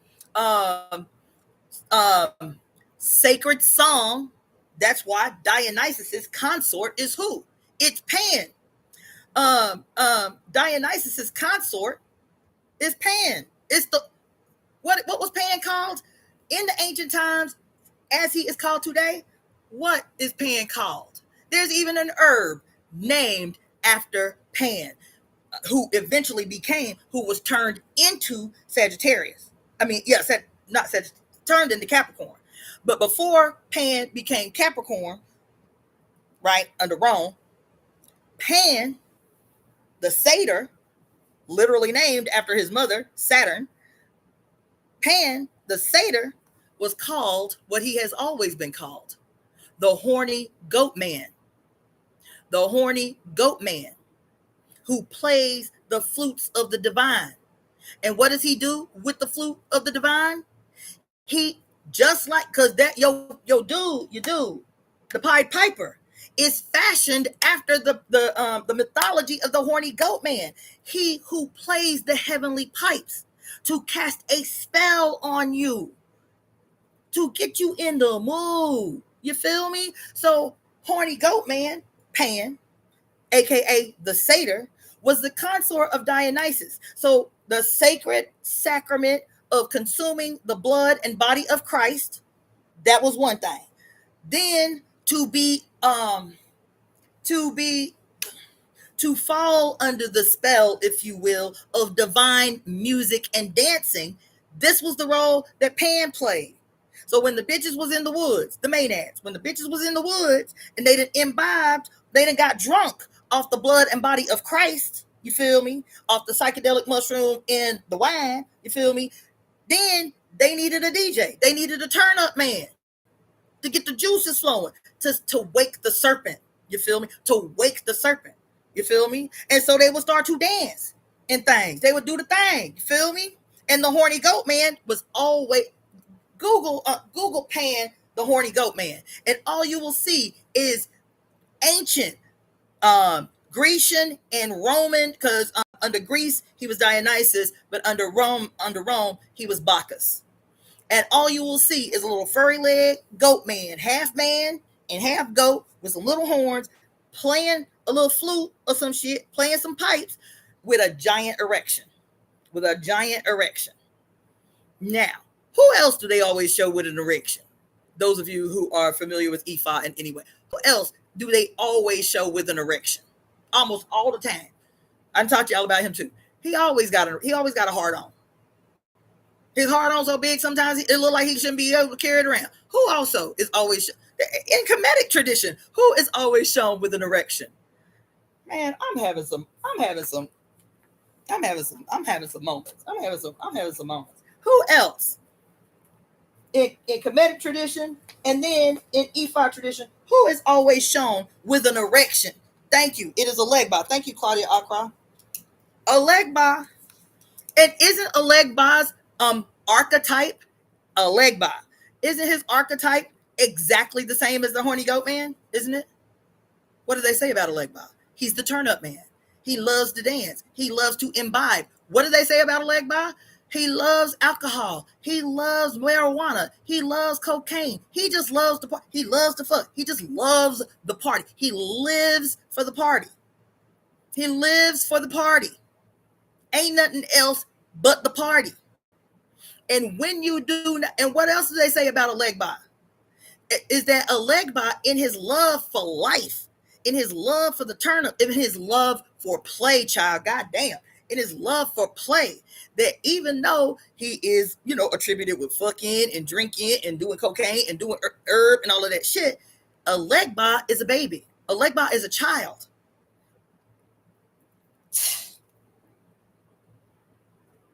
Oh my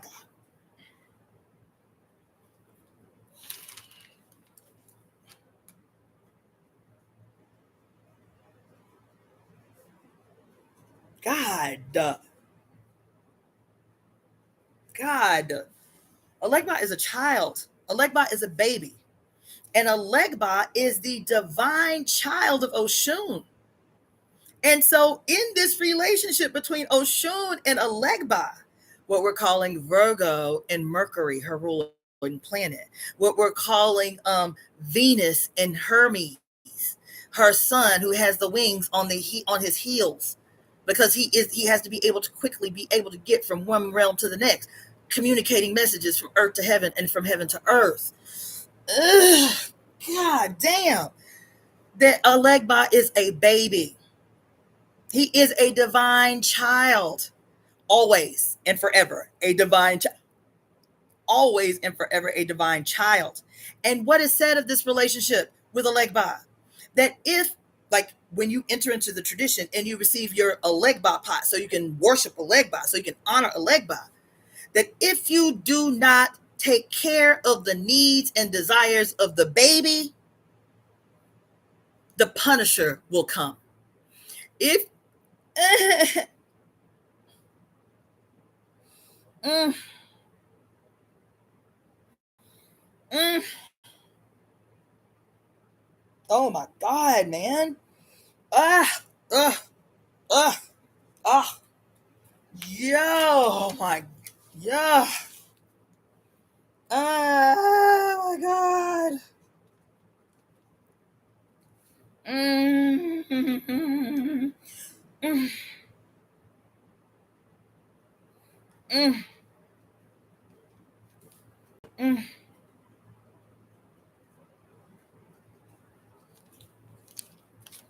mm. God damn it, man. Ooh. Mm.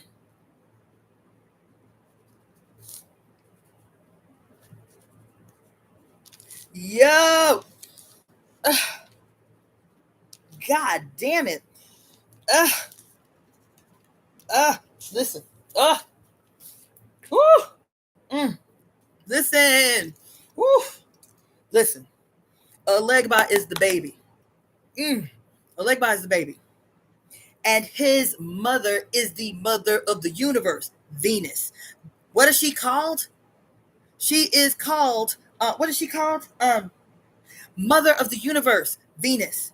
Inanna, Ashtoreth, Oshun. What do we say about Oshun? Is that every human and every deity, all the Orisha, every animal, their Ori is all ruled by Oshun. Isn't that what I just read y'all a few months ago? That Oshun is the ruler of all Ori. All destinies are ruled by Oshun. And so this Alegba, this is his mama. And if she is also who? She is also the mother of the bull of heaven. Who is the bull of heaven? It's Taurus, the constellation, the great bull, right? And the great bull of heaven is what? The Garden of Eden. Because where does this book begin? Where they say, in the beginning, God created heaven and earth, and then he created the Garden of Eden and put two people up in it. The Garden of Eden is the philosophical entry, the astrological entry into the age of Taurus. The Garden of Eden is Taurus, and Taurus is governed by Venus, ruled by Venus. Do you understand?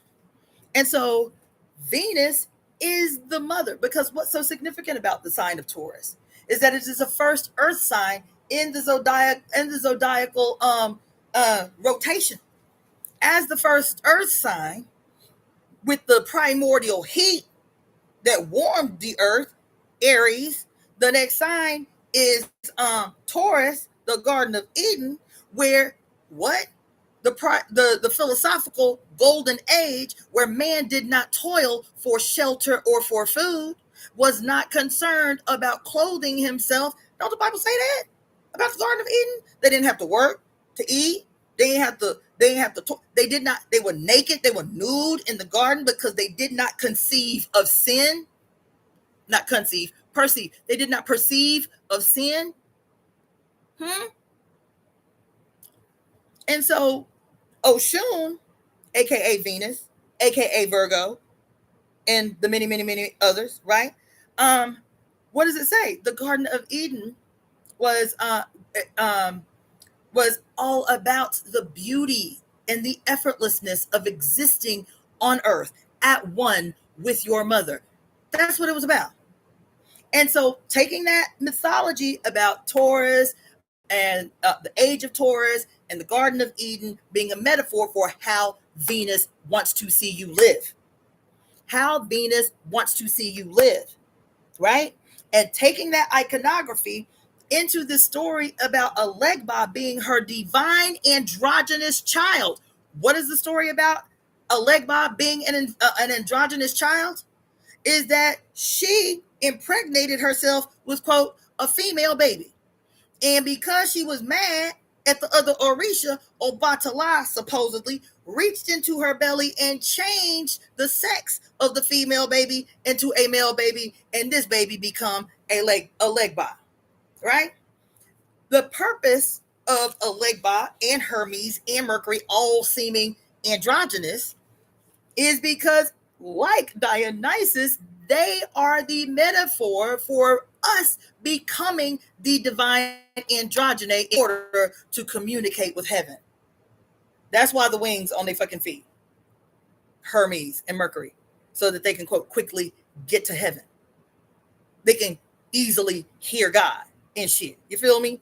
And so the other thing I'll say about that is Alegba is the baby. Alegba is the forever baby. Do you hear me? Alegba is the forever baby. So even when you see bullshitting ass movies that be giving these bullshitting ass adaptations of who they think Alegba is, like what was that show? What was that show with American Horror Stories, the Coven season of Coven.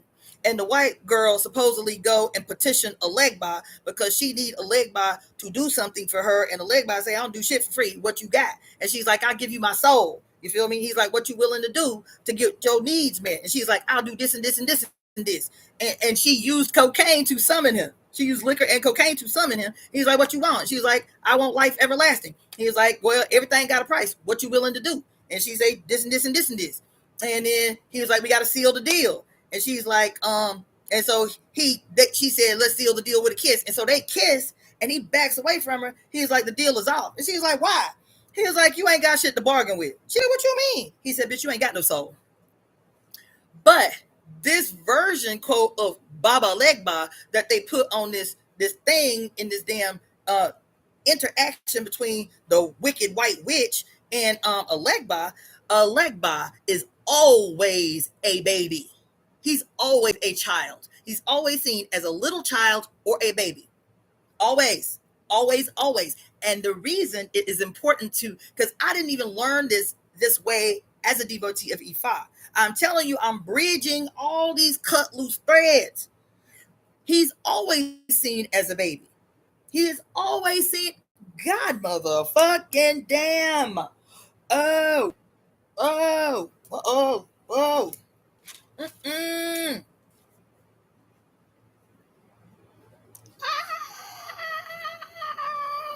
Oh my God. Damn. Yo.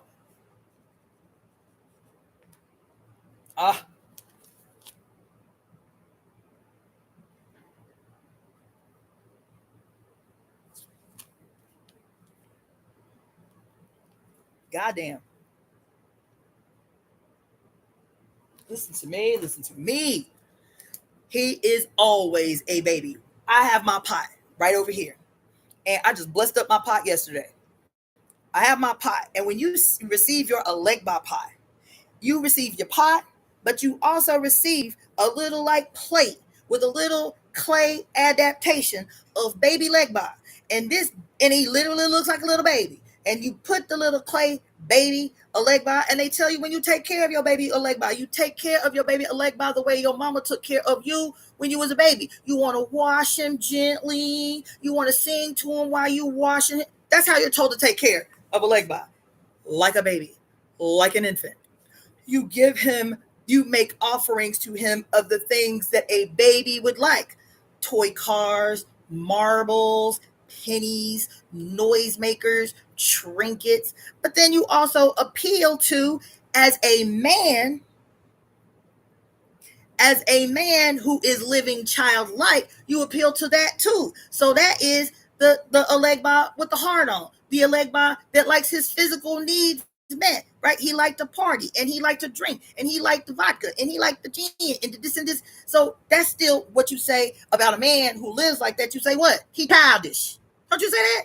Why you being so childish? You need to grow up. You need to be a grown up. Isn't that what you say? When you see a man who do that, he party all the time. He go out every weekend. He get drunk. You feel me? He be going to work late because he don't want to do that shit. You feel me? That's a leg by the turn up man. He lives for the party. He has the personification of a mindless lust for life. Just like a baby. A baby is not plotting and scheming about how he gonna play with these blocks. He is not thinking about the rules of the game of marbles. He just play the marbles until he don't want to play the marbles no more. Then he go on and do the next thing. He is living mindlessly. Do you understand? And so Alegba, even if you see him as a personification, quote, like this Alegba in that show, they showing an archetype that is more associated with a shoe, not a Alegba. In the conversation with this white girl in Coven, what you are seeing is a personification of the archetype of a shoe, not a Legba. And even in the damn, what's the show? The Princess and the Frog with the little black girl, the little juju man, the little bad dude who's supposed to be a metaphor for a Legba, the little witch doctor dude doing dealings with the devil and shit. You feel me? That is a more a shoe function and archetype of this entity known as a Legba. You feel me? And let me tell you why this is important to make this distinction. Because there's a reason that a Legba is always a baby. He's always a child. He is always careless. He is always thoughtless. He is always mindless. It is because, like a mother with her child, he don't need to think about anything. He don't need to plan anything. He don't need to plot, plan, and strategize. He don't need to meditate. He don't need to pray. He don't need to do the sun salutations. You feel me? He don't need to do downward dog. He don't need to do none of that shit. He don't need to go to church. He don't need to learn the scripture. Why? Because in that place, as the perpetual baby, he has the same relationship to Oshun that you had with your mother from 0 to 2. You have not a care in the world because everything that you need, she supplies. You don't even have to think about safety. You don't even understand the concept of safety or what's the opposite of safety? Shit. You don't have to think about safety. You don't have to think about danger. You don't have to think about fear, because in her omnipotence, in her omnipresence, in her ever watchful eye, in her proximity all the time, you are always provided for. You are always safe. You are always cared for. You are and it is only when you are not with her that that the world becomes dangerous. It is only when you are separate from her, severed from her, that the world becomes dangerous and a scary place to be. But if you are with your mother, in her ever watchful eye, in her all knowing, what they be saying? Why every woman that have a baby end up with eyes in the back of her head? She can see all things at all times. Why? Because something changes in her biochemically. Something changes in her biochemically the moment that she gives birth. You understand? And so, oh my God. Oh, wait. Oh my God.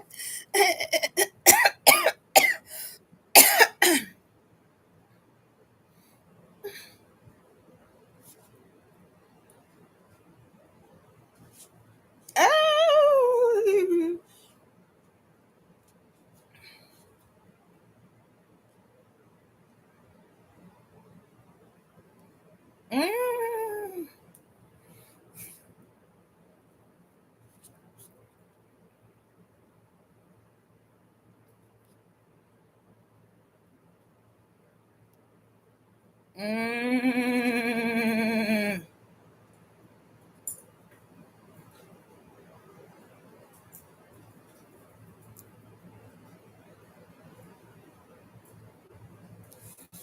Listen, listen. So there's a reason that he has to remain baby. And in the tradition, they do tell you this, that if you keep baby Alegba happy, do you know how you so you know, like when you are worshiping the Orisha, you have to salute the Orisha, and each Orisha has a specific salute. So if you are saluting the goddess Oshun, you do like a woman who would be like looking in the mirror like, oh, I look good, shit. That's how you salute Oshun. It's like the beauty, right? You salute Alegba by turning to his altar or turning to his shrine and shaking your ass like you dancing in front of his shrine. That's how you salute. That's how you salute him. That's how you salute him, right?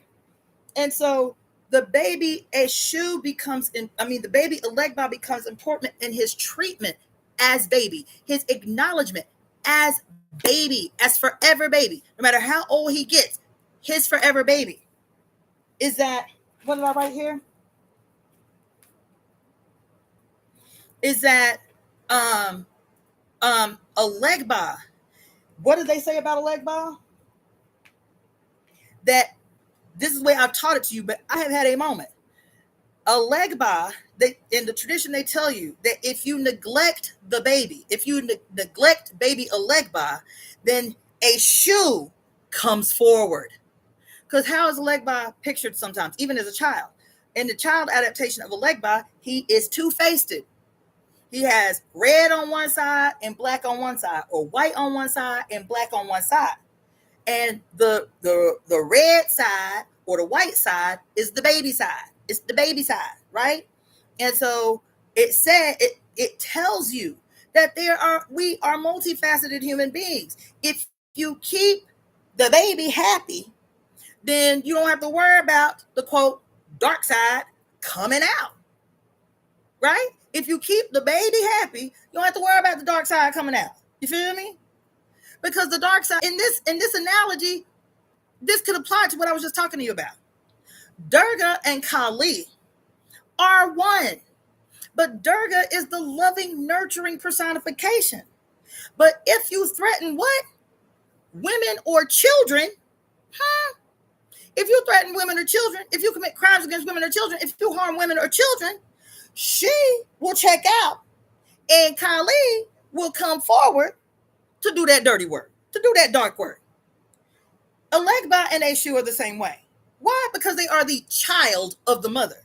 And the mother is always going, no matter how old her baby get. Listen, we do it all the time. I'm 50. My daughter is going to be 30 in a few months. My mama is 69. My mama called me on my birthday. And what she say? She didn't say, hey, Cassandra. She said, hey, baby, how you doing? No matter how old we get, we still our mama's baby. And if we lucky, some of us are not so lucky, but if we are lucky in this relationship with our mama will still look out for us well into our old age as her baby. My mama called me a few days before my birthday tripping because she's like, I can't believe I got a 50-year-old daughter. You feel me? She tripping. And then she said, normally she send me a cute little like care package with like wine and cheese and little nice things, like a $7,500 little gift, bougie gift thing, right? And she said, I started to buy you your little yearly gift thing. She said, but I thought she turned 50. Maybe she want something different. She said, you got any plans? I said, yeah, me and my homegirl throwing a party. She was like, well, I'm going to send you a little money instead, because she said it won't be much, but maybe it'll help with your little party or whatever you got planned for the weekend. So I'm thinking, because I know how much the little gift package thing that she be sending me, it's like I said, about $7,500. I was like, okay, that'd be nice. I could use a little $7,500. Feel me? And baby, my mama sent me $500. My mama blessed me that day. And I'm telling you, the worst week on record for quite some time. You feel me? So this relationship that I'm talking about, how you always your mama baby. You feel me? I done been to medical school. You feel me? I always tell people, you will never know more than your mama. Why? Because you can never know more than your mama. Do you understand what I'm saying? I can have all the degrees in the world. I can counsel my mama like I did this week. You feel me? But I better not think that in my knowing, I can talk to her in a way that presumes that I know more than her. That at bare minimum, the things that I'm able to do for my mama to counsel her, you feel me? To help her with her body and her health. At best, this is me attempting to pay the mountainous amounts of debts I owe my mama. That's that's the only way I can look at that. Is this just me paying dues? This is just me paying dues. You feel me? That I'll never be able to perform enough service to my mother that can even come remotely close to the blessing that she's been in my life. Now I don't know more than my mama. I might have more quote technical degrees than my mama, but I will never know more than my mother. That's my position. You feel me? And the way I handle her, the way that I communicate with her, the way that I show her reverence and respect is the way that communicates. That my degrees don't mean a motherfucking thing. My degrees afforded me the opportunity to, in the future, that I didn't know was going to happen, but mother knew was going to happen, afforded me the opportunity to go in a field that I would be able to have a direct impact on my mother's life and on my mother's health. That's the way I see that. You feel me? But in this story about Eshu, Oshun is his mama. She is guardian of the galaxy, guardian of the universe, the purveyor of all things that make life on earth and in the universe worth living. Anything that happens great in your life, anything that happens sexy in your life, anything that makes you feel good in any possible way, Oshun is responsible. Venus, Astoreth, Inanna, Aphrodite, whatever name, personification you want to give her, she the one. She the one. And in her relationship with her divine son, Olegba, she cares for him the same way. She cares for him like a baby. Hey, baby, what you need? I'm 50. I can call my mom and say, my mom fucked up. Baby, what you need? If I got it, I'll do it. You feel me? Baby, what you need? You need help. You feel me? This is Oshun's relationship with Olegba. And she tells us to care for Olegba in your home, Olegba in your heart, Olegba in your body, bitch. Who is Olegba? Olegba is your heart. Olegba is your heart. Olegba is your heart. So she's telling you, I have given you an externalized metaphor for how to care for and treat your own Olegba, your own heart. And that the only way that you can have harmony in spirit is to honor the desires of your heart. Not just your spiritual desires, bitch. Your heart isn't just a spiritual entity. Your heart is a physical goddamn organ with real fleshly motherfucking needs. Your heart got real needs. So do. Fleshly needs. Fleshly desires. Just like Olegba. This is not just some metaphor. This is about you and what you have denied your heart. Because you know what this theory says, Olegba, and what prompts him to become Eshu? That the only reason Eshu enters your life is when you have denied the baby. That's what it says. When you have neglected and denied the baby, the Punisher comes out. When you have denied and neglected the baby, the Punisher comes out. The trickster comes out. And then, based on the gravity of your aggression, neglect, ignoring of the baby, will determine the veracity of the punishment you will receive. Well, if it's talking about the dual nature of your heart, bitch, because it's still talking about the dual nature of your heart. If you neglect the baby, if you ignore the desires of the baby, your heart becomes hardened. God damn, man. Your heart becomes hardened. Why is this so deep? because this metaphor also applies to the goddess Ma'at. Who is the goddess Ma'at? Virgo the Virgin. Look at how we came full circle. Virgo the Virgin, the goddess Ma'at. What is her judgment? What is her judgment? Somebody tell me in just like 4-5 words, what is the overall theme of Ma'at in our life? Somebody tell me. Yeesh.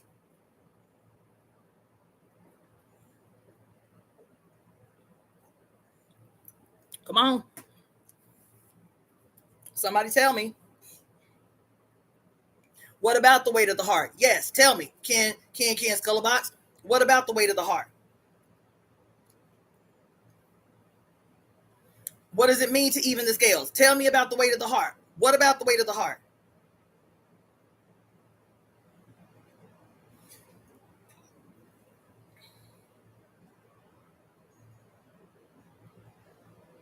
Thank you, Can's Color Box.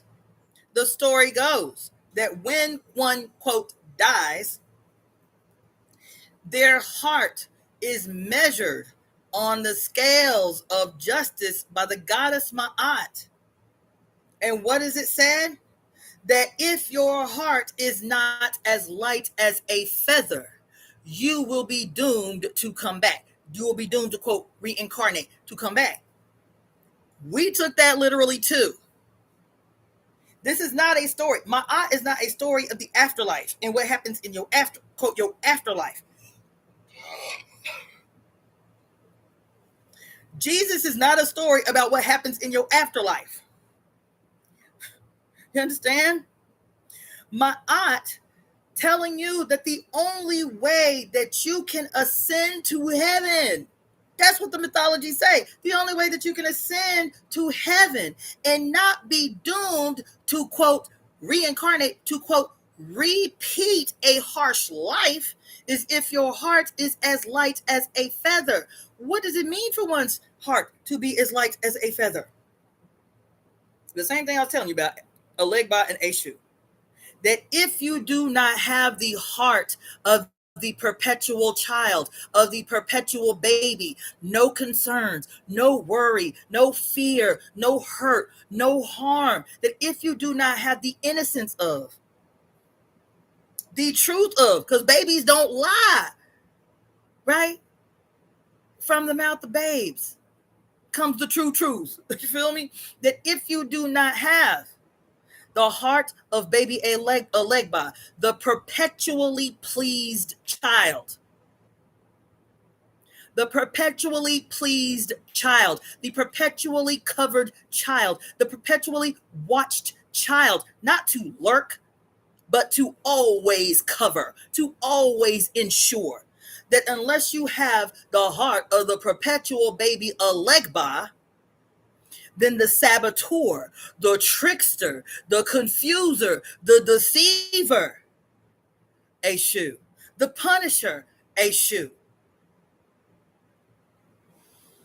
will undo you, child, will sabotage your life, child, will make life more complicated than it need be, child. When I was telling that boy on Saturday, why are you talking out two sides of your mouth? You say you need this thing over here, and then when I tell you how to power up the juju I just gave you to ensure this is so, the next thing you do is say I can't do it on this day, that it can be powered up. Talking out two sides of your mouth, communicating in disharmonious union within your own self. To say you want this one thing, but your heart betray you because what you spoke out your mouth is literally opposite to what you said you want. This is a conflict between the baby and the trickster, the baby and the punisher. The baby say, bitch, I want to be rich. I want life to be effortless. I want to live like the gods live. How the gods live? How they always show you Zeus be up in Olympus, just chilling, drinking, having sex with whomever he want. He have a party all the time. Every now and again, somebody offend him. He throw a bolt of lightning. He ain't working all day, slaving and grinding to take care of humanity. He ain't doing that shit. He up there living. Not only is he living, what do they say? That he thrives off the prayers of humans. That's what he do. He just chilling. One heart you become God like what? It's what the white boy say that I told y'all on Saturday? He said that when the two become one, when the two become one in the bridal chamber. What's the bridal chamber, bitch? I'm having a moment. What's the bridal chamber? The bridal chamber is what I've been trying to teach y'all in Chinese medicine, that the uterus and the heart are directly connected. The chamber, the palace, the uterus is called the chamber, the uterus is called the palace, right? And who does she house? The emperor. Because what is the uterus called? The lower palace, the lower palace, the palace of the emerging emperor. Why are you an emperor? Because you got a heart, and your heart is considered the emperor. The heart is considered the center of your personal universe. The heart is considered the emperor, the ruler of your personal universe. And when a woman has you in her body, and as soon as your little heart start beating, you feel me? You too now have an emperor. And so you are housed in the palace that is going to give you everything that you need until you are able to emerge from the palace. Do you understand? And the heart is also a palace. Why? Because just like your mama housed your emperor, your heart as the goddess of your universe, as the mother of your universe, it is said in traditional Chinese medicine that the heart, we'll say empress, that the heart as the empress houses the mind. Houses the mind. So the heart's baby is your brain. It's your conscious mind and your subconscious mind. That the Shin, aka the Empress, aka the Emperor, is the palace that houses the mind. Do you understand what I'm saying? And so, what is the condition of your palace, bitch? This palace, and this palace, and this palace. Because your uterus gives birth to a new empire. In that empire, whether male or female, in that empire, the heart becomes your palace, your ruler, your governor. And that palace houses the baby that is yours. Each one of you got a baby right here. Because it is the heart that directs. It is the heart that leads. It is the heart that informs. It is the heart that governs the mind, that directs the mind. Right? That holds heaven. It is the heart that holds heaven. Do you understand? And from this baby, you too can give birth, right? Male, female, all genders in between don't matter. Because your mama did that. So you got your own personal palace that houses your own personal baby. But this baby too, as a palace, right, has the ability to create, has the ability to give birth. That's why Zeus had to deliver Athena from his motherfucking head. Zeus had to deliver Athena from his head as a demonstration that males too can give birth. But under a patriarchal society, this story was made malignant about the he that gives birth, about the he as divine androgyny, about the he as divine androgyny. Do you understand what I'm saying? And so the story of my aunt telling you, baby, I'm trying to teach you something right now. You're making this shit harder than it need to be. That's what she's trying to teach you. You're making this shit harder than you need to be. Doesn't the scripture say something about like doesn't the scripture say something like one must return to the place where he was like a child or something like that? Am I imagining things? Isn't there a scripture that say that you must go before the Father like you were when you were a child, or like you were when you were a babe, or something like that? Somebody Google that real quick and make sure I'm not imagining things. That you must go back before the Father like a baby, right? My aunt says that when I weigh your heart, this story is not about death. This story is about your life in the material world. Because what do they associate with death in Kemet? What do they associate with death in Kemet? That 8 or 9 hours your ass go to sleep. That's death. That's a metaphor for death. Just like who? When, quote, Ra dies every night. When he falls, what does they say? He falls into the underworld. That is his metaphorical death every day. You too, as a biochemical creature related to the entire universe, that story is a macro of your micro, which is the fact that you close your eyes. There ain't no explanation for it. You don't only have to understand it, that you close your eyes as soon as the sun go down in general, you feel me? And you go into a deep slate of non-animation for 9 hours. And then you emerge anew in the morning, just like the sun rises. He's dead, then he rises. He's dead, then he rises.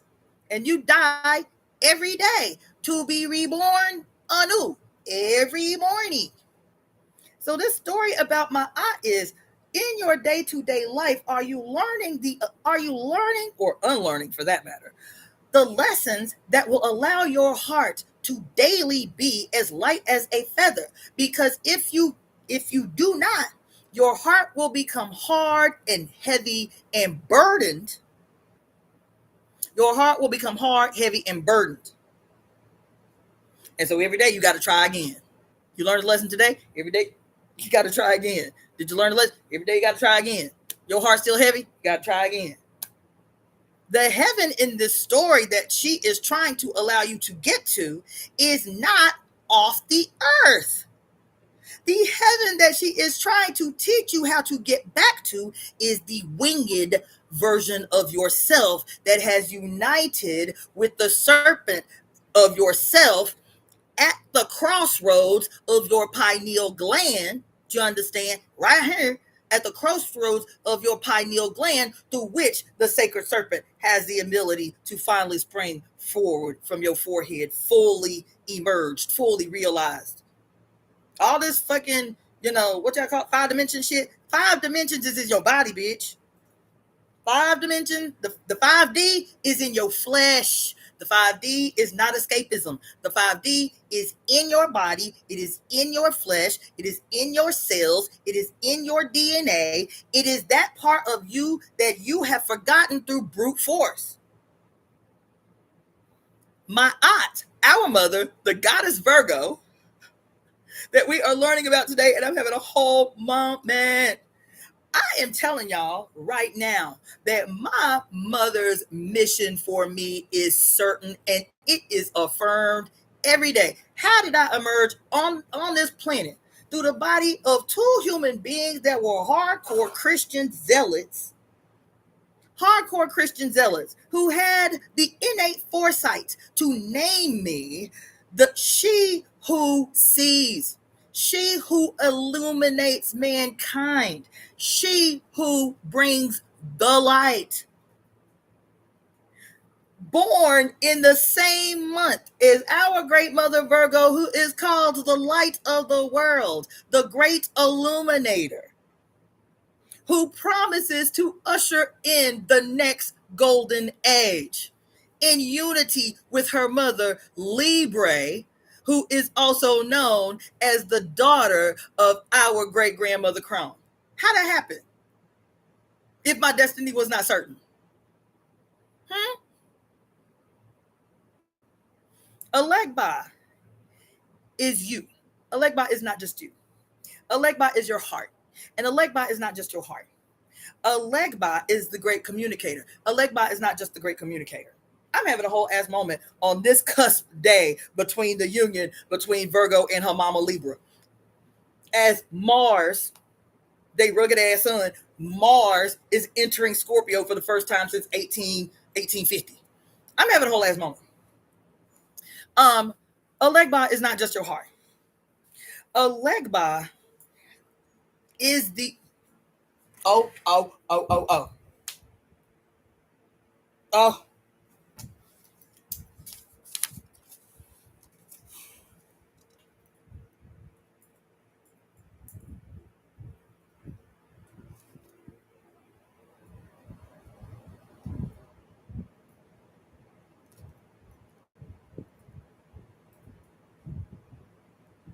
yo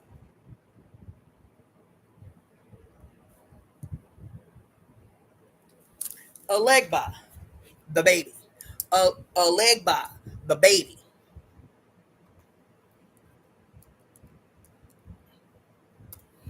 Alegba, the baby, is the true Christ consciousness. Alegba is the true Christ consciousness. Why?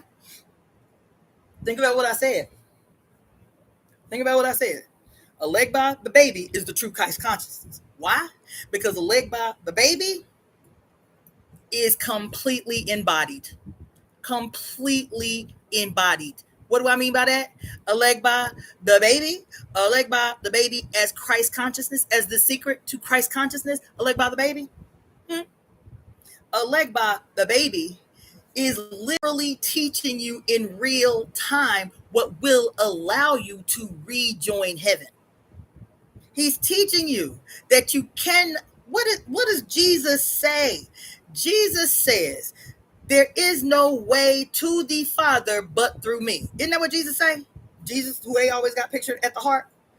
There is no way to the Father but through me, right? But I showed y'all how Jesus, right, at the heart, and you got the three chakras above and the three chakras below, because the heart chakra is the horizon that splits heaven and earth. The heart chakra is the horizon that splits heaven and earth. Okay? And so when Jesus say, or a shoe, when Jesus, aka a shoe, says, there is no way to the Father but through me. I need more donations to come through. Because child, this is a ritual we in right now. This is a ceremony we in on this here fall equinox, while we still fully in the new moon energy of yesterday's most powerful eclipse. I'm gonna need y'all to see the breakthrough in this message that I'm giving you. You understand? And so I told y'all in the past that it was always in our face. How prolific the theft be. You feel me? How we always see Jesus, right? At the heart, right? With some flames or some crown of thorns or some shit, right? We always see Jesus in the heart. And this on the cross, as a matter of fact. He not only in the heart, but he on the cross. Because Jesus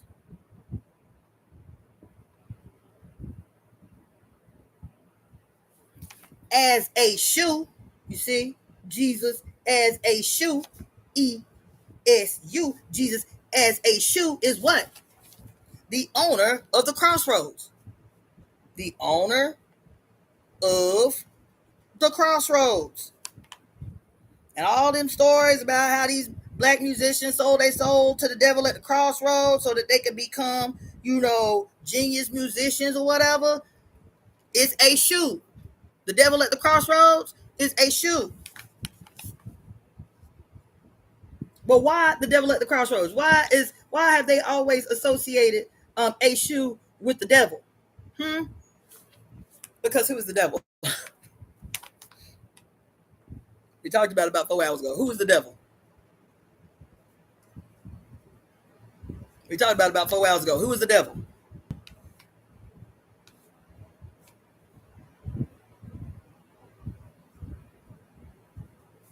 Thank you for the donation, Forbidden One. Who is the devil? The devil, yes. The devil is the goddess. The devil, more specific, is any goddess.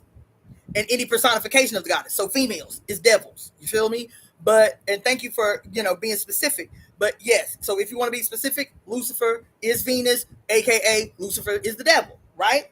So why this story about the devil at the crossroads? Huh?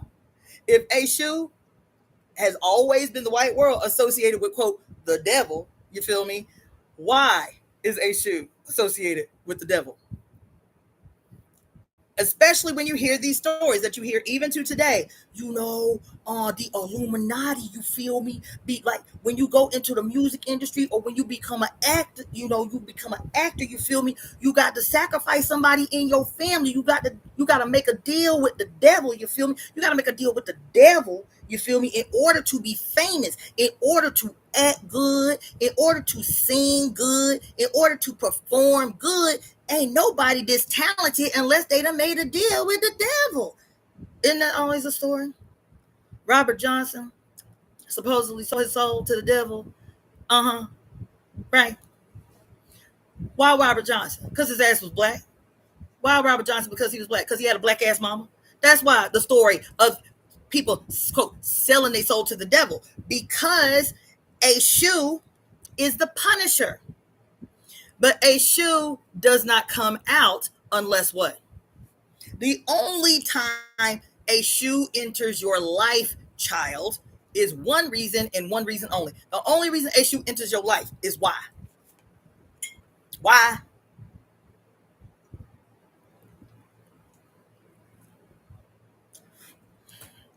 Why? The only reason Eshu, aka the devil, the only reason Eshu enters your life is when you have neglected the needs and desires of the baby. The only reason that the devil comes out, Eshu, is when you have neglected the needs and desires of Elegba, the divine child. Do you understand?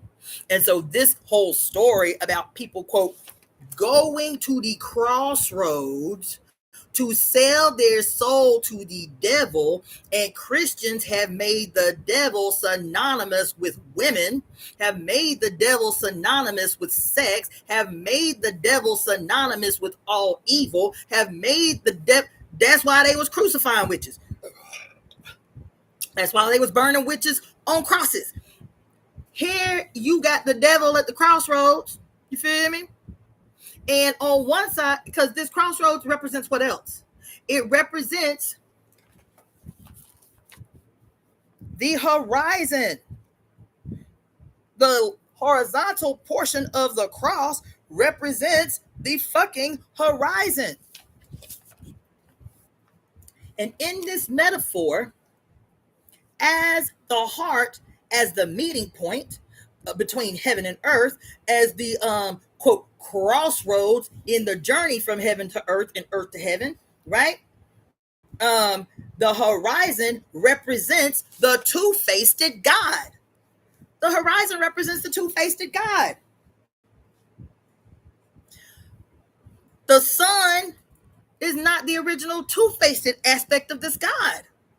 The sun as the two-faced God, which is Jesus and the devil, or Eshu and Elegba, the two-faced sun God, right? But before the sun God represented the horizon as the two-faced, who was it? It was Venus who was the two-faced. Why? Based on her relationships to the horizon.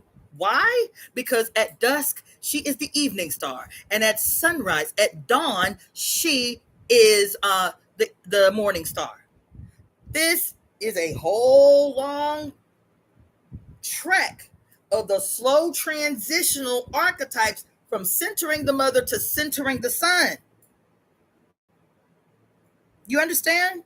And so in this particular personification, it's important to mention Venus as the morning and the evening star, the two-faced, the one that presents as two. The one that presents as two, Elegba Eshu, the one that presents as two, the two-faced, right? The twins within the one. Gemini is the two external twins. Elegba, Mercury, Hermes, they are the two in the one. They are the twins in the one. They are the mask and the mask. The two within the one, right? And so the reason that this is because of Kemet is the oldest place that we can point to the origin of this iconography. Because the sun god Ra, or Horus, is the same as the god Set. They always pictured them at war with one another, fighting to be dominant in the day or fighting to be dominant at night. They are the two-faced. Horus and Set are the two in one. Why? Because the personification of the sun coming up from the horizon, he is risen. He is risen. Horus. He is the savior. Horus. Because we scared of the dark. Horus. Savior of the world. Horus. He is risen up from behind the horizon. You understand? And he is defeated. He is defeated as he falls to the underworld. As he falls to the underworld. As he falls to the underworld. You see? It's just based on the sun rising from behind the horizon. And where does he rise? He rises in the east. Right? So this is why all things good are associated with the light and the rising, and he is risen, and this and that and this and that. And when he descends into the underworld, when he goes behind, when he sets, isn't that why this story of Horus versus Set, is this why today we say, oh, look, it's a sunset. After the god Set, who is victorious over the sun, once the sun falls to the underworld every day. It's in the language, sunset, right? Meaning Set is victorious over the sun, right?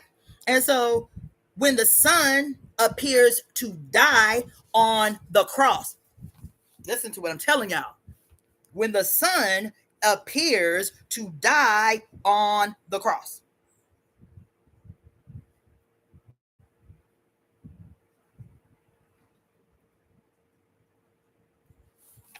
what is the cross? The cross is the crossroads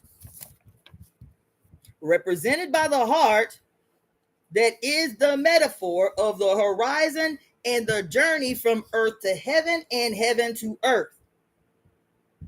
So every day, the sun dies on the cross. Every single day, the sun dies on the cross. He dies at the horizon, the meeting point, the center point between his fall from heaven onto earth into the underworld. Because hell is your root chakra. Into the underworld. Because hell is your root chakra. You understand? He dies on the cross every day. And every day, he is risen. Because he comes up from the underworld. He is victorious over the dark every day. You feel me? This becomes important with these iconographies because the sun rising and the sun setting, our relationship to the earth, our relationship to the sun, these are also supposed to be metaphors that teach us about our own body, about our own biochemistry. I want to keep reiterating that. But our own body chemistry, our own biochemistry. What is the metaphor of the rising and setting of the sun? The two in one all the time. What is the metaphor of the two serpents that travel? We always just say the Kundalini is rising. The Kundalini don't go in one motherfucking direction. The Kundalini does not go in one direction. That's part of what's got y'all fucked up. Is because in the perversion of these mythologies that are meant to teach us something about our real scientific life, in the perversion, up is always synonymous with good. Down is always synonymous with evil or powerless or weak. Down. But even in Hinduism, even in chakra theory, we always talking about we gotta raise our Kundalini. We gotta raise our Kundalini. We gotta raise our Kundalini. Is that the only direction your Kundalini go? What is your kundalini? Somebody answer that. What's your kundalini? Because if I'm telling you, we're still doing a workshop. I can already hear the member on my temple committee screaming through the phone. He probably ain't even watching. I can still hear him scream because he's like, you say too much, you talk too much. Y'all need to pay me. He's like, some of the shit you be saying, you should be charging thousands of dollars for at symposiums. Stop talking so much. I swear I get a call from this man at least once a month, once every 2 weeks. I saw the last live you did. Please shut up. Please stop talking. Please monetize your shit. Please stop giving shit away. But I just feel this shit. We are in a state of urgency, and you need to be put on game so nobody can pull the motherfucking okie doke on you about a very real place that you exist in, you hold as important on this planet. And unless we begin to receive this shit, the science of spirituality, the knowing and the wisdom that is a fleshly embodied spiritual experience, then we'll forever be held captive and terrified by noise and plays and shit that are meant to terrorize the fuck out of you, meant to take power from you. But I'm going to keep making the charge. Y'all need to see the value of what I am teaching, because I can guarantee you. And if somebody can tell me I'm wrong, I'm not above being wrong. So tell me I'm wrong, show me I'm wrong, post the clips in my shit and say, well, there is this person over here saying this and that and this and that, and breaking it down the way you breaking it down. If you can find them, then I need to know them. But if you can find anybody on this motherfucking internet, anywhere on this internet, that is teaching you what I am teaching you in the ways that I am teaching you, put me on, because we need to know each other. Outside of that, y'all need to pay me. I ain't lying. I'm not lying. I shouldn't even have to be making that charge, but I'm going to make the charge. Y'all need to pay me. Y'all need to pay me. You do. And you need to determine the value of what it is you learn from me. Yes, I can be out here charging an arm and leg. I know right now, if I needed to, which I probably will soon, if I needed to, I could go right here to Hollywood, right here to Beverly Hills, to one of these rich white people, and tell you a 16th of what I've taught you. And they'll be like, oh my God, how much do I owe you? Can I give you 10 grand? Can I buy you a house? I'm telling you, because I'm sitting here watching this Netflix thing about, what's his name? Shaman Durek, he's been here 2 years longer than I have. And these white people in Hollywood and Beverly Hills that made this nigga a millionaire. There's a whole little, as a matter of fact, he's going to be the first black person to marry into a royal family in the history of royal families. This dude, and when you see him, you're going to be like, no, I'm telling you yes. I'm telling you yes. You're going to be like, not him. Yes. What does he charge? I think it's like, for his services, it's like $9,000 an hour, and he be booked 4-5 months in advance. I have the confidence that we can do that shit without having to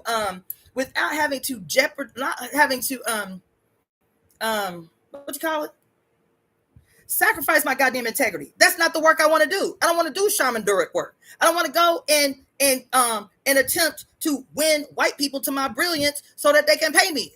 That's not what I want to do. That's not what I want to do. As a matter of fact, it's not what I'm going to do. But we have to value us. We have to value us the same way we do others. That's why I ain't trying to hear that shit. Somebody emailed me the other day, and I get it. Individuals of us do be falling on hard times. That ain't what I'm talking about. But what I am talking about is, do not email me talking about, black people ain't got it like that. We ain't really rich like that. I don't want to hear that shit. Don't ever say no shit like that to me again. Never. First of all, don't say no shit like that about my people again. Don't ever talk about how black people ain't got shit. Don't ever talk about how black people poor. I ain't trying to hear that shit. I know how we do. We go above and beyond. That's why everybody target our business. We go above and beyond. Some shit that we with, some shit that we support, some shit that we like, some shit that we want. We spend more money than any motherfucking body else. When there's some shit we bow, when there's some shit we support, when there's some shit we like, when there's some shit we want to wear, when there's some shit that make us feel good about our black ass selves. We go above and beyond. Even if we ain't got shit, child. Even if we got 3, 4, 5 kids, we on public housing, we gonna find a way. We gonna create a way to get what the fuck we want. So I don't want to hear that shit. I sat here and watched you people. I'm talking about melanated women. I'm talking about the same melanated women who just 2 seconds later had 350,000 jobs robbed from them by this administration, and that black bitch ain't said a word. That black adjacent bitch ain't said a word. Y'all sat there and raised $88 million for that fucking woman, and she sat there and watched in real time Trump rob 350,000 black women of jobs, and mum's the words, bitch, crickets. So I don't want to hear it. I don't want to hear it. I don't want to hear about what we don't have. We have everything. We have everything. And now we need to be able to demonstrate in real time what our belief in the future really looks like. And I done told you, my money is coming, bitch. I'm already surrounded. It's really right on the periphery for me. You feel me? And I have a list right now, written down of 10 women that as soon as the temple is moving in the way that I know it is supposed to move, that I see it is going to move, as soon as it can do it. And I'm telling you, I want to see this shit happen within the year. By the temple's anniversary on November 11 next year, I want to see this shit realized. 10 women right off jump, that when the temple is able to do what it is supposed to do, what it is charged to do, these women won't ever work again. I've already told them who they are. These women will not work again. Not like how we define work. They will not work again. Not like that. Their brilliance will be put to better use. Their brilliance will not be disseminated to build up some white man business. They will not work that way again in life. They will be freed the fuck up. That is my word to the goddess's ear. 10 women right away. I am trying to liberate. And that's how I want us to see this work. That's why I give so freely of what I give, that my homeboy keep kicking my ass about. He's like, bitch, stop talking. He's like, as a matter of fact, he said an hour is too long. Give him 20 minutes, pop, pop, pop, pop, fire off shots, and say, now you got to pay. But baby, we have a world to create, and we are on the precipice of that world. We are on the precipice of that world, y'all. That shit is so real. We on the precipice of that shit. But ain't nobody else going to support our mission but us. 350,000 black women done lost their goddamn jobs. So let me tell you what's going to happen with these 350,000 women. That shit is a crime against humanity. But guess what we do? Every time, because we are not unaccustomed to these motherfuckers getting desperate, and the first people they want to attack, and they desperation about some shit that ain't got to do with us, is to attack us. This ain't new. 350,000 black women losing their jobs because some white people go crazy. This ain't new. And guess what we do? The magicians that we are, the witches that we are, the goddamn magic creators and miracle creators that we are. Oh, you want to boss up on us? You want to try our stilo? That's all right. Give us a half a second to regroup, and we got it. That's why the white farmers are mad, because they like, damn, how the black farmers still thriving, and we out here catching hell. We losing our farms that we didn't have for 200 years and all this shit. Is because we are accustomed to you motherfuckers playing games with our lives, games with our resources, games with our wealth. And so we're like water, bitch. We're like water. We adjust effortlessly. So even in crisis, our bounce back game is crazy. We're like water, bitch. Isn't that what Bruce Lee said? In all things, be like water. Adaptable, adjustable, and still life-giving. Isn't that something? So, that's my diatribe about that. I'm telling you. So anyway, what was I saying about that? So this is the thing, right? And in this metaphor, Jesus the risen, Horus the risen, the savior, and the devil, is his personification, falling victim to the underworld and shit like that. You feel me? But they are the two in one, based on Venus's personification of what? The great illuminator. Who was the great illuminator? Venus was based on her as the illuminator. Was what? Was based on her relationship to both faces of the sun.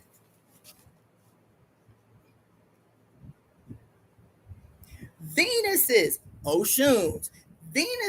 personification as morning and evening star is based solely on her relationship to her sun. She can only be seen right before her sun rises, and she can only be seen right as her sun descends or dies. Is resurrected and he dies. Is resurrected and he dies. He's resurrected. He's born and he dies. And that her personification as morning and evening star as why is she called illuminator of the world? The light of the world is because as the morning star, she can be seen just before her sun hits the horizon. Light of the world, right? But she's also Lucifer, the fallen. Lucifer, the fallen. Don't they call Lucifer the fallen? He who falls from heaven onto the earth and descends into the underworld. That is her son in his fallen state. So she is called Lucifer the fallen. You see? So both those personifications, what's his name? Horus and Set. That's those two personifications are based on their relationship to their mother, Venus. And vice versa. You feel me? So that's one thing I want to say. Then I think this is the last thing I'm gonna say because I'm having too many downloads, too much shit coming down at the same time. And it's 5. I got shit to do. I got money to make. And so I'm gonna be doing readings literally for the next, because today is the 22nd, tomorrow is the 23rd, and Wednesday is the 24th. And so those yesterday, today, tomorrow, and Wednesday is supposed to be the 4 biggest days in this transit. 1, the eclipse. 2, the Mars in Scorpio that hadn't happened since 1850, 1853, something like that. It's like a whole Jupiter for the first time, and I forget how long. Jupiter in this relationship. It's like I forget how it goes, but anyway, Jupiter is in its exalted place in Pisces, in the North Node. So it's just like all of this big shit that's happened this month, and all the way through November 16th. But these first 4 days, yesterday, today, tomorrow, and Wednesday, are supposed to be energetically the most powerful days of this year as days to manifest, of manifestation days, right? And so, and then because this time of the year, the end of September all the way through the first week in December is considered the harvest season. This is when you're supposed to be calling in your wealth. You done did all the work. You done planted the seed. You done cared for the seed. You done watered and all of these things. Oh, thank you. We had somebody become an Oshun member. Tinetta, thank you so much for becoming a member, a subscriber. And so these years, and I told y'all this 2 years ago. I was like, the world has been turned upside down. We know how it is. After Labor Day, it's like we are on a full ass roller coaster ride. We get the busiest time for us of the year is September through January 1st. It's like there's back to back holidays. And so if you got kids, you are impacted by them back to back holidays because you got to spend money on them back to back holidays. Then you got to be able to entertain them for the 2 long holidays, Thanksgiving and Christmas. It's like everybody is in full speed ahead from September 1st all the way through the first week of January. I said, and this shit has been purposeful, because if we were living cyclically in harmonious union with the earth, this would be the harvest season, would be the time of the year where we radically and drastically slow down. Our activity radically and drastically slows down. Our ability and right to rest is greatly increased. You feel me? Because we've done all the hard work in those sun seasons, in the spring and in the summer, and what we call the late summer, or the Indian summer. We've done the hard work. And so all that work has paid off in the harvest, right? The harvest is the bounty. The harvest is like, we did that shit. Let's have a party. Let's go. Look at all this food that we done grew together. Look at all this bounty we have prepared for ourselves so we can actually take the time to slow down and rest in the dark months. And in that rest, what did the white boy say? That the offspring of the two that become one in the bridal chamber is called, their names are called, what did it say? Jesus said, the two that becomes one in the bridal chamber, their offspring has but one name, rest. Their offspring has but one name. What's the baby's name? Rest. Who is the baby? A Legba, bitch. What does a Legba do? Even when he's playing. Even when he's playing, guess what he's doing? He's resting. He's not working. Why? Why can he be in a perpetual state of rest? Why can play look like rest? Why can laughter look like rest? Because it's mindless. There's no thought required. Huh? It's like, I just want to love life. Huh?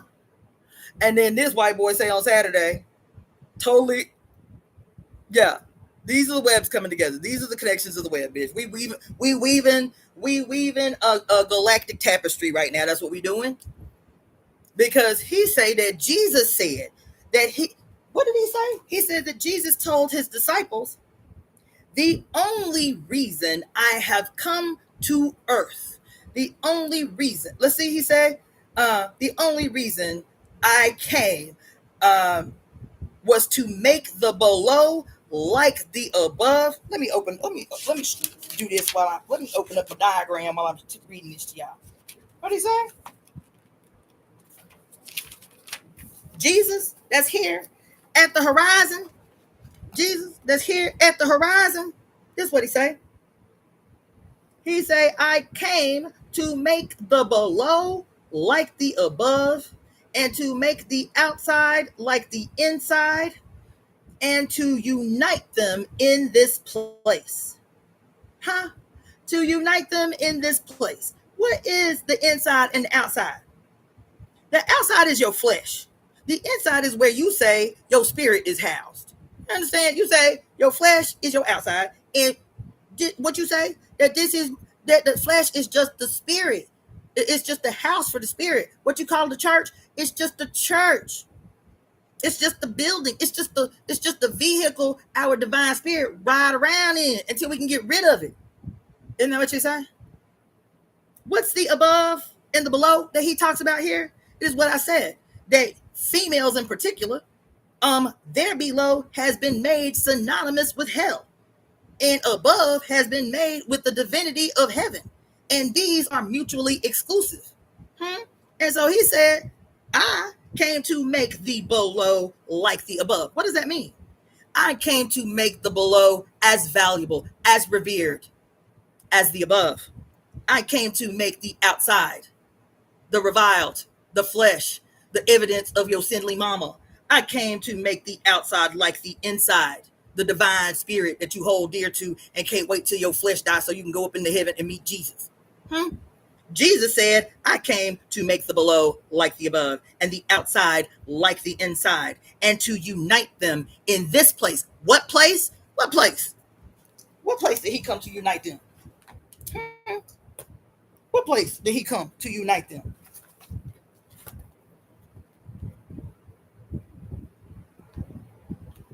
What place did he come to unite them?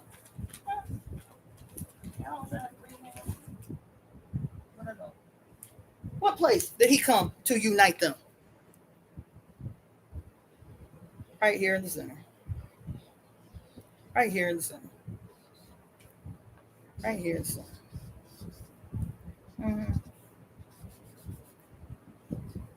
Right here. Right here. This is where he came to unite them. Right here in the center.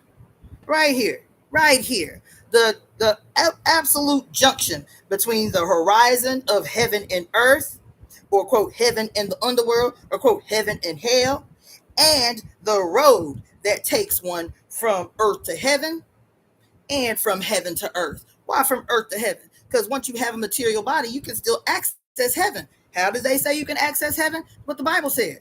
That the open mouth of the serpent that spews water from his mouth to have the woman be carried the fuck away through orgasm, bitch. That's how you can re-enter heaven in your material body. You feel me?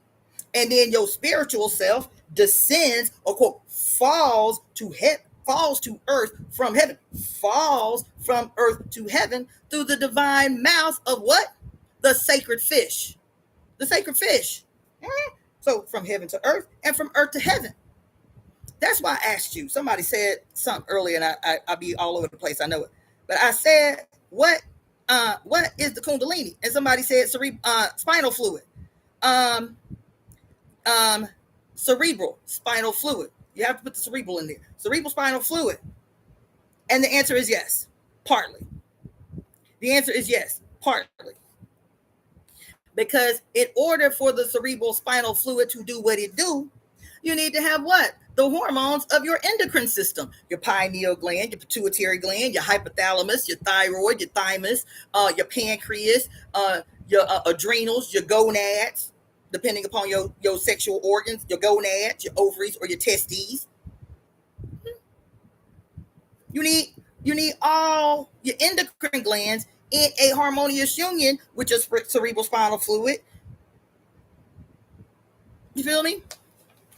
And so he say, I have come to make the below, because he recognized y'all treat the below like it ain't valuable, like it ain't shit. Because what the Bible say, be not concerned with the things of the earth.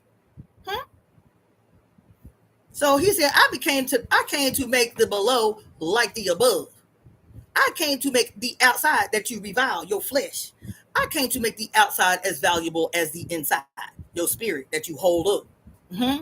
He said, I came to make the below like the above and the outside like the inside, and to unite them in this place that my aunt attempts to unite them.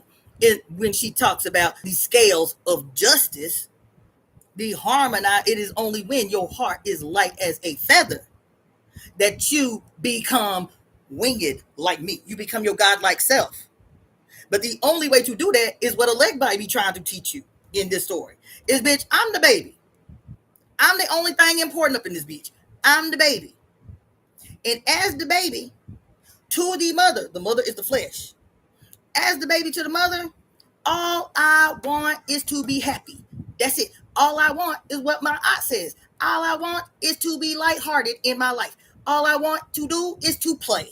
All I want to do is to play. And whatever that play look like, depending upon what age we become. All I want to do is play, bitch.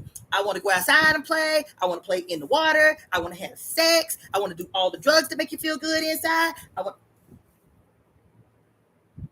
want to imbibe. I want to sleep.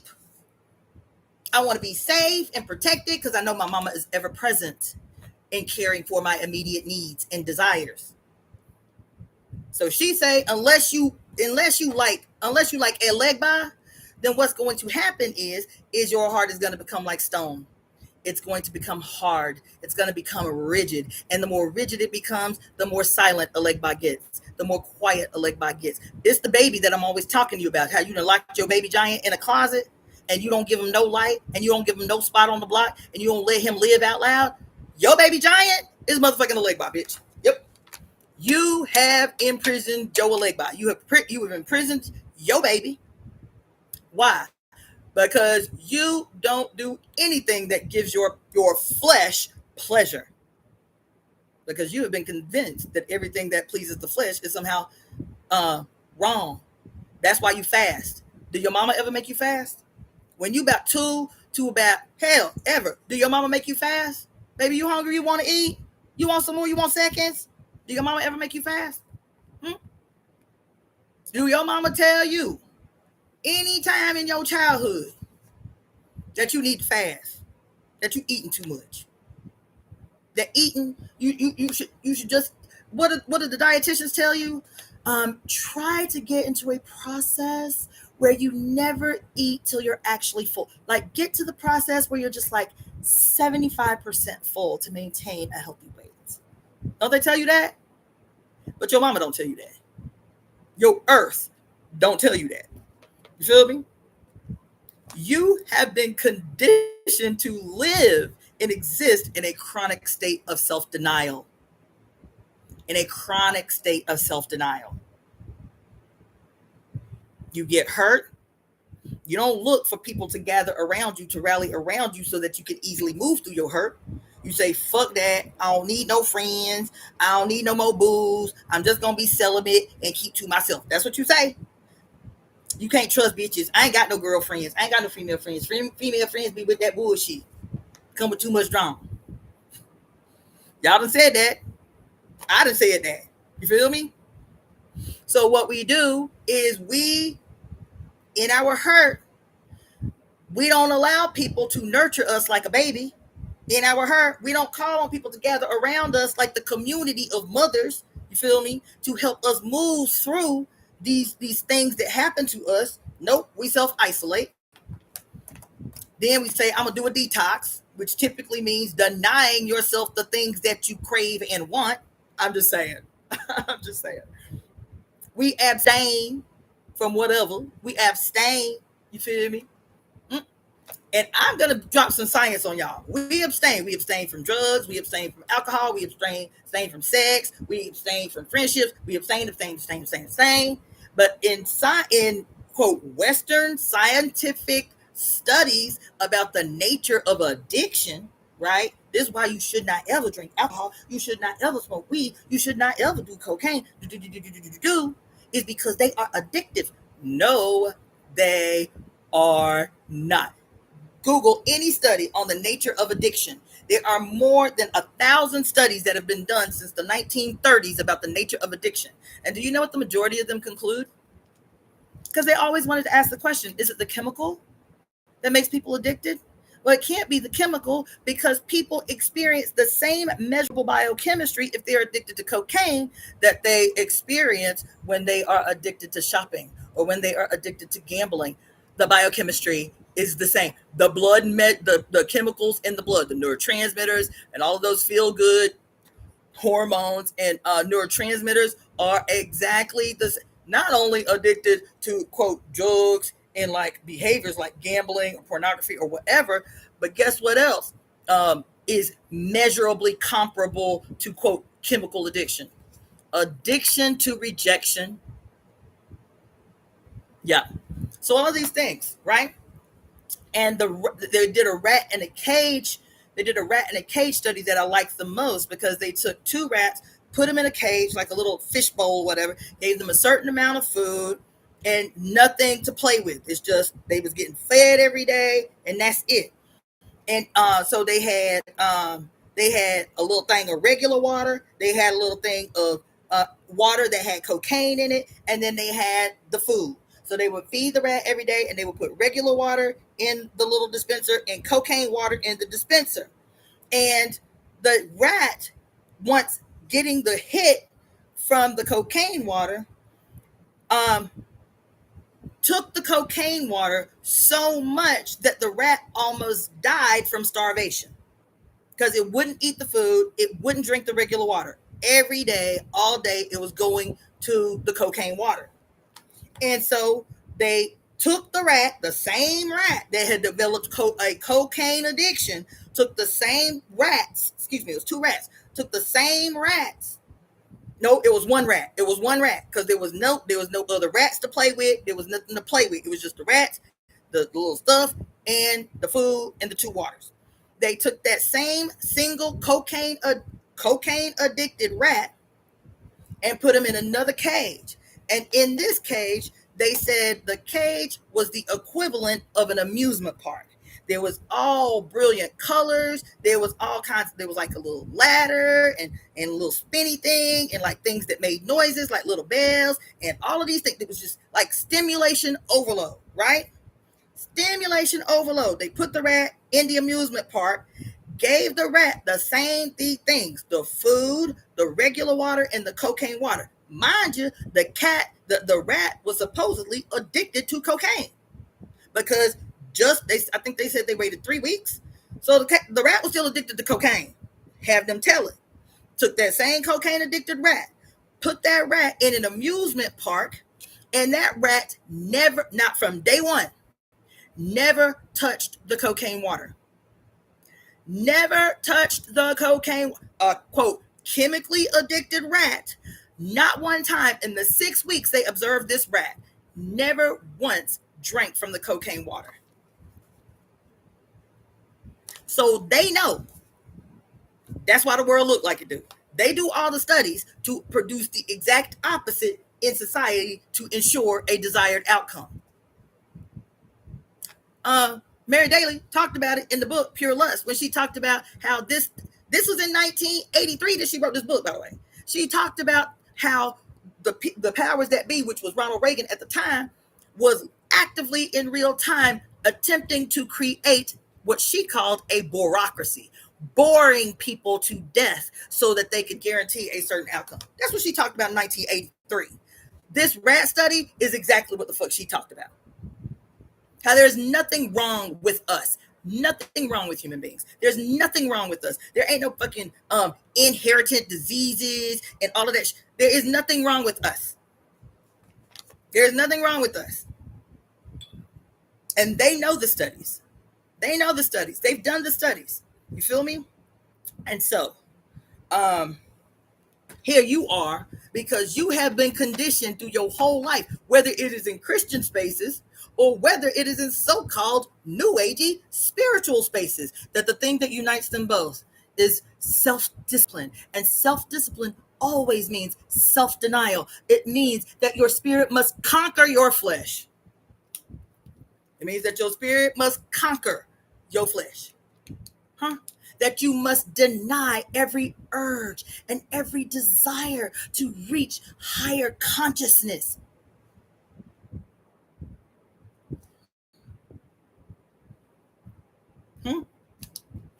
And then the devil at the crossroad thing, you feel me?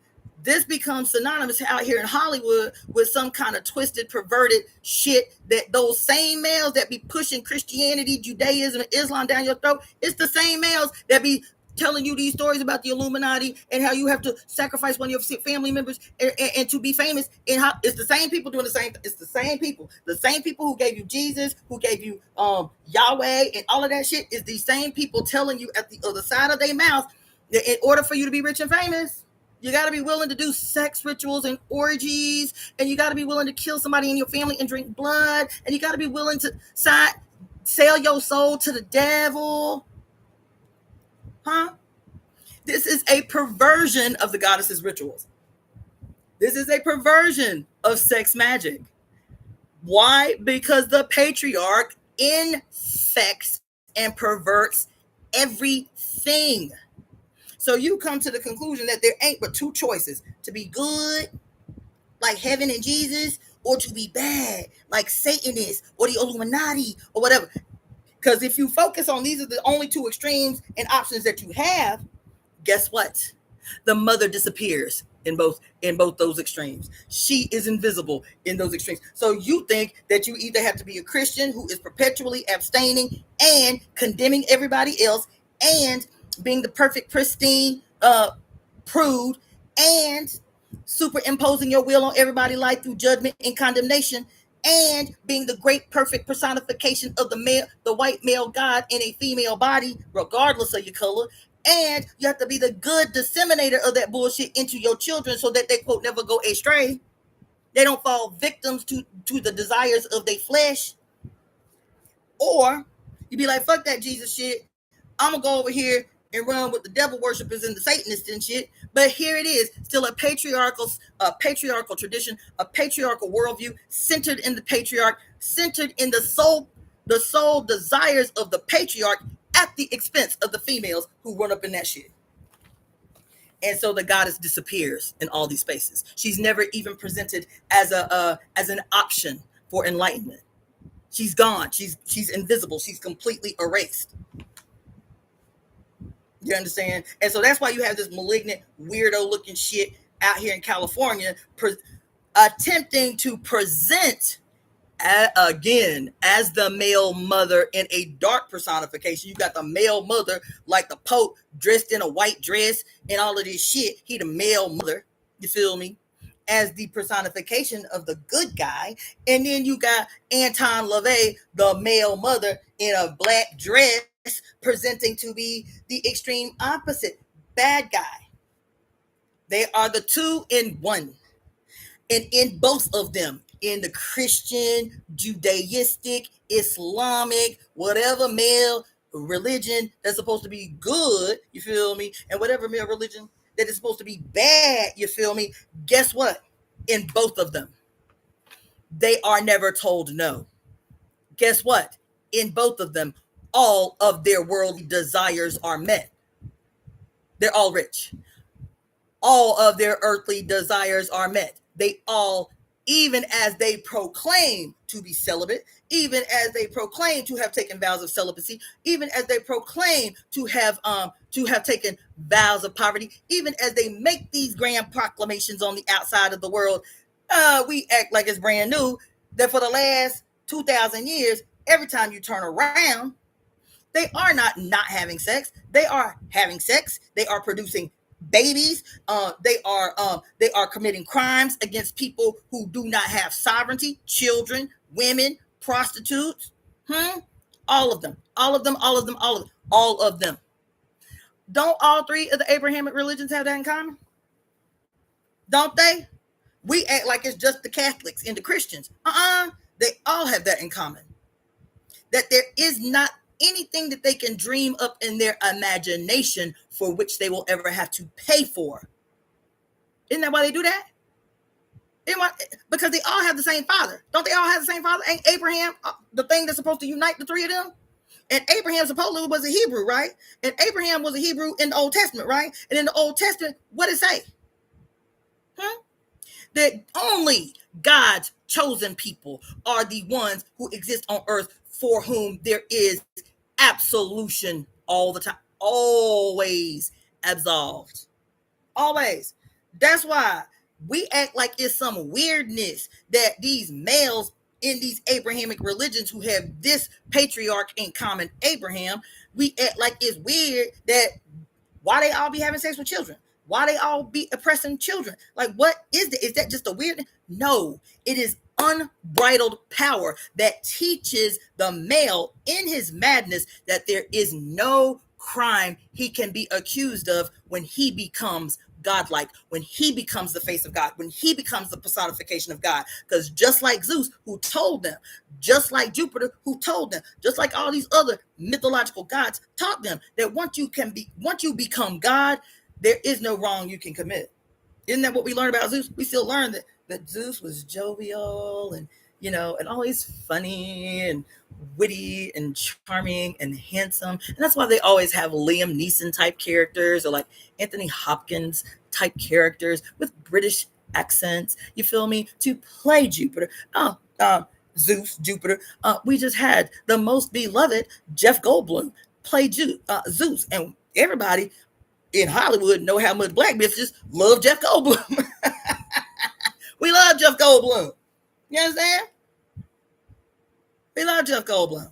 All these debonair actors who always play a benevolent Zeus, who, no matter what he does, diabolical and monstrous in nature, his divinity is always intact. It's always intact. And so that's what it is. That's what it is. And so when I went out the other night with my the shirt that I got that says "Not Today, Jesus," and it's got the Baphomet and the inverted pentagram on it, and I'm getting looks and I'm getting laughs, and some people's like, "I like your shirt." I was like, I know exactly what it is. Because you all are used to seeing a shirt like that. A red on black shirt with an inverted pentagram, Baphomet, talking about "Not Today, Jesus." I already know who you think is the most likely person to wear that. Who is the most likely person you think to wear that? Typically a white male. Typically a white male. Typically a white male. Every now and again, maybe a white female. But that's it. What's the likelihood of you seeing a Mexican? Born and raised Catholic. Even if they don't go to church no more, wearing a black and red shirt talking about Baphomet, not today, Jesus. Hater blockers on. I understood the confusion immediately because you cannot conceive of the two-faced, the divine she being black and female. She as the nurturer, she as the creator, she as the birth giver, and she as the destroyer, she as the devourer. You can't picture it. because your mother's story has been co-opted so efficiently and so effectively that you do not even recall her when she shows up in real time. That's what I was telling y'all the other night. Step out into the world and make a bitch uncomfortable. That shit, when I wore that shirt the other day, I said I could do a whole sociology project on every single person that walked by me with that shirt on. And there, I can see the confusion literally computing in their brains. Because the discomfort that people feel is where their epiphany is. It is. So you ain't even got to say shit to make a bitch uncomfortable. I caused people to think the 2 hours I was out of my house with that shirt on. People was like, but she black. Why she got that shirt on? Black people don't wear shit like that. Even if they don't go to church no more, they don't wear no shit like that. Who is she? Why she? I'm confused. I could see it. You understand? So anyway, that's why I don't be caught up. I don't be caught up on this Hollywood shit and these conspiracy theories about the Illuminati and everybody always want to interview Jaguar Wright and all of that dumbass shit. It's all a distraction. Your hell and your heaven under the patriarch is the same. Your red and your blue under the patriarch is the same. Your good guy and bad guy under the patriarch is the same. Your night and day is the same. Oh, she when they talk about Yah is the she that lies in every space in between. That's what I'm talking about. Jesus say, according to the hidden gospels, I came to make the below like the above. I came to resurrect the goddess, bitch. That's what he just said. That's what he just said. I came to resurrect the goddess, bitch. Who is the goddess? The Kundalini that has been forced to be dormant in every one of us. What does the Hindu tradition say about the Kundalini? The Shakti, the Kundalini, the entwined serpents is always female. It is always the goddess within every human being. It's the goddess within every human being. It is her two-facedness. It is her bilateral personification. Her personification as heaven when the Kundalini rises and breaks through your forehead. And it is also her personification as the devil, as the governor of the underworld. Simultaneously, at once. And so Jesus came to say, I came to make the below like the above and the outer like the inner and to unite them in this place. Where? In the in-between. Where? In the in-between. The center. The center. You feel me? What else he say that was so significant up in here? He said, bitch, you don't have to die to see me. That's what he said. He said those who say that those who say that they'll die first and then they'll rise are wrong. So everybody talking about the rapture is happening tomorrow. Y'all in for a rude awakening. Now I'm gonna say this. Because that's some bullshit and ass bullshit does not mean that your government, your globally conspiring governments have not figured out a way to disappear a bunch of bitches and then tell them that it was the rapture. So that is still a possibility. And that's what I learned as a Christian, by the way. I learned as a Christian, that what the government will do when the rapture happens is they'll be looking for a way to explain the disappearance of all these humans because people will be scared and they will be they will be concerned and shit. And so what the government, I was told this by a preacher in 1990, that what will happen is the global governments will bring their heads together, probably like under the UN or the GA or something like that. And then they will all agree that the explanation will be a mass alien abduction. And for since February 20th of 2022, what have they been talking about? All these years, 50, 60 years, they've been denying, quote, the evidence, the proof of extraterrestrial life. They've been calling all the abductees crazy motherfuckers, then putting them in jail and putting them in mental institutions and all. And then just all of a sudden, February 20th, 2022, Now everybody talking about aliens. The government making whole press releases from the White House about, yes, it is true, there are extraterrestrials and there is unidentified. Why? It is a preparation for the story that they want to tell about, quote, the mass disappearance of human beings. And that's what we was told when we was kids, was that the most likely explanation will be a mass alien abduction. But I'm gonna tell you, it is not that deep. I'm telling you, it is not a.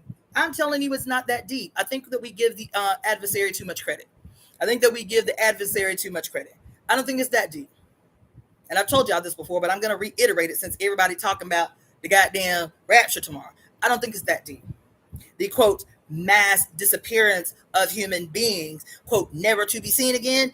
That shit has been popping off for the last 2 years, and more sharply since June, with ICE being militarized by Donald Trump. ICE being militarized by Donald Trump, literally disappearing hundreds of thousands of human beings off the street, and people are saying there's no way to account for them. That is the rapture, bitch. But you looking up in the motherfucking sky. You looking up in the sky,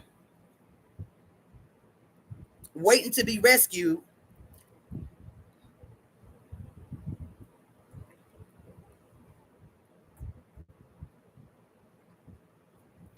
Meanwhile, there have been estimates of anywhere from 175 to 250,000 people since June who have been disappeared by ICE in this country. But not just ICE in this country. Guess what else? This abject, outright in your face. Because what did he say? You will know the truth by what's right in front of you, or something to that effect.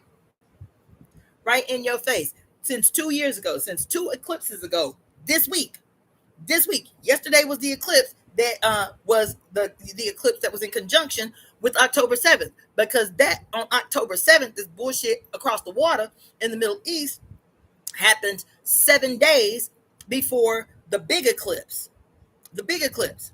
So this eclipse that we just had yesterday is in conjunction with that. What would have been that October 7th, that October 14th eclipse, the one that I told you that I went up on the mountain and did ceremony in big, brilliant red dress, and that white so-called scientist performed a ritual with 1,200 unwitting foreigners of every color, of every race, on the top of that mountain at 9:14 in the morning.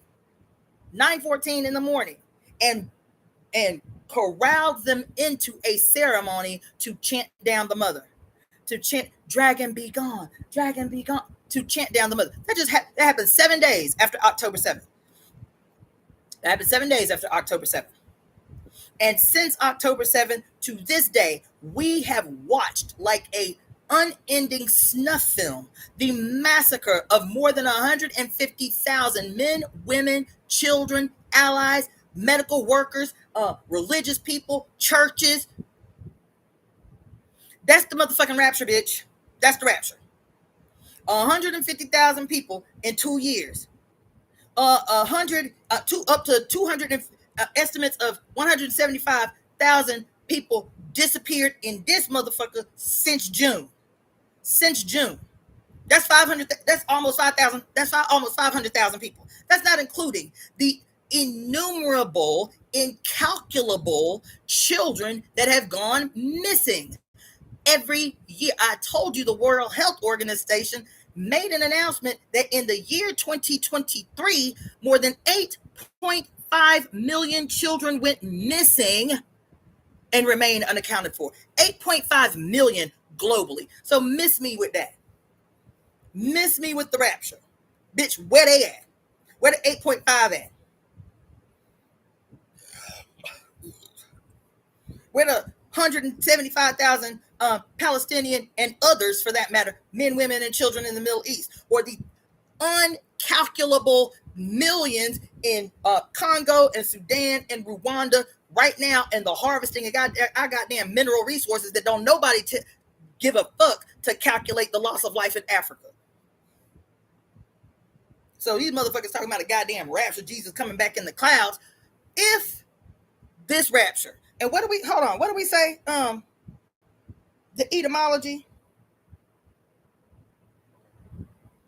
for the word rapture was? To be violently carried away. Isn't that what the word rapture means? Isn't that what we said? Let me look it up so I don't misquote. The etymology of the word rapture.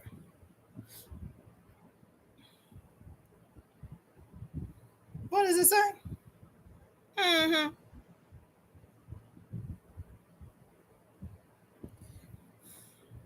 My phone. I gotta get another phone. I gotta stop saying I gotta get another phone. This is ridiculous. Okay.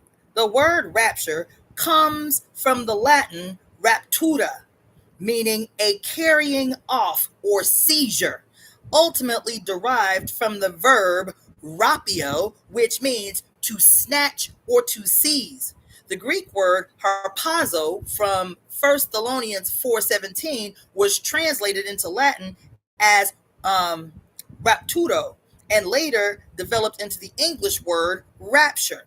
The core meaning of the sudden, forceful catching up or snatching away underlies both the literal and spiritual senses of the word.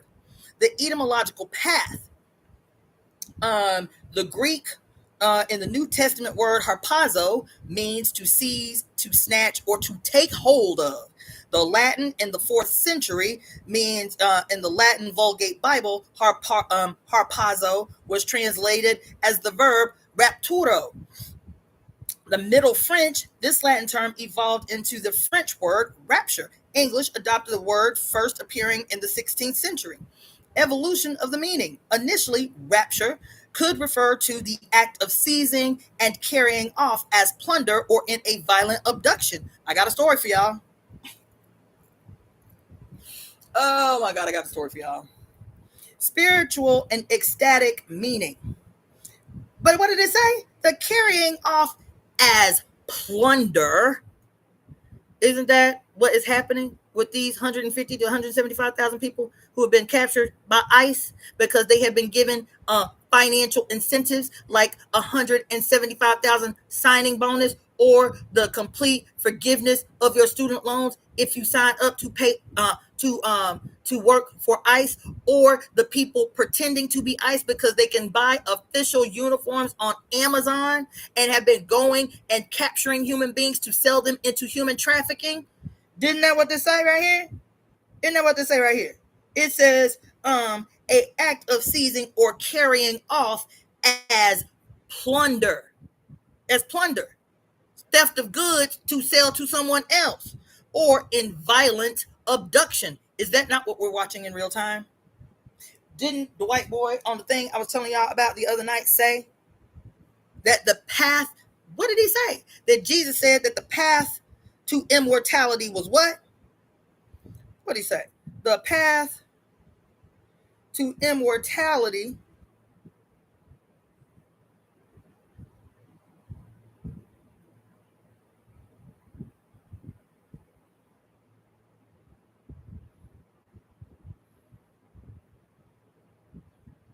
where did I say it?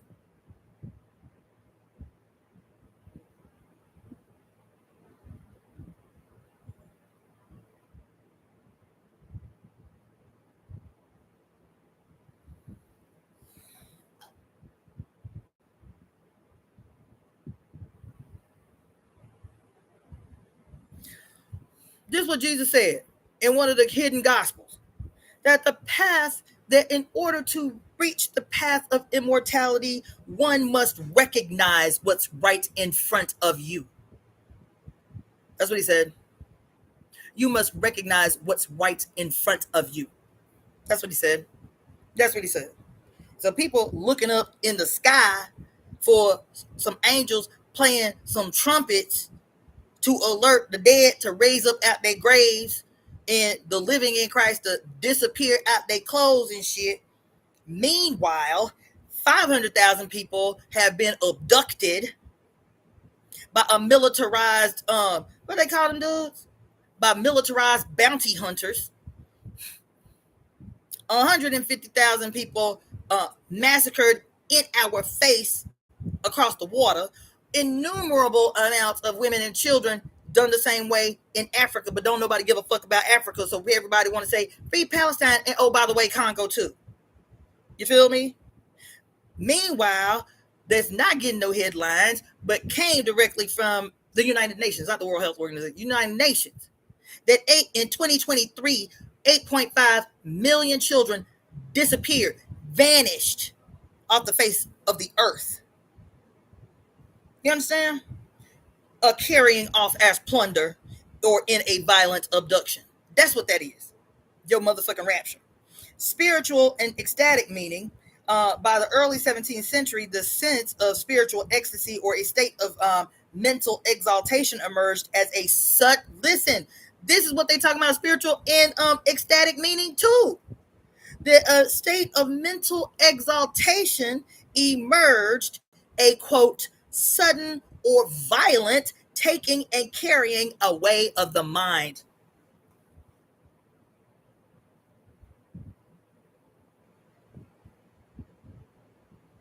Child, the Christians describe this as spiritual ecstasy, a sudden or violent taking and carrying away of the mind.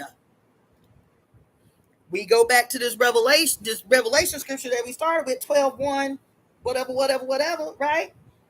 And so what I was thinking about when I was talking to y'all about the cranial nerves, 12 cranial nerves, and that being synonymous with angels and the constellations and the disciples and shit. And I was like, who is Michael? Who is Michael as a cranial nerve? You feel me? Because this portion, the very first portion, is talking about what? A war in heaven. But who is in this heaven? How does the scripture start? Who is in heaven? It says, and there appeared a great wonder in heaven. A great wonder in heaven. That's what it said. 12:1. And there appeared a great wonder in heaven. A woman in heaven, bitch. This heaven. A woman clothed with the sun and the moon under her feet, and upon her head a crown of 12 stars. And she, being with child, cried, travailing in birth and pained to be delivered. And there appeared another wonder in heaven, and behold, a great dragon having in heaven a great dragon. Oh my God. A great dragon having 7 heads, 10 horns, and 7 crowns upon his heads. And his tail drew the third part of the stars of heaven, and did cast them down to earth. And the dragon stood before the woman, which was ready to be delivered, for to devour her child as soon as it was born. And she brought forth a man child.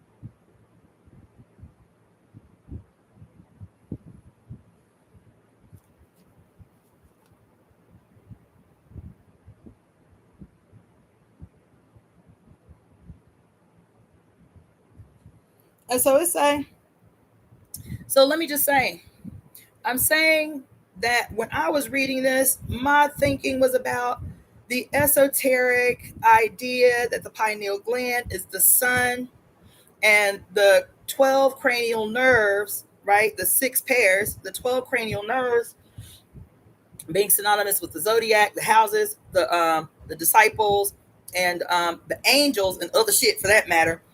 But in reading this, and it's talking about the great wonder was the woman who was pregnant with child and who was draped in the sun and had the the crown of stars and the moon under her feet, right?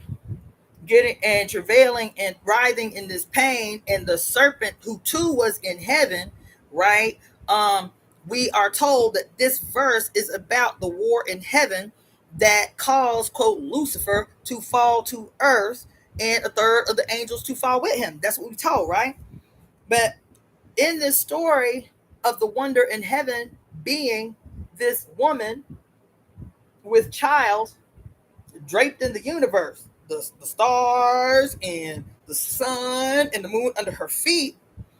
And I think it's in the Kabbalah that this image of the woman is called the Axis Mundi. I might be mistaken, but I think this is the image that is referenced as the Axis Mundi, right? And so, is this referring to a time when heaven looked like heaven, where heaven was dark and you could see the stars, right? And she was pregnant with this new age that we become the age of the sun, where heaven is blinded by the light, where heaven becomes light. And this place, this time, somebody's saying I'm muted. Can y'all hear me? Can y'all hear me? Because I'm not muted.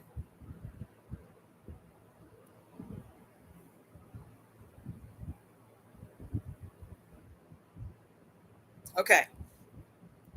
And so this metaphor about this particular this verse that we were always told as kids was describing the war in heaven that eventually led to the devil and all of that shit. But here it is saying both of these entities were in heaven.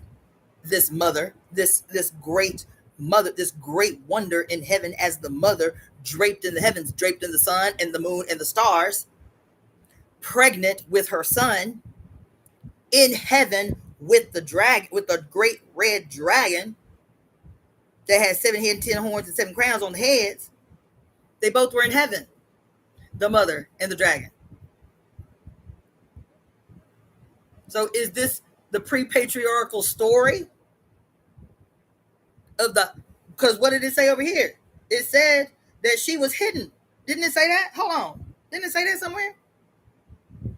That once they, quote, overcame, Michael and his angels overcame the dragon by the blood of the lamb and by the word of their testimony, and that they loved not their own lives unto death. Therefore rejoice, because ye heavens and ye who dwell in them. We done seized heaven, bitch. We did that. We seized heaven. What did it say? We seized heaven. It said, I heard a loud voice saying in heaven, now is come salvation and strength and the kingdom of our God and the power of his son. And now for the accused of our brethren is shit. Let me turn on light. It's getting dark. Ugh.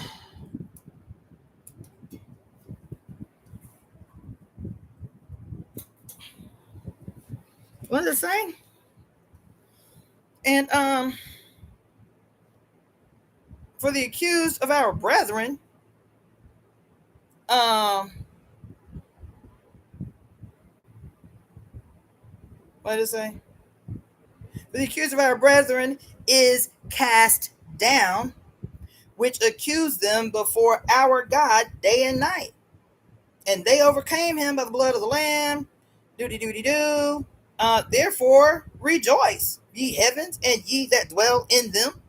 Woe to the inhabitants of the earth and sea, for the devil is come down unto you, having great wrath, because he knoweth that his day, that he hath but a short time. Who is earth and sea? Earth and sea. Who is earth and sea? Woe to the inhabitants of earth and sea. Those are the adherents. Those are those who adhere to the goddess, earth and sea. Huh? The goddess of the sea, the goddess of the earth. Because who else is pictured this way in the beginning, where it says, and I saw in heaven a great wonder in heaven. I saw a great wonder in heaven, a woman clothed with the sun and the moon under her feet, and upon her head a crown of 12 stars. Who else today? Who else do that remind you of? This image of the goddess. Who else do that remind you of? Hmm? Hmm? Who else that remind you of? Who is it? Who else is a metaphor for? The stolen archetype that is the brand symbol for your beloved Starbucks. Because who else has been described this way in the Bible and in other traditions? This she who is clothed with the sun and a head and the moon under her feet and the crown of thorns. Yemaya. Who else? There's somebody else. Mary, the Virgin Mary, is seen cloaked in the sun, stars on a crown. Mary. Do you understand? There's great wonder in heaven that is there with the serpent, the red dragon. And then it says, after we have fought this battle in heaven, this war in heaven, and successfully subdued the dragon and the angels, the third of the angels that went with him, you feel me? It say, we own heaven now. We rule heaven. That's what it say. We rule heaven. What did it say? We rule heaven. This our shit now through the strength and the salvation of our God and his son Christ. So it means our God done seized all the territory known as heaven. The goddess don't live up here no more. The great wonder in heaven, she don't live here no more. Not only does she not live here anymore, guess who else don't live up there no more? The dragon. He don't live up there no more. You feel me? As a matter of fact, it say, after the war was won, and woe be to those of the earth and the sea, because we done seized territory up here. We done won heaven. You feel me? Then it say what? That the dragon, let's see. And when the dragon saw that he was cast unto earth, he persecuted the woman, which brought forth the man child. So the other thing is this woman who is pregnant, and they never say who she pregnant by. This woman is the archetype of the spontaneously procreating parthenogenic divine she that is the beginning of us all. That's who the wonder in heaven was. You hear what I just said? You hear what I said? This great wonder in heaven, the woman clothed with the sun and the moon and the stars, who is just randomly pregnant out of nowhere. How she just emerged in the scripture? Where she just came from? Do they reference her in the previous scripture? Nope.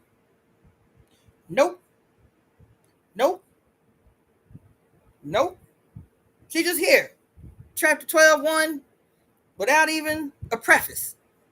She, this great wonder in heaven, who is pregnant and about to give birth, because she is writhing and travailing in pain.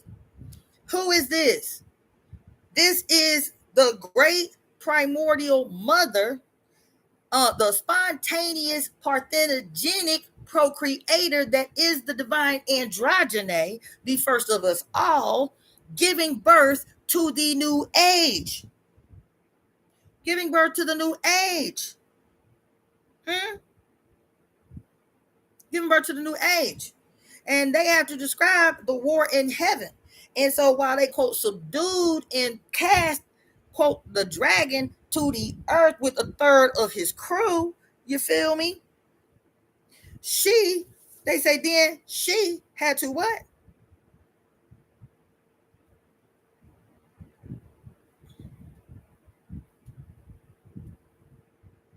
Where did it say that?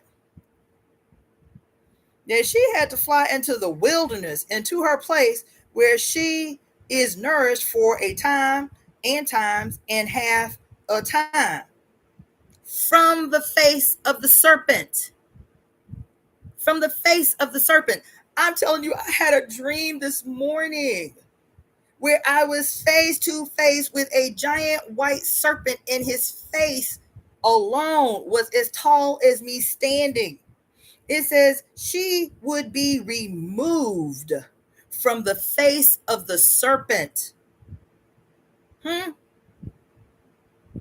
She would be removed from the face of the serpent. She and the Kundalini would be torn apart. Because what did it say at the very beginning of the chapter?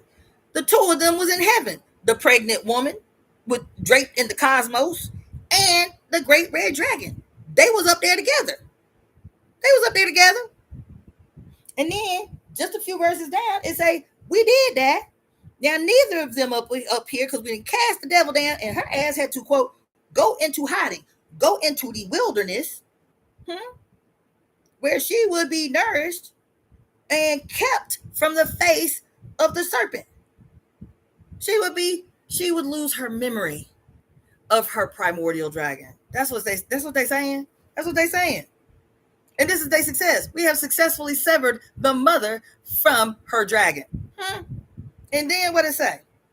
And the serpent, okay, cool. It said the serpent, then it say, and then the serpent cast out of his mouth water as a flood after the woman, that he might cause her to be carried away of the flood. Because right before that it said this when she got her eagle wings. That the only way to return to heaven as the mother is for the mouth of the serpent to be stimulated so that it can pour water from its mouth. You understand? So that you can be carried away by the flood waters of the open mouth of the serpent. That's the only way she could get her eagle wings. And the earth, so you got the flood waters of the open mouth of the serpent. And it says the earth helped the woman. And the earth opened her mouth. The earth opened her mouth too. The earth is who as an open mouth? It says the earth opened her mouth and swallowed up the flood which the dragon had cast out of his mouth. And the dragon was wroth with the woman and went to make her war. And went to make war with the remnant of her seed, which keep the commandments of God and have the testimony of Jesus Christ. Whoa. So the serpent is making war with the seed or the offspring of the woman. But it didn't just say all offspring. That's not what it said. It's not what it said. It said the serpent made war with who? The remnant of her seed, the ones which keep the commandments of this God that has seized possession of heaven. See over here? We did that. We won the war, cast down the serpent, you feel me? Forced the mother to go into hiding for a time. What did it say? A time and times and half a time. You feel me? So this us up here. What does it say? Because we did that shit to establish the kingdom of our God and the power of his Christ up here in heaven. So that white male patriarch, I'm always talking to you about dominating the throne of your head. That's who this is talking about. This is the son and the mother don't live harmoniously up here no more. Where he is her sovereign, where they live harmoniously up here no more. He forced her in hiding and cast the serpent that made them one into the underworld. That's what happened right here. Because it said, and the dragon was wroth with the woman and went to make war with the remnant of her seed, the seed which kept the commandments of God and had the testimony of Jesus Christ. So it's talking about her children who are hogtied to this new kingdom of the white Father God and his Jesus son. This is who the serpent makes war with. Why does the serpent make war with them? Because the serpent is saying, I'm trying to heal you That's why I make war with the Jesus in your head, with the remnants of the seed of the woman who what have kept the word of who have kept the word and commandments of God. What else it say? And the testimony of Jesus Christ. The serpent, the kundalini is like, bitch, I'm trying to rescue you. I'm trying to save you. You feel me? I'm trying to save you. I am trying to reestablish harmony in heaven, in your heaven.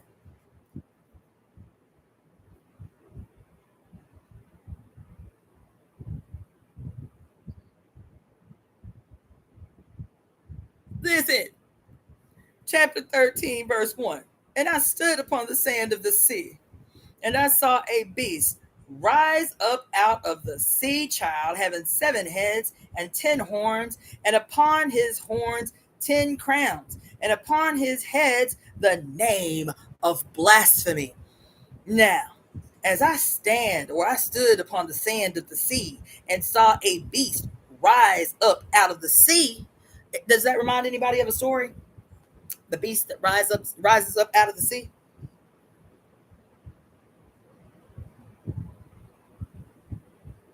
Oh shit! Let me give you the numbers. Somebody is at the casino. Somebody at the casino playing the numbers. Let me give y'all the numbers so y'all can play this lottery. Because as soon as I get up off this live, I'm about to go play lottery. She's like, "I'm at the casino, girl. Give me the numbers." That's who just texted me. I'm at the casino, bitch. Give me the numbers. Hold on. It is Oshun. It is the story. Well, not Oshun. Aphrodite as Oshun. The story of Aphrodite is that which god was it? It was Kronos. It was Kronos who I think was castrated, and when his penis and the blood from his penis spilled into the ocean, Aphrodite emerges on a wave up from the ocean, given birth to by the semen and blood of the castrated Kronos, and then Oshun or of Aphrodite. So you always see, I always tell y'all, I've got to do another thing about the history that is everywhere, everywhere, everywhere, about the goddess who comes to earth on a seashell. About the goddess who comes to earth on a seashell. It's in Native American culture, it's South American culture, it's in this story right here, right? The beast that emerges from the, what in the fuck?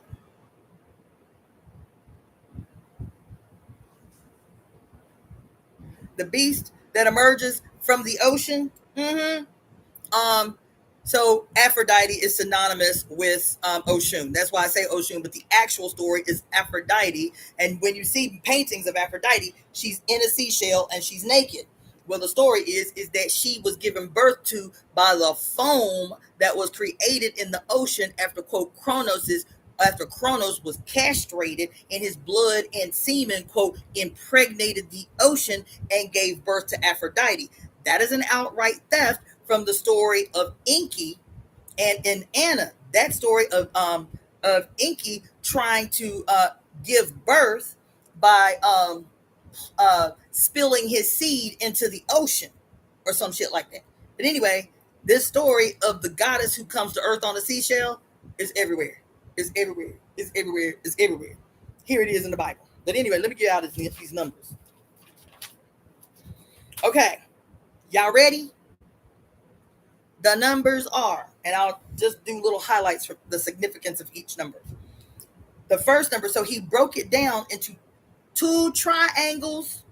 He said each set of numbers represents 2 triangles. What's the 2 triangles that have been stolen from the mother? What are the 2 triangles? That are a representation of a harmonious union between the divine feminine and the sacred masculine. And then that union personified in the center is your infamous stolen so-called Star of David. Right there. Right? And so that's how he gave the numbers, was in these 2 opposing triangles. 2 sets, 2 opposing numbers of triangles. Okay?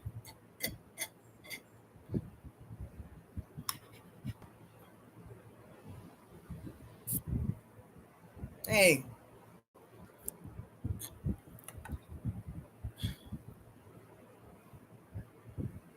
There we go. All right. So the first triangle, at the top of the triangle is the number 18.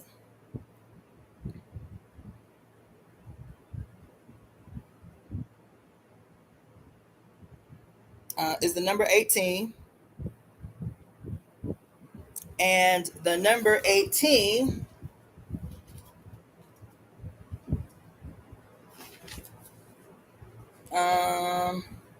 is an igniter. It's the energy of an ignition. It's like the fire starter. It's like the jump starter, right? That's its energy, right? And it was a lot deeper than that, but I'm just giving you the Cliff's notes, okay? The left corner of the triangle is the number 32. There's a number 32, which is a multiplier and a magnifier. Everything that you have, everything that comes to you, multiplied and magnified. Multiplies and magnifies. The number 32. The right corner of the triangle is the number 24. Is the number 24. And the number 24 is about security. You don't want to just call in abundance, call in wealth, call in abundance, and just as quick as it flows into your life is just as quick as it leaves your life. That this is about calling in abundance and acquiring and manifesting abundance that is long standing, that is solid, that is secure, that is long lasting in a way that it passes down through your offspring, your lineage, and your generations. It is about a sturdy foundation of wealth that no matter what wealth you attract, it is always built upon, not just leaves as quickly as it comes in. That's the number 24. And it's also that wealth that is that's tangible. It's material abundance. It's tangible abundance. It's secure. It's solid, right? And he talked about number 24 as what is he saying?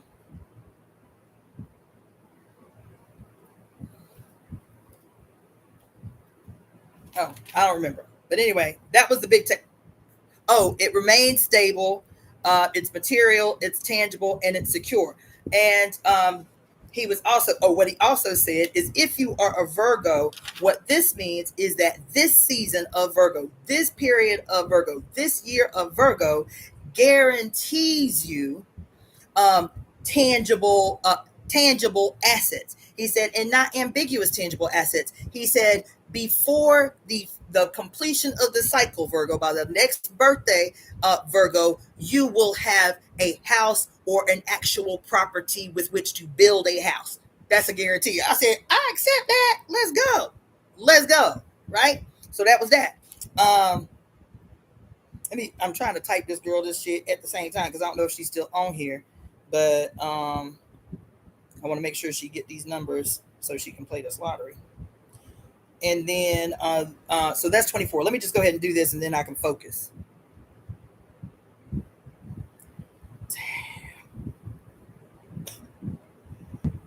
Oh, okay. Yeah. I was about to say. 4, okay, 44, 9. Yeah, cool. There you go. Okay. So then, so that was 24. Then on the next triangle, starting with the bottom point, because you got these opposed triangles, upward facing and downward facing. Okay. So on the bottom, the first number for the bottom, the downward facing triangle, which is the feminine facing triangle, is the number 21. The number 21, which was always my favorite number as a kid. Always my favorite number. So the number 21.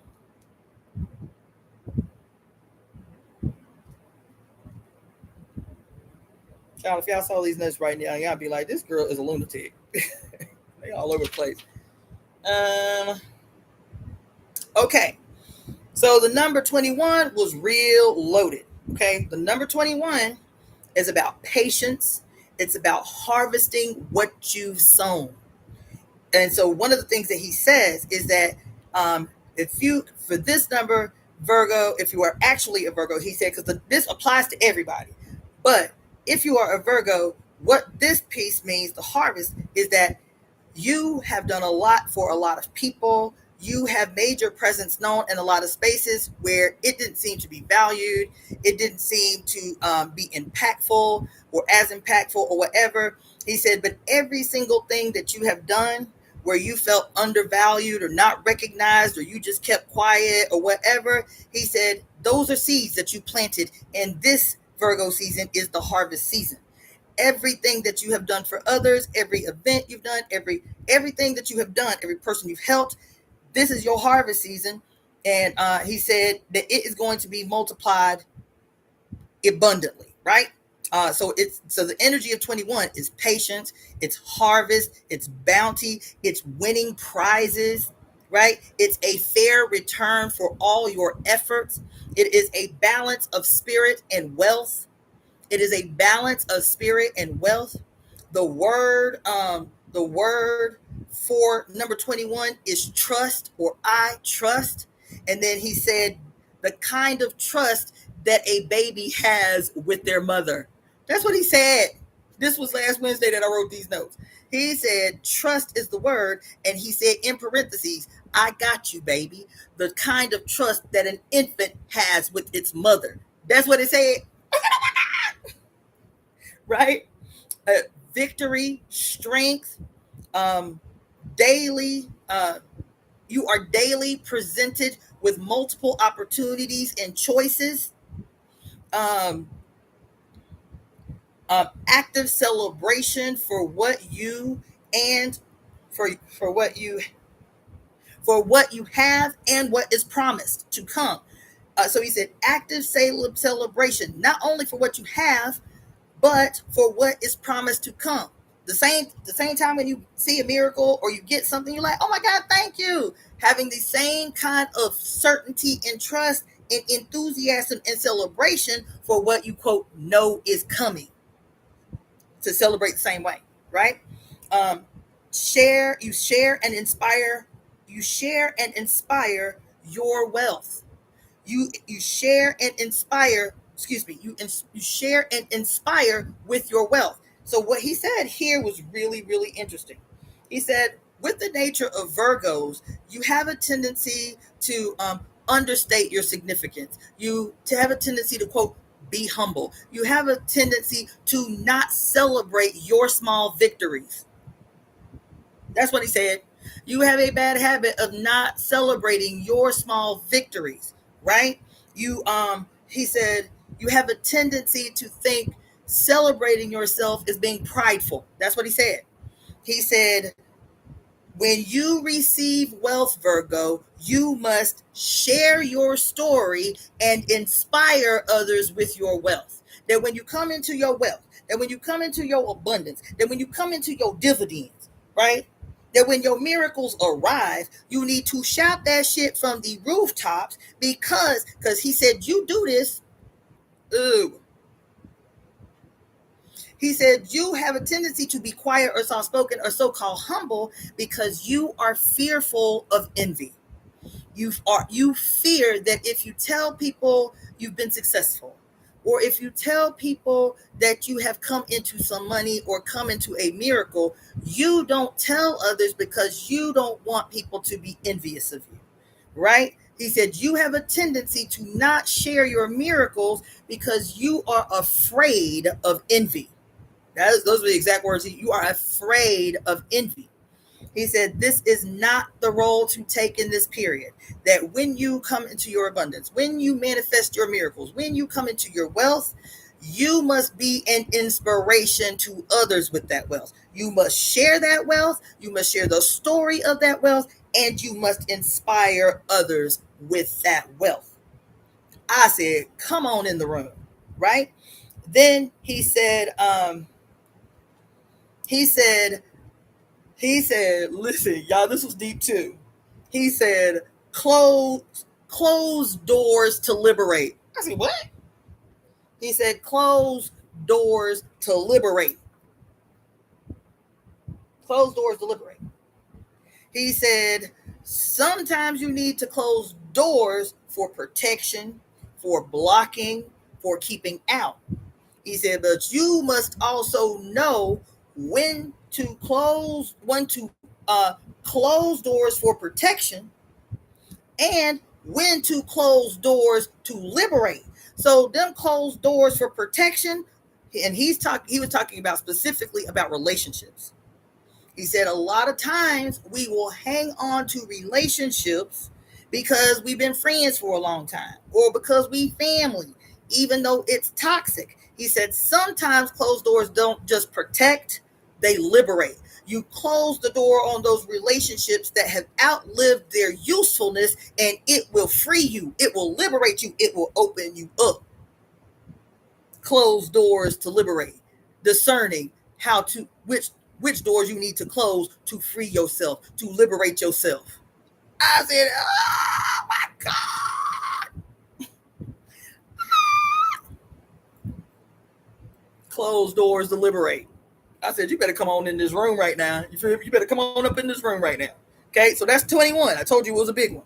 Feel me? That's the point on the downward facing triangle, which is the uterus. Okay? Then on the left corner of the triangle is the number 35. Okay? The number 35 is about ambition, power, growth without limitations, thinking big, changing history. It's the kind of thought that changes everything. Welcoming unexpected wealth. Welcoming unexpected wealth.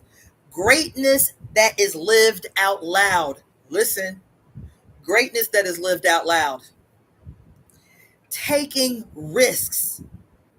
Living with bravery and courage. Hasn't that been my mantra for months and months and months now? Courageous action, courageous action, courageous action, courageous action. Living with bravery and courage. Taking radical leaps, child. Recognition of your greatness. Social expansion. Social expansion. What is social expansion? It's what I'm always telling y'all is your human equity. It's your human wealth. It's those resources that you keep around you that grow you, that expand you, that help you to evolve. Not, this is a hard one.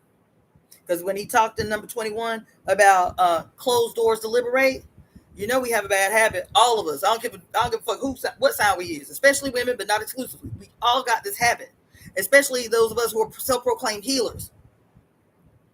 We call it trauma bonding, where we always seem to attract people who are fucked up, people who need help, people who present immediately from a place of trauma,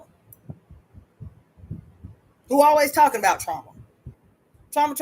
I was at an event 2 nights ago, the night entering into the Eclipse, and there were several women there that I had not met. We were all around a fire outside, and I'm just listening because I'm so open and I'm so sensitive. So I decided I'm not going to talk because I'm sensitive and I don't want to say the wrong thing. But I'm listening to these women, all self-proclaimed healers, and this is a party. It's somebody's birthday. This is a party, and every single woman is talking about, I'm a healer and I'm really good at what I do, but the last 2 weeks, I just have not been able to show up for myself. Same way we opened this discussion about how we healers have a bad habit of neglecting self and doing all this awesome radical shit for everybody else. And I made a mental note in this ritual that I gave to this dude, in this protocol I gave to my mama, I need to do this for me, and did it, right? But I forgot to tell y'all about the fact that I went to a party that night, and all these women talked about, when I tell you I've never been that quiet, all they talked about was trauma. Well, the trauma of the world, and we healers, and we just go into ceremony to heal each other's trauma. That's I must have heard the word trauma 50 times that night. I was like, is that all we can talk about as healers is trauma? The healing that I'm telling y'all about is to nurture your baby at leg by. I'm telling you to have sex. I'm telling you to eat good food. I'm telling you to drink good drinks. I'm telling you to do some psychedelic herbs. I'm telling you to listen to good music so you can stimulate and call up your kundalini. That's healing. Is that all the healing we're going to talk about is trauma? That's healing. We don't have to name trauma to know how we need to be healed. You feel me? And so here he say, social expansion, prosperity, ride the wave without stopping, and that the number 35 gives lightning bolt types of illumination, sharp moments of illumination. This illumination is going to give you a solution for a problem you had not until that point been able to solve. The solution around money. That's specifically what he was talking about. Lightning bolts of inspiration and illumination to solve money issues, to bring money, whatever, right? But when he talked here about social expansion and closing the doors to liberate oneself, as soon as I heard these women talking, I felt in my body like, first of all, I feel like it's not the kind of language we should have been using. It's not the kind of thing that we should have been talking about the eve before the eclipse. Like I immediately felt like uncomfortable in my body. So I was like, can y'all turn the music up? You know what I'm saying? So which I was saying is not dominating the space, but it's actually the music. I was like, can y'all turn the music up? You feel me? But and so that's synonymously what he meant. Social expansion, but being mindful that your social or your human equity is what is going to lend to the calling in of your abundance, of your manifestation. That if your clique is downtrodden and traumatized and broke and always lamenting, you cannot expect anything other than what is in your immediate cipher. I know it's a hard one because so many of us who do any kind of quote healing work or spiritual work or whatever, it's what we attract to us because we quote the healers, and so we tend to attract broken people, traumatized people, and shit like that, right? But this period, he's saying, Virgo, if you about that life and you want that life, you need to heal and inspire and share through your wealth. That's what he say. Close those doors so you can liberate yourself,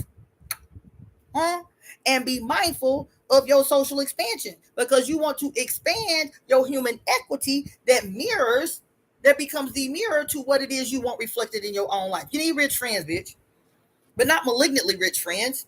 You need rich friends who did it the right way, who resonate on the same frequency that you do, that as soon as I get money, bitch, I'm sharing money because I know as soon as I share money, I'm getting more money. You feel what I'm saying? Understand the reciprocal energetic frequency that when I play, I make money.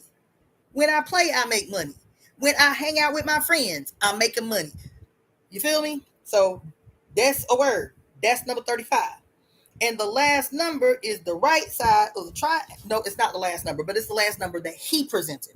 It's the last number that he presented. You feel me? Okay? So the last number that he presented is the number 44.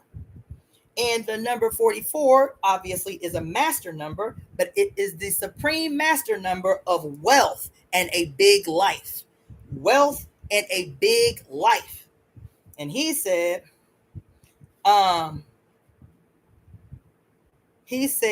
that the wealth guaranteed by the master number 44 incorporates the energy of what are you saying?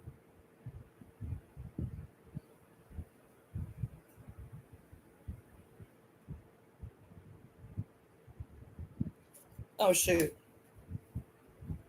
Incorporates the energy of, I think it was the number 34 and the number 32.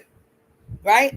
So it's its number plus the added intensification of the energies attributed with 32 and 24. That's the number 44. Okay.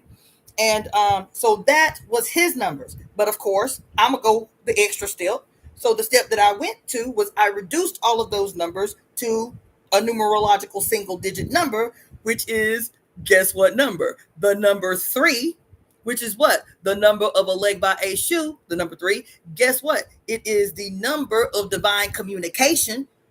It's the divine, the the triple face goddess.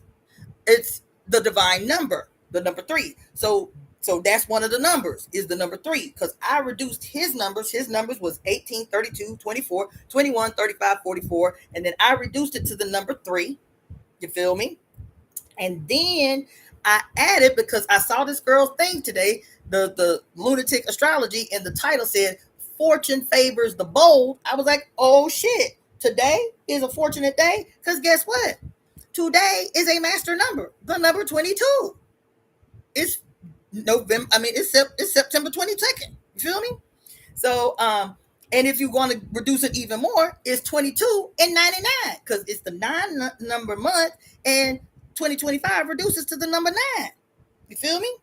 So I was like, well, I would just use today's date, since I had already been saying I was going to use these numbers in the lottery. And then today, she affirms that today is the day you need to play the lottery, because of, quote, Mars entering into Scorpio, which is the goddess Oya, the number 9. You feel me?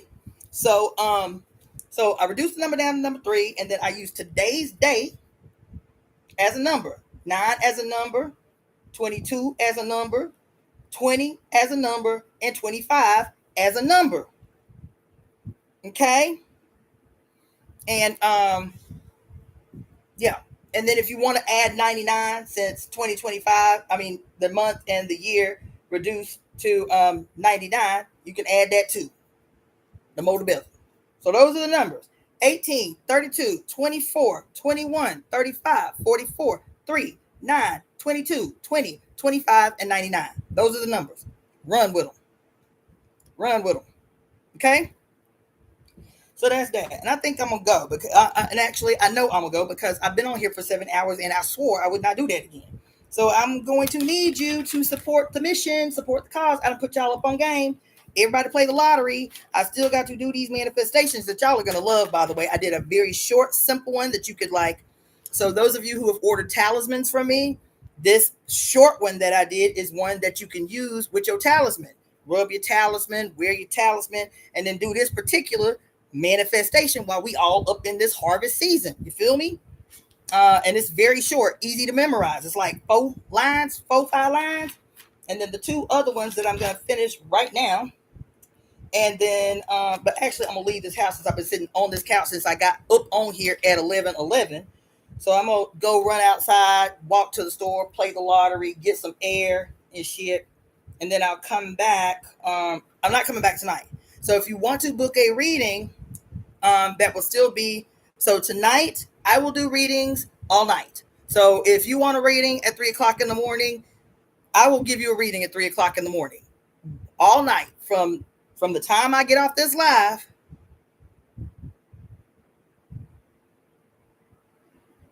From the time I get off this live, pretty much all the way through Thursday morning. Because I told you the big nights was last night, tonight, tomorrow, Tuesday, and Wednesday. So that's all the way till, Thursday morning. So those big days, if you want to power up, if you want to take advantage of those days, then I will be doing readings. You tell me the time. It doesn't matter how late. If I need to set an alarm clock to be up at 2 o'clock in the morning, I will do that shit. I've been going to bed till 4 o'clock in the morning for almost 2 weeks anyway. I don't know what the hell is going on, but I ain't been going to bed till about 4 o'clock in the morning. So I will do those readings just so we can all power up on these 4 big days. Okay. So readings, book your readings tonight. If you are interested in a reading, just email me at evoemetemp@gmail.com. And just to say, I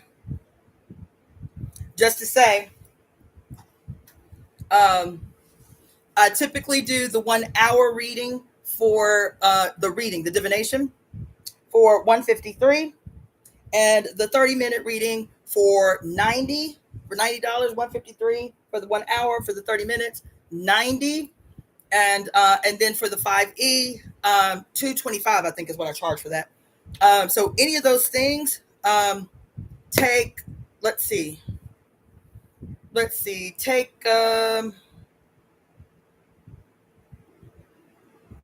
I'll do it for an 18% discount since it reduces to the number down. So we'll do an 18% discount on any of those services. A divination 30 minutes, a divination 60 minutes, or a 60-minute 5e consultation. We'll do 18% off until October 3rd. This is the last thing I'm gonna say because yeah. So October 3rd, I'll probably just do a live about it. But I had an idea. I was out at a club last week, just getting a drink and taking notes like I always do. And something came up. I think the DJ played something or something. And so let me just put that in the header. Thanks for asking, Chosen by Nature. So if you want to do a what you call it? If you want to do a donation to the Temple of Evolutionary Emergence, I'm just going to type that in the comment section. So the preferred method is Zelle, just because there's no fees attached to it, and you would use the temple email address to send a Zelle. That is evoemetemp@gmail.com. If you want to use Venmo, which is the next preferred, that is Cassandra-Floyd, Cashapp, which is $daughter of the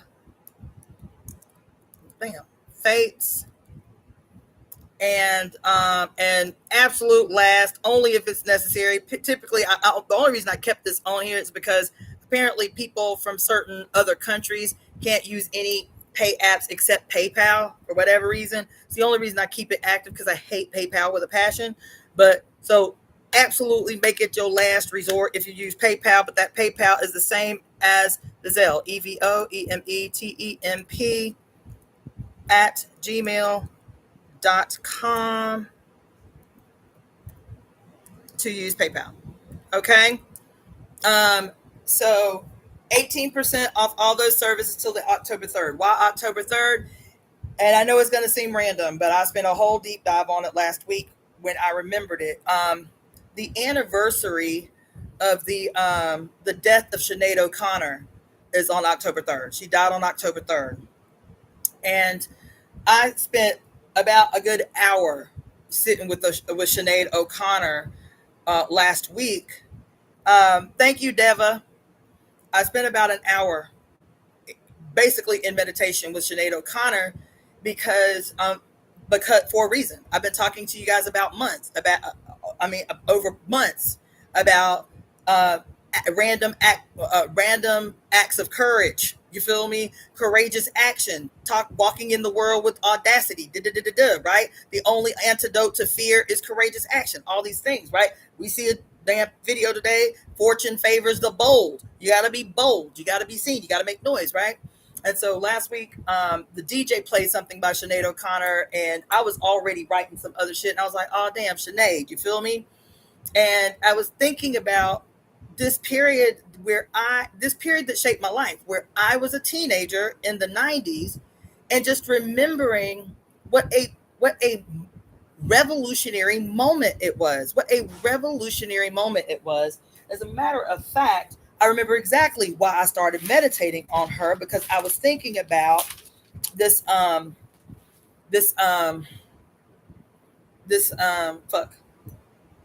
Uranus, Gemini and Uranus period that we're in right now.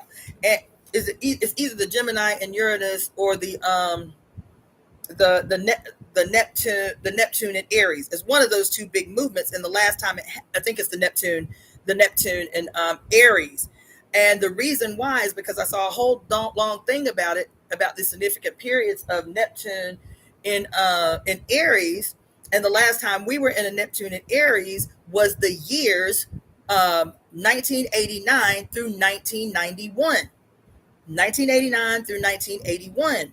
And so I was taking notes about that, saying I really wanted to highlight music, that came out in 1989, 1990, and 1991. Like, what was the music speaking to in terms of this revolutionary, world-changing period, which was the United States' last Neptune in Aries? And the song came on, and I was like, "Ooh, let me Google Sinead O'Connor." And what came up was, I think it was 1990 or 1991, was not a song.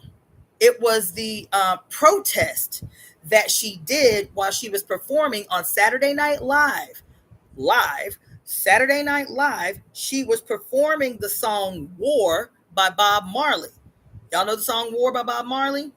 Until the philosophy where all one man superior and another inferior is finally and permanently discredited. Everywhere there's war. Sinead O'Connor, in her little skinny bald head self in a dress, got on Saturday Night Live, performed the song War by Bob Marley. And as the band was still playing and she was still dancing, she was finishing up the song, she pulls a picture out of her dress of Pope John Paul II and tears it up live, tears it up, and says, and her protest was in response to the terrible handling of all of these children that had, they were saying there were thousands and thousands and thousands of cases of child sexual abuse that had been revealed during his pontificate, whatever, his period as the Pope John Paul II, his period as the Pope was the period that broke open, all of these cases of sexual child abuse, and that the handling by the Catholic Church upon Pope John Paul II was terrible, to put it very, very, very lightly. And Sinead O'Connor had been a victim of Catholic sexual child abuse, right? And what a courageous and audacious and probably terrifying act that was at that time. Somebody said she was blacklisted. She was blacklisted. She was reviled. So I wish I could find where I put these notes, because not only was she blacklisted, people that we hold up as really progressive actors and musicians and shit, that we hold up as like really progressive and we love them so much, this article named everybody that came out against her. And some of the names that came out brutally came out against her, I'll be honest, was shocking. Joe Pesci, little funny Joe Pesci that always plays like, mobster or some shit, or funny guy, said that if he would have been in the audience live, he would have bum rushed the stage and smacked the shit out of her. That's what he said.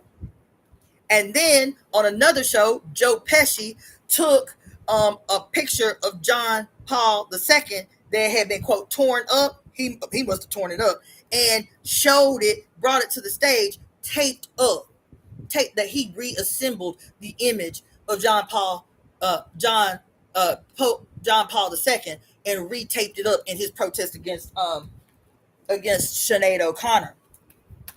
And the list, I'll be honest, was shocking. The list was disappointing. Who else?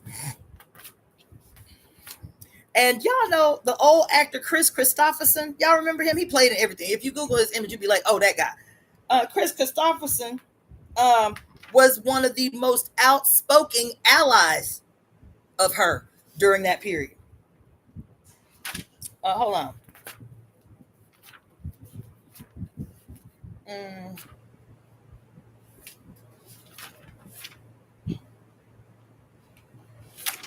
Yeah.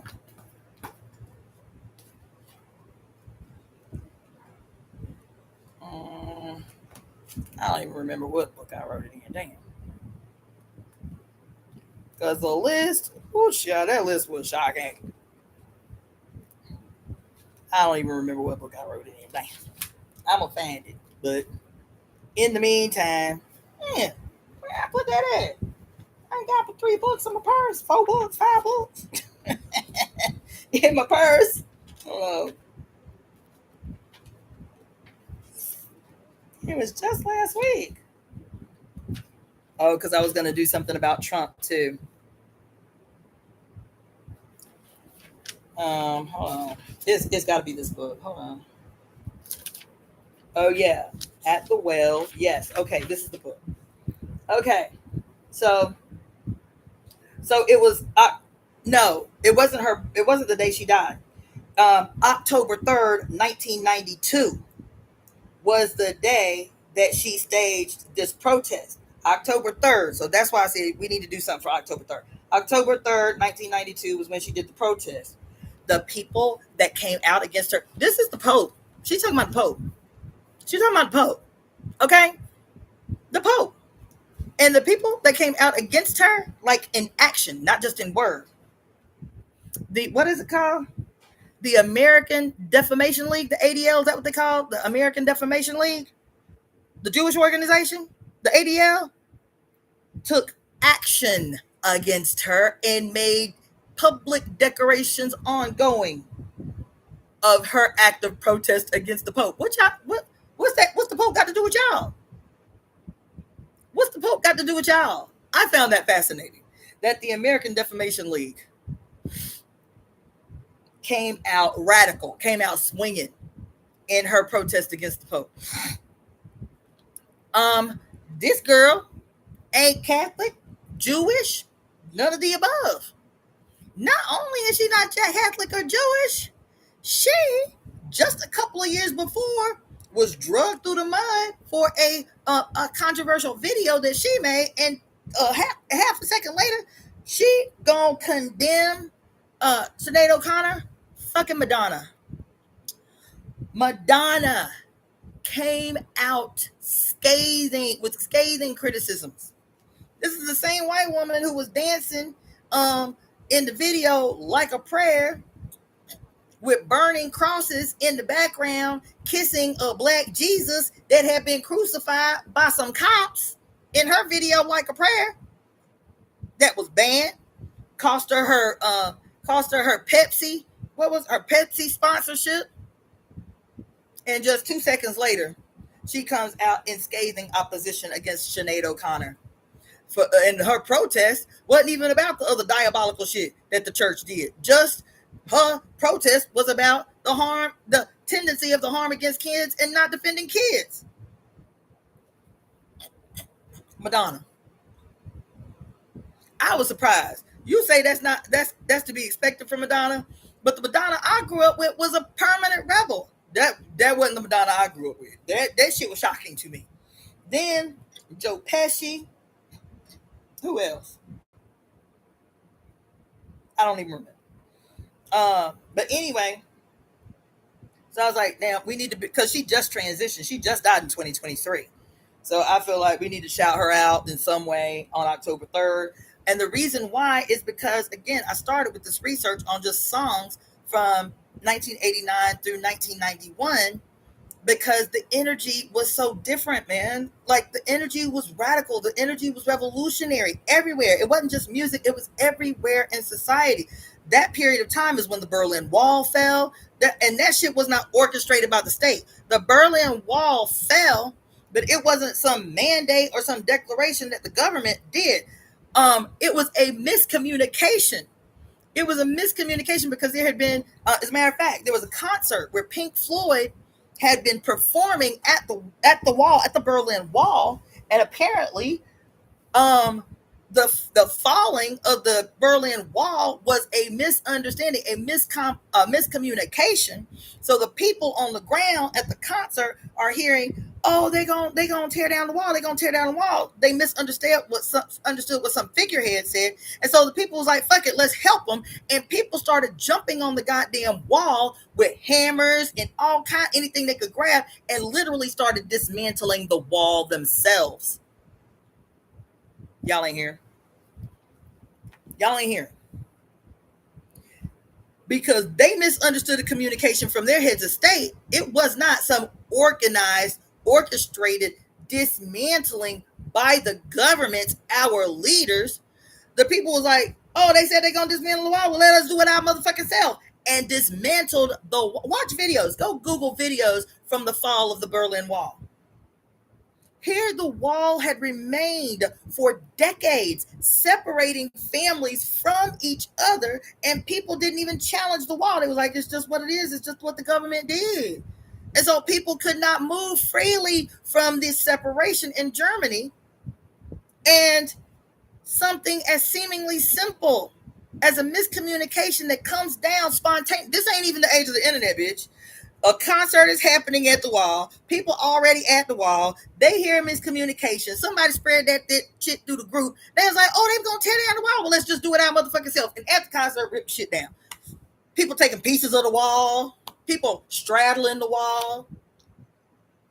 This is the power of the people over the government, of the people in spite of the government, that is indicated by a Neptune in Aries, with which the last time that happened was in 1989 through 1991. The end of the Cold War happened at the same time. You understand why understanding historical events in astrology makes sense for predicting courageous action in the future?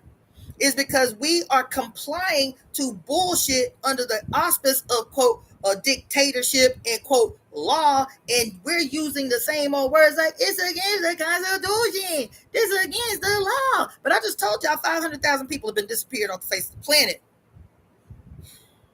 150 to 175,000 right here in the United States of America since June. People carried away as in plunder, or as in plunder, or whatever the fuck, violently carried away just since June. And ain't nobody staged a contest because, quote, this the president and this just what he do, and what can we do except protest? Them people at that concert in 1989, under a miscommunication that didn't even go viral because they didn't have no internet. There's people whispering in the crowd. They say they're gonna tear the wall down. They negotiating tearing the wall down. What, they gonna tear the wall down? Well, let us do it. And went to work. Not streaming live and none of that shit. This is to remind us of what the possibilities are when these astrological gifts present themselves. Neptune in Aries, Saturn in Aries, Uranus in Gemini. These are the presentations of gifts that, if we go back in history to see, quote, when the last time they happened, we can glean some kind of insight about what the potential that we can ignite can be. And so I thought about Chenade O'Connor and how the world abandoned her for this courageous and insightful. She's baby, that action set off a movement that she was never given credit for. That action set off a movement, because from that day to this, the Catholic Church has been under a microscope that it has not been able to come the fuck up from under. Because somebody had to set it off, bitch. What the number 20? What was the number up in here that he talked about? The number that is the igniter, the number 18 that reduces to the number 9, the number of lightning, the number that is the igniter, the jump starter, the fire starter. She did that. She did that. She did that. She did that. And several years later, her career is destroyed. She do. You feel me? Several years, I think they said 10 years later, she was interviewed on CNN or something, and the interviewer asked her, looking back at your life and your career and this and that and this and that, do you have any regrets? Would you have done anything different? She said, absolutely hell no. She said, what kind of question is that? That's what she said. Damn a career. She said, I was an activist before I was a musician. She said, damn a career. That's what she said. And we can't count on one hand, how many courageous human beings that have their face in the media, in the news, in the movies, in the music, who would even in their lifetime taken any action that's even remotely as courageous as the one she took. And she said, I'm ready for the consequences, whatever that is. I'm going to have the whole world's attention live on Saturday Night Live that guarantees, forget how many millions at the time in 1989, watching live. Millions every year. I mean, every weekend. She's like, well, I had this opportunity. I am going to shame the devil. Who was the devil? In her mind, it was Pope John Paul II. She said, I'm going to shame the devil tonight. I got y'all undivided attention. I'm white and female, and I know I can get y'all attention. This the jack move I'm pulling tonight. Tonight I'm shaming the devil. Bitch. That's what she did. That's what she did. And that sit with her last week, it just enlivened my spirit. And then it just got me thinking about all these great musicians that defined a period of my life, child. 1989, I was 12 years old. 11. I was 11 years old. And I remember clearly every song at 11 years old that is imprinted in my brain because the environment of the world was palpable. So the music of the world was like imprinting on what was already palpable in the world, man.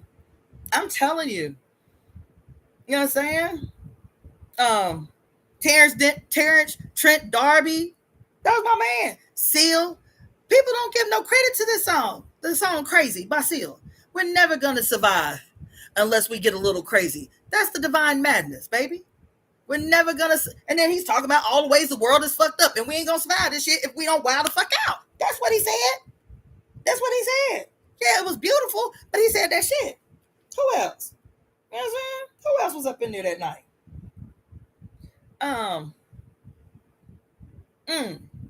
Who else did I write down? Tracy Chapman. We know the song Fast Car. The song Fast Car came out in the year 89. 89. Yes, 89. The song Fast Car. And I love that song. We got a fast car. Right? But we don't often remember the song Talking About a Revolution by Tracy Chapman. I was like, damn, I forgot about that song. Tracy Chapman. Mm-hmm. Who else?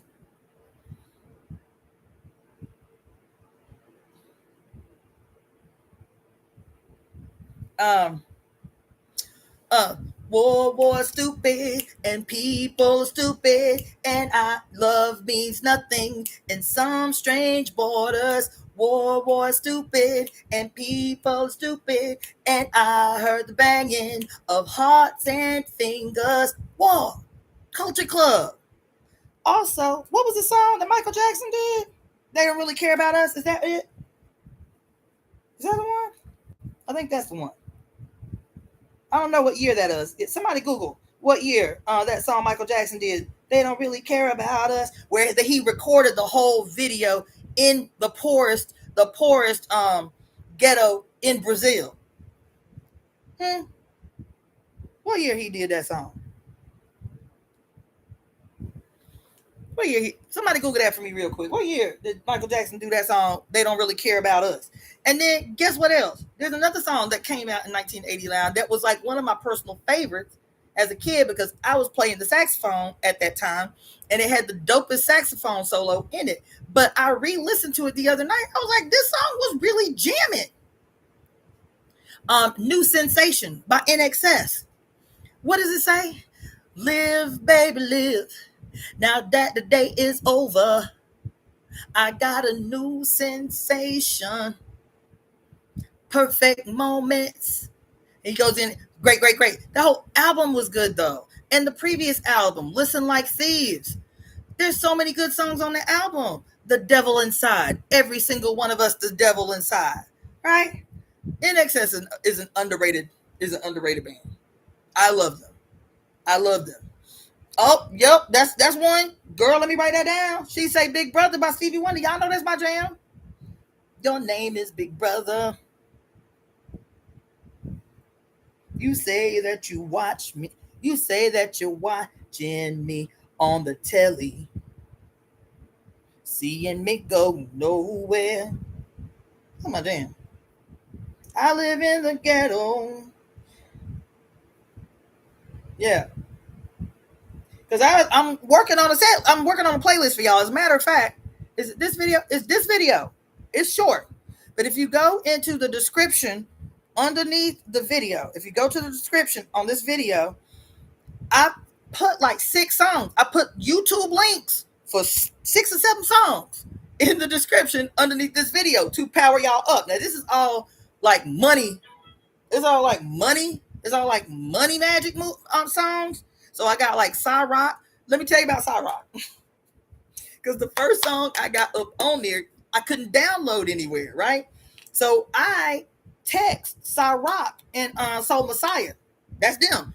So I text Cyrock. I was like, look, I have been I've been watching your video on this TV on a loop for like 2 hours, and I can't find the song. What streaming service do you have the song on? She was like, I ain't got the song on streaming service. So she sent me the song. The song is called Fire Squad. It's called Fire Squad. The name of the song is called Fire Squad. So if you want to watch it on YouTube, the link is in the description box below. The name of the song is called Fire Squad. But in the 3rd verse, baby, what's this verse she say? She say, I wrote it somewhere. She say, shit. What's she say? Oh, it's such a great quote. Man, this girl say, shit. I know I'm supposed to be humble. She said, I know I'm supposed to be humble, though. But you know how hard it is to be modest when you the one, though? I said, oh, my God. She said, shit. I think I typed the quote in the description box. It's something like, shit, I know I'm supposed to be humble, though. But you know how hard it is to be modest when you the one, though? I said, God damn. Hardest lyrics ever. Okay. I think I got a Bjork under there.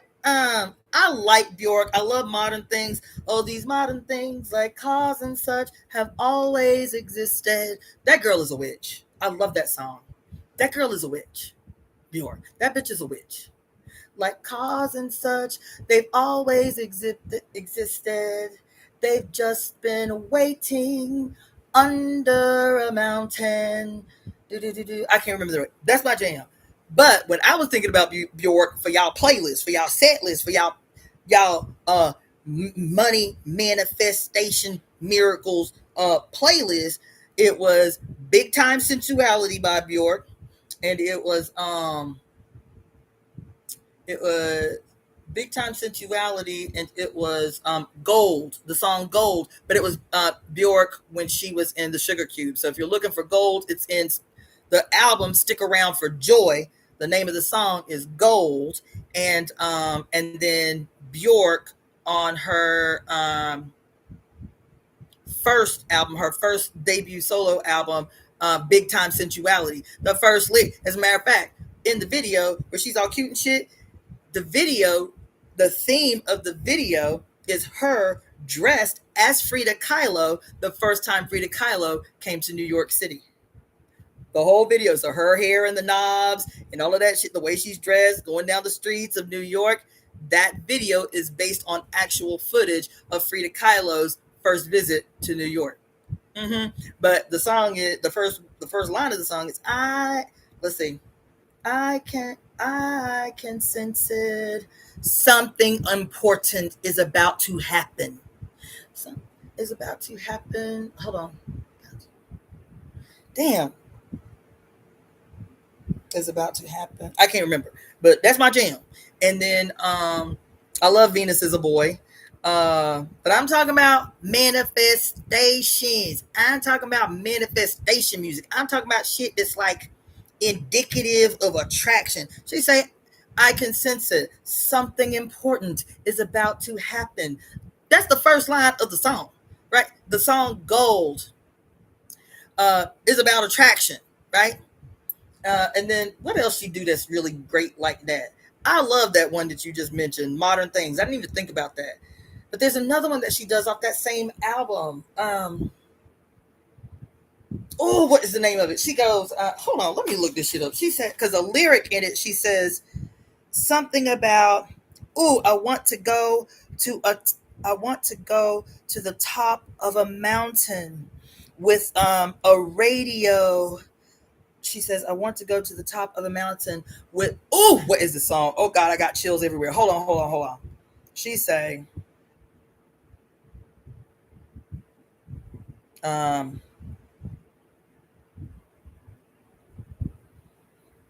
damn, I want to go to a mountain. It's it's right on the tip of my tongue. It is fuck,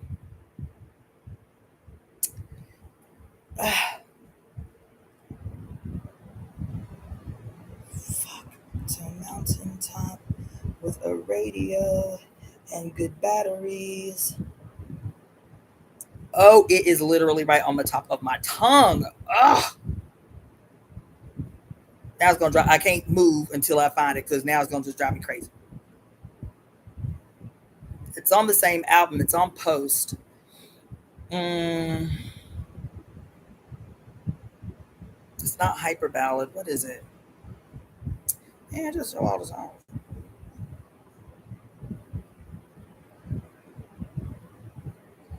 That is. Oh, I didn't even think about this one. The song "Enjoy" by Bjork off that same album. It, I'm only in this to enjoy. That sounds like Baby Legba. I'm only into this to enjoy. That's it. That's on the list. Enjoy's on the list. Enjoy's on the list. Hold on. So it's not hyper ballad. It's not enjoy. It's not Isabel. What is the song? Mm,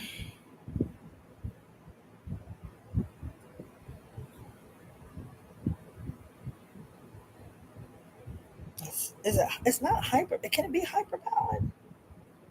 That whole album. That whole album. Y'all got to revisit that whole album. Because even the first song, her debut song on that album, Post, was "The Army of Me." Army of Me, and the video is kind of crazy too. But she say, and if you complain once more, you'll meet an army of me. Okay, that's my jam. If you complain once more, you'll meet an army of me. Let's see. Oh, I guess this is it. I didn't think it was hyper ballad, but it is. It's hyper. The song is called Hyper Ballad. It says we live on a mountain right at the top. There's a beautiful view from the top of the mountain. Every nope, this ain't it. This ain't it. To be to be sad. No, that's not it. Safe with you, I go through a list. That's hyper ballad. Before you enter, so I can feel happier to be safe with you. Let's see. What song is it's gonna drive me crazy? It's not possibly maybe. Damn. Oh, this is gonna drive me crazy. I thought it was on Post. Is it homogenic? Maybe it's on homogenic. I'm going through the list. Maybe it's homogenic.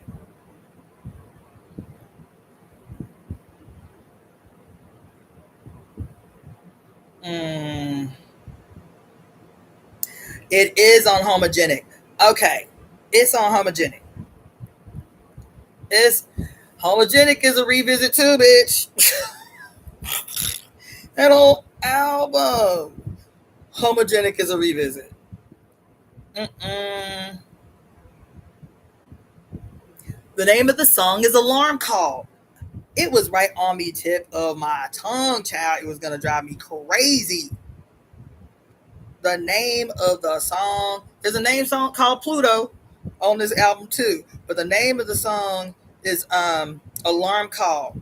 It's my jam. Of all my jams of hers, that Alarm Call is my cut. Damn.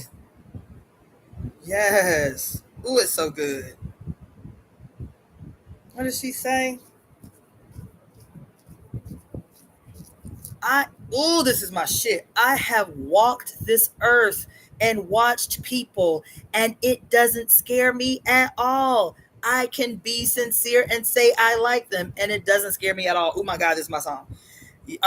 You can't say you. Ooh, how does it go? Ooh, um, mm,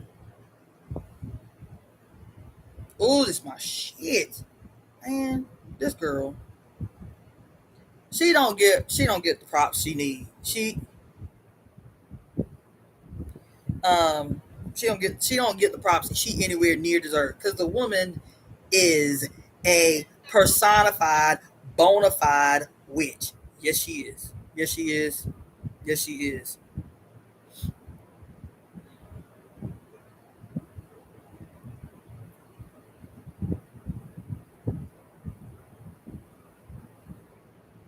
Yes. I'm gonna play it to myself. I'm gonna sing it to you so they don't, you know, do my thing. Can y'all hear it? Y'all can't hear it, can you? No. Okay, good.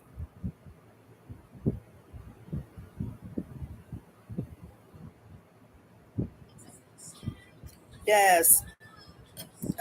Yeah. Watched people just doesn't scare me at all.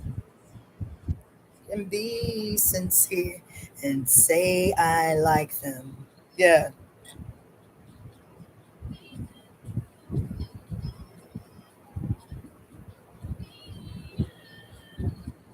I just want y'all to hear the bridge. You can't say no to hope. You can't say no to happiness. To a mountaintop with a radio and good batteries, and play a joyous tune and free the human race from certain end. This girl. Woo, woo, woo, woo, woo. She said, I want to go to the mountaintop with a radio and good batteries and play a joyous tune and free the human race from certain end. Woo, this girl is a witch. I'm telling y'all, this girl. Ooh, I love this. I love this song. I forgot. Anyway, that's on y'all list. Somebody said Erica Badu. Yup, she can be on the list. What's the song? What's the song she got? What song she? Mm. Ooh, what's it called?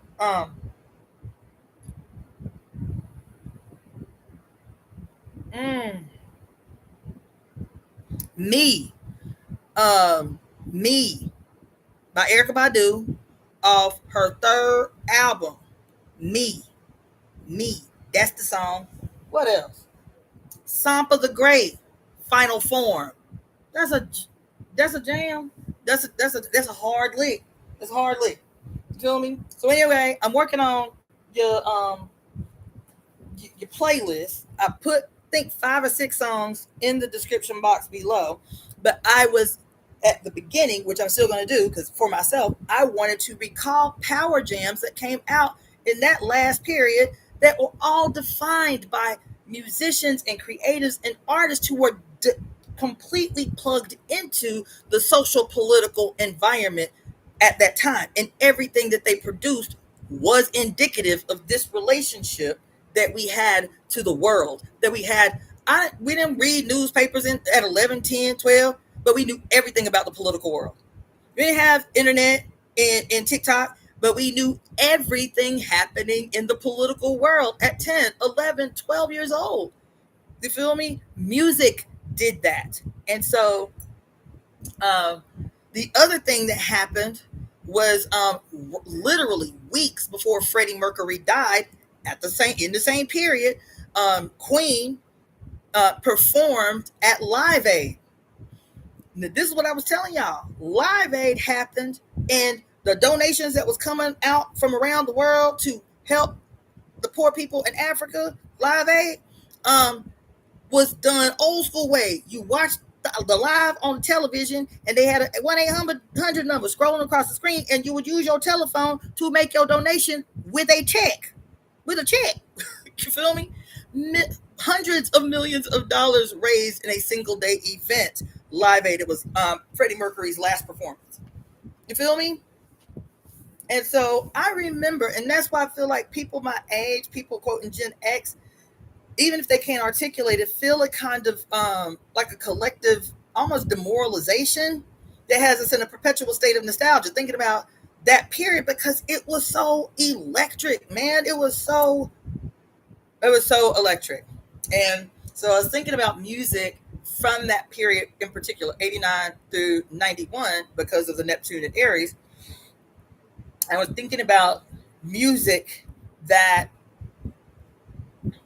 felt rebellious and courageous and like audacious from the period, because everybody. So like I was reminded, because of this bullshit with our uteruses, I was reminded of the controversy that Kurt Cobain and Nirvana took, the heat they took with the release of their second album, which was entitled In Utero, with a picture of a woman on the cover whose skin has been removed and she's got a baby in her belly. And one of the songs is called Penny Royalty.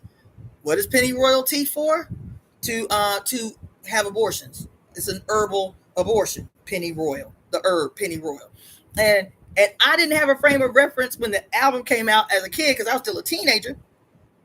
But I just remember how shocking the imagery, shocking the videos, shocking the music was from their second album, In Utero. And then I go back as an adult and re-listen to the entire album and watch all the videos. And I was like, this motherfucker was really ahead of the curve. Go back and listen to that album, In Utero by Nirvana. Listen to the song Penny Royalty. Listen to the song Heart Shaped Box. Like, actually pay attention to the lyrics.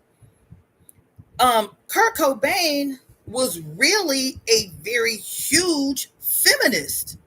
A huge feminist. And you can see the evidence of it if you pay attention to the lyrics. If you ain't just rocking out on the music, if you're paying attention to the lyrics, if you even listen to some of the things that he did politically while he was performing. Like, he performed in Germany somewhere, Nirvana did. And so typically a lot of bands will choose local acts to play as the opening acts for a show. And damn, I didn't realize that's when it came out. That's like today. That's like today. That was yesterday, September 21, that the album In Utero came out. That's crazy. That's a week after my birthday. I didn't even know that. That's wild. Thank you for that, Claudia Ankra. That's dope. So anyway, and it was the year I graduated high school. You know what? This day, I can't believe you did this. That date, September 21st, 1993, it was my senior year in high school. I just turned 17 years old. And 9 days before my 17th birthday, my father was murdered. Yep, same year. But anyway,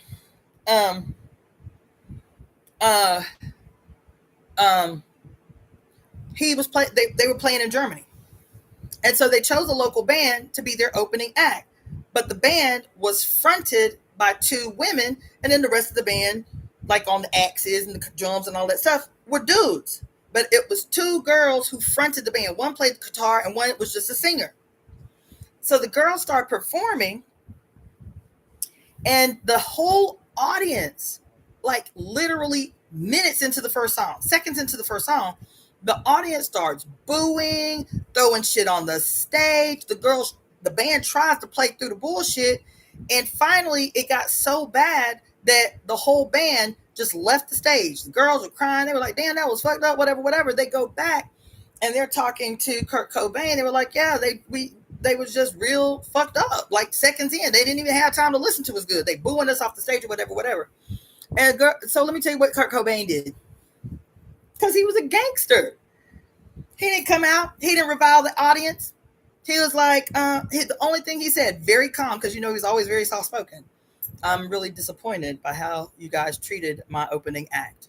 And then the band starts playing. That's it. That's all he said. I'm really disappointed by how you guys treated my opening act. And so do you know what he did? Do you know what they decided to do together as a band? They didn't play a single song that was theirs. They didn't play a single song off any of the 3 albums they had done. They didn't play a single song by anybody. They didn't play no covers. You know what they did? They got on the stage for the 2 hours that they were supposed to be on stage and made noise. Screamed, hummed, banged on the drums, not rhythmically. That's all they did for 2 hours was make noise. Oh my God. It was awesome. It was awesome. So anyway, it was like shit like that all the time. It was shit like that all the time.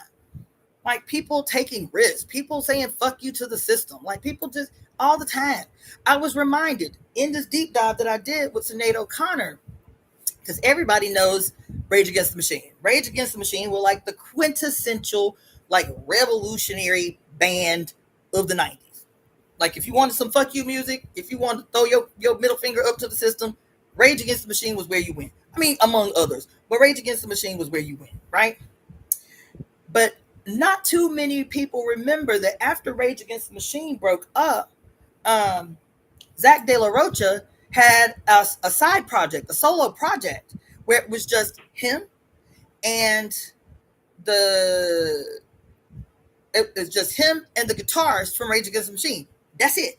It was just an EP, but it was just experimental music with him and the guitarist for Rage Against the Machine. No other instruments. It was called I had forgotten about it until this night last week, and it used to be my shit. It was called the EP was called One Day as a Lion. One Day as a Lion. What would you do if you had one day as a lion? The shit is so good. So good. Oh, it's so good. I forgot how good it was. So good. But that was the energy of the whole period. That was the energy of the whole period. And it didn't matter what genre, bitch. Country music was angsty as fuck.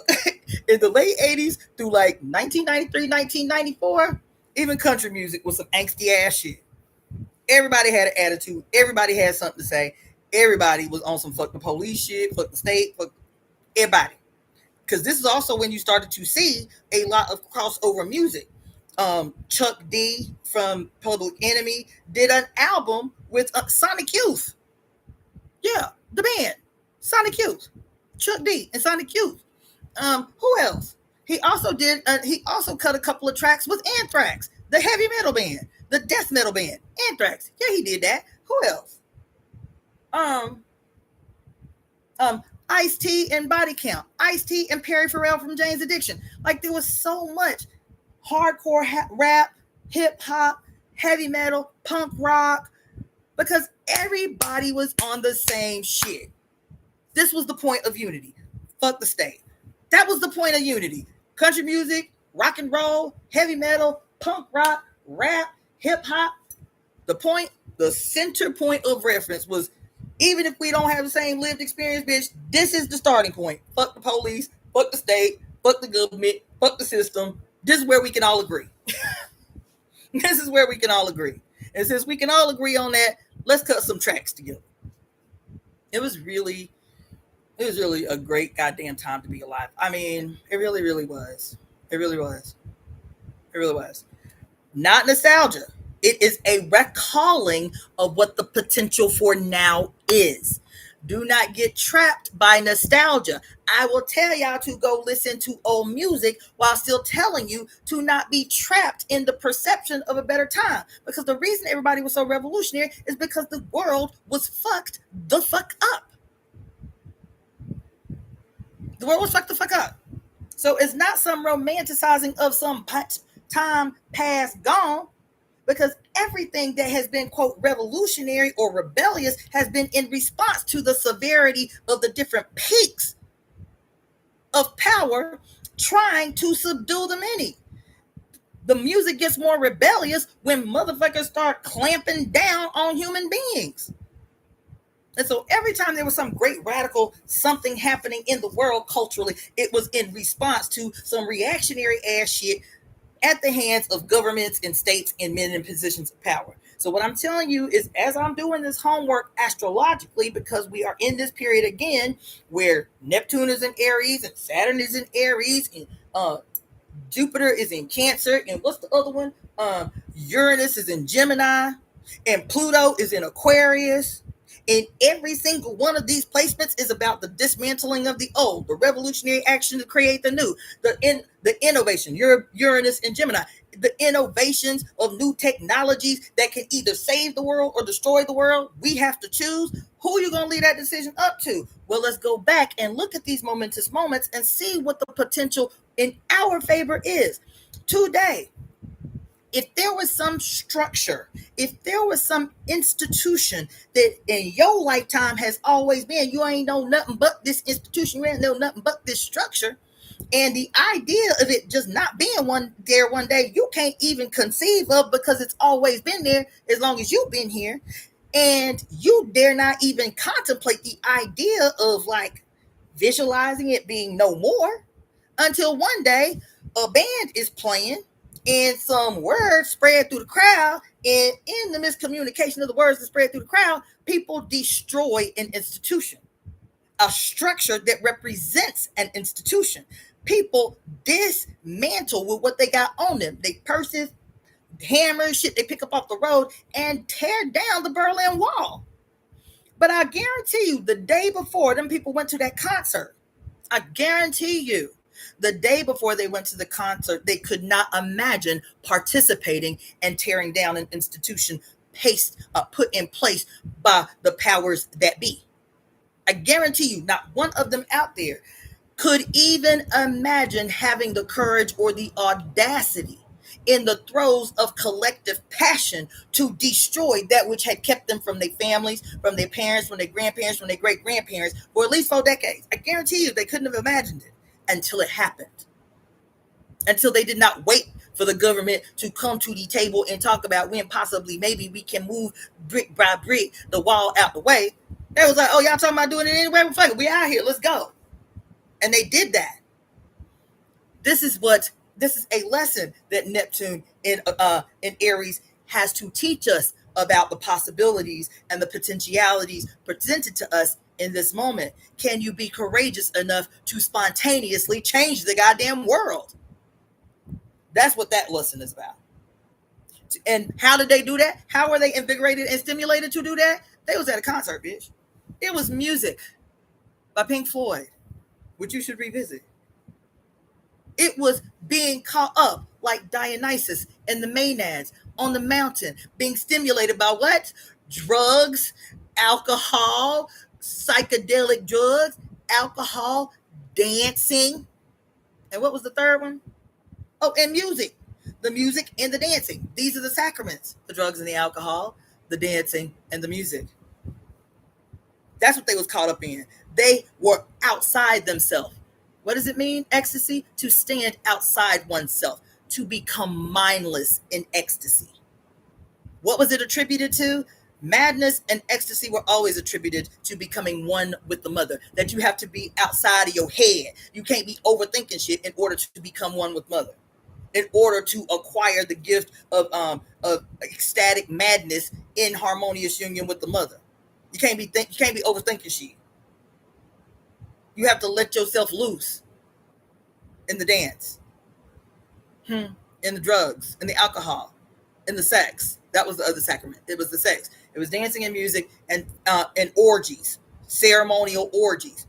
These were the sacraments that ensured that you too, even if you were male, would be able to reach heaven in your flesh, to receive divine epiphany and madness from the mother through Dionysus, the great liberator, the great androgyny. You feel me? That's what happened the day they tore that motherfucking wall down. That's what happened that day. That's what happened that day. So now I'm going to go, because now I've been on here officially 8 hours. And it's been fun, and it's been emblematic of the last 3-4 days that I've had. 4 days that I've had. Well, really, since my birthday, since last Saturday, it's been wide open. It's been wide open. And I'm so grateful for this moment. I promised I wasn't going to do this shit again, but here we are, 8 hours and 16 minutes. And but I just know that this moment is purposeful. I really, really do. I know this moment is necessary. I ain't going to do this all the time, but I knew today this was purposeful. I allowed myself to be in this moment. So now book your readings. Give me a minute to get something to eat because I've been sitting here since 11, so I haven't eaten. Give me a minute to grab something to eat and to grab some drink. You feel me? And then I'm gonna come back because I'm still not moving until I finish these manifestations are going up on Etsy. They're going live today. That is the commitment that I've made to myself. That if I don't do nothing else, if as long as I can get these three, the conspiracies, the three conspiracies typed up and posted on Etsy, I will feel like today has been a truly successful day.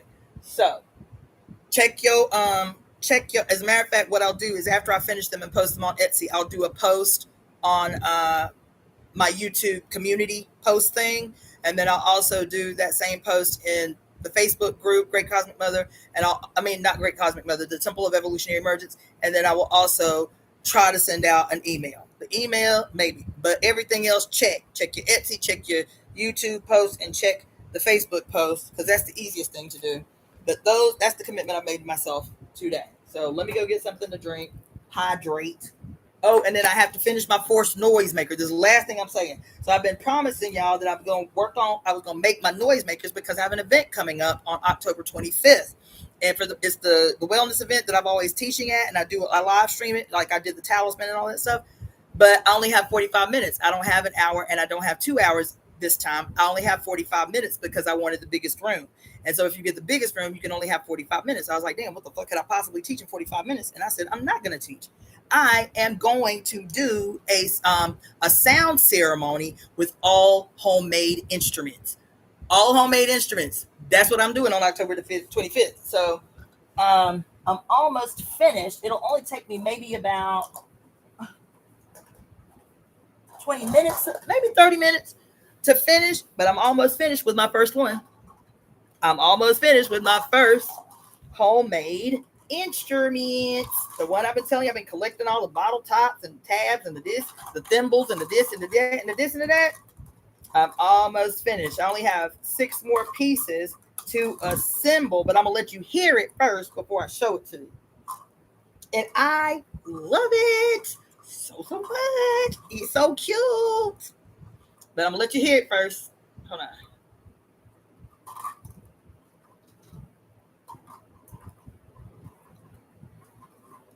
So what I'm gonna do is I'm gonna have to use my ghetto ingenuity to create some kind of stand or post to display my noisemaker, so I can just take one at a time while I'm doing what I'm doing. You feel me?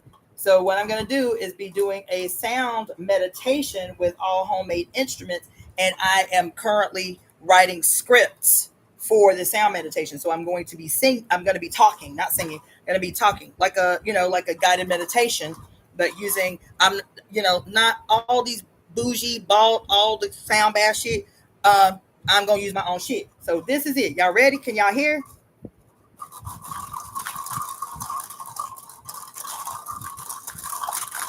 Oh, that's so cute. Can y'all hear? But the way I'm going to rig it is I'm going to have a little rig where I can place all my noisemakers, and then I'm going to have fans that are kind of gently blowing certain noisemakers while I use other noisemakers, so you'll hear. Can y'all hear that? So lightly with the wind blowing, and then when I take it off, I can actually do it louder, right? So y'all ready to see it?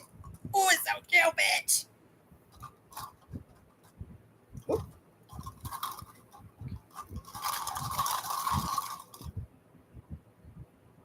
So these little bottles I see in the gas stations everywhere. They're like cheap liquor. So honestly, the majority of these that I have found are in the parking lots of gas stations because it's cheap little shots of liquor, and mostly people who live on the street, people who are homeless. That's why everywhere I go is mostly I will see these either in alleyways near dumpsters where the homeless live, or in parking lots where they'll buy their shit, drink it in the parking lot, and toss it. So all of these I found in parking lots or alleyways, but it's some kind of cheap new drink that they call Buzz Balls. And I was like, oh, that was cute. And I like the hollow but round because it makes a very distinct noise. So I've got about 6 or 7 to add to that. And then I have to bind the handle. Like I have to like wrap the handle, like so it's solid. And I'm probably going to use multicolored string to do that. It's like multicolored string to bind the handle. And then there you go. Isn't that awesome?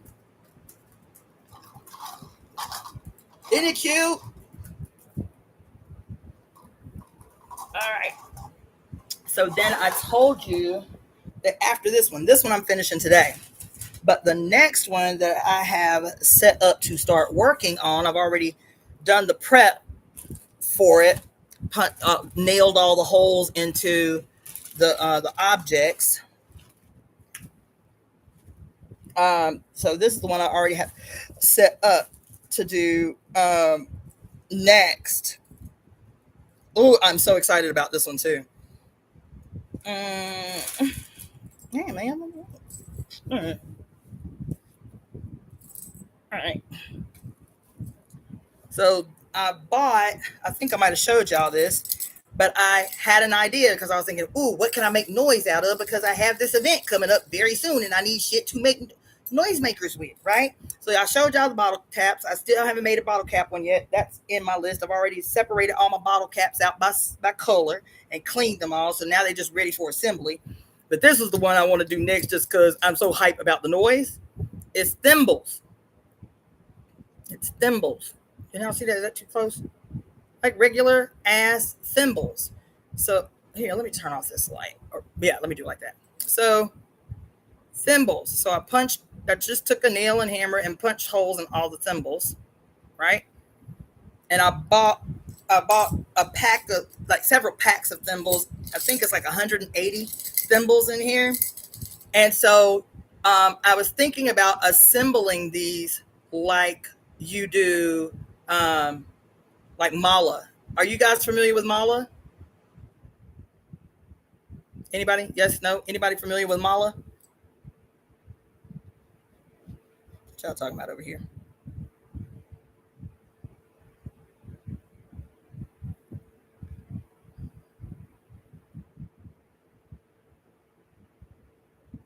Somebody was like, I love buzz balls.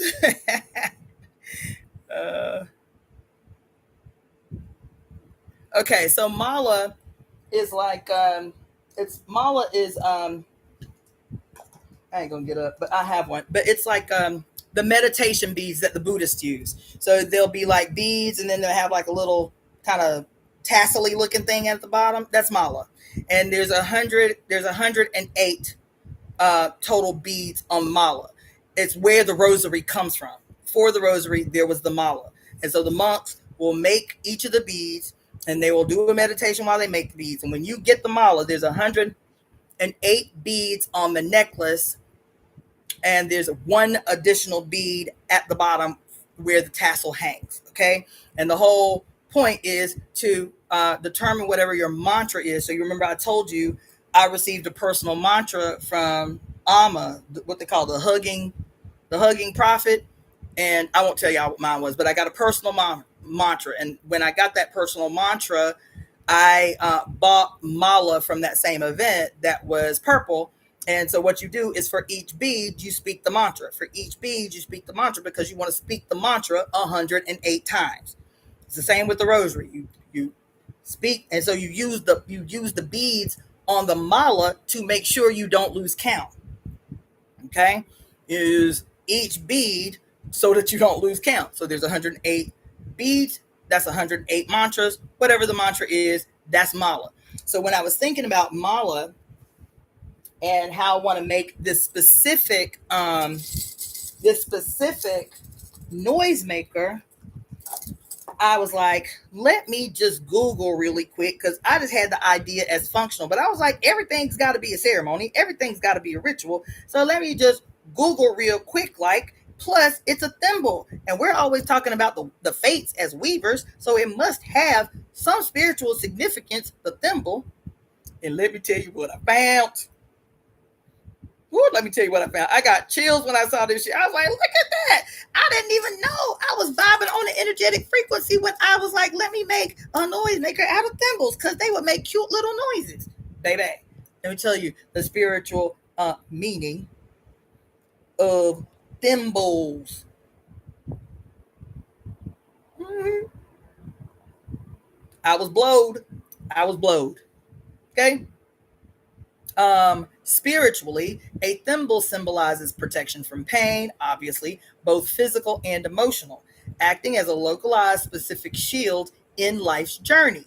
Also, it also represents careful, precise action, wisdom in identifying and guarding pressure points, and can symbolize love, friendship, and connection when given as a token of affection. Additionally, it is associated with domestic duties, the protection of the vulnerable, and the concept of accepting only a part of a greater whole. Do do do do do. Okay, yeah yeah yeah yeah. Cool cool cool. Localized. Da da da. But it gets deep. It gets deep. Hold on. So that's the overall, right? Historically, a thimble could be used as a vessel to protect a loved one by writing their name on a slip of paper and burying it. So taking a piece of paper, writing a loved one's name on it, putting it inside a thimble, and then burying it could be used as a protection ritual, right? And burying it, a symbolic act for a safe journey or for childbirth. Wisdom and resilience. Guarding pressure points, the thimble teaches the wisdom of knowing where to apply pressure and where to protect oneself rather than being unbreakable. The mundane strength. I'm always talking about the mystery and the magic of the mundane. Ain't I always talking about that? Seeing the majesty in the mundane? Listen to this. It symbolizes mundane tools that prevent small common pains, highlighting the importance of subtle everyday defenses. Hold on. In folklore, like Wendy and Peter Pan, a thimble can represent a kiss or a symbol of love and friendship. I forgot about the thimble in Peter Pan. Um, Cementing relationships as sentimental tokens, thimbles have been used to express affection and inspire diligence among people, solidifying their bonds. Feminine domesticity and expectation. Domestic symbol. The thimble is a potent symbol of a woman's expected duties in the domestic life she would assume after marriage. Expectations of partnerships. Giving a thimble during courtship carried the man's expectations for his future wife and signified the woman's agreement to those expectations. It gets deeper. Spiritual and theological meanings. Vessel for divine gifts. In the spiritual context, a thimble can represent one's capacity to receive God's blessings or a part of a larger divine truth. Accepting the divine. It can symbolize a small but significant vessel for a portion of God's immense love and wisdom, an electric shock of vital truth that one is able to take in. Gets deeper. Hold on, because there was one where they were talking about the actual other uses of thimbles in patriarchal Europe that I was like, whoa, whoa, whoa, whoa, whoa, whoa. Okay, hold on. Um,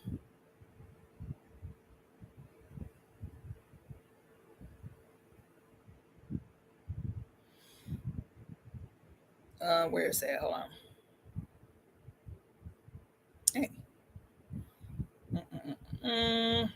Do. Symbol sized story. There is more understanding of the symbol.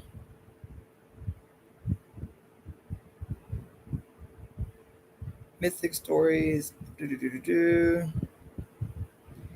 this it?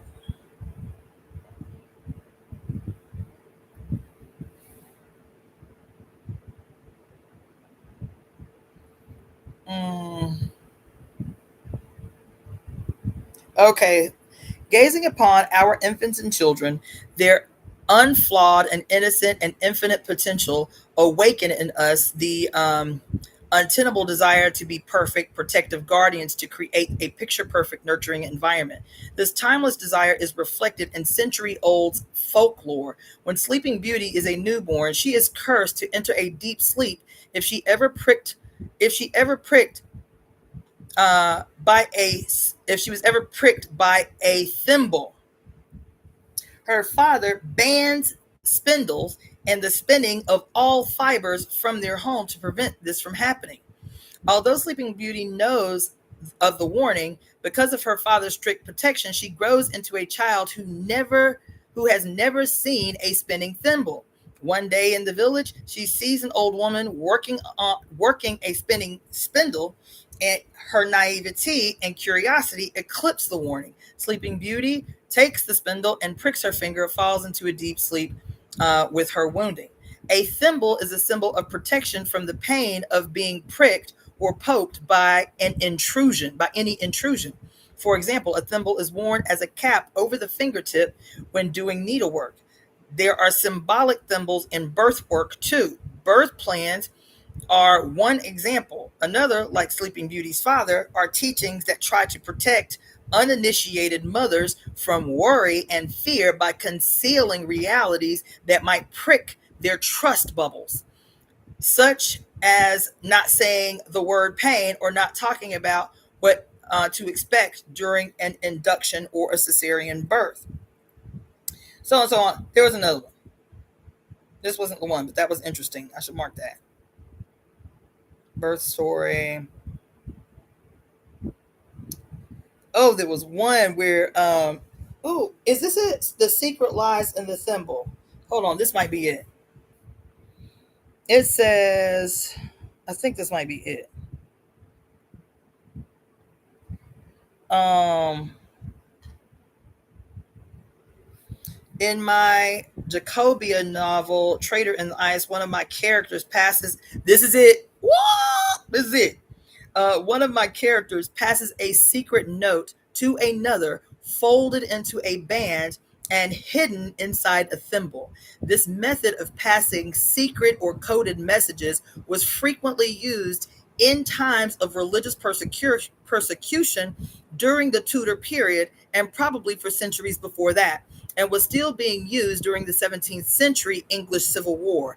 A band of folded paper was easily concealed in a thimble, which even in a room crowded with people, a woman could cautiously set on the table or casually set on the table for the recipient to pick up, or it could be slipped into a work basket.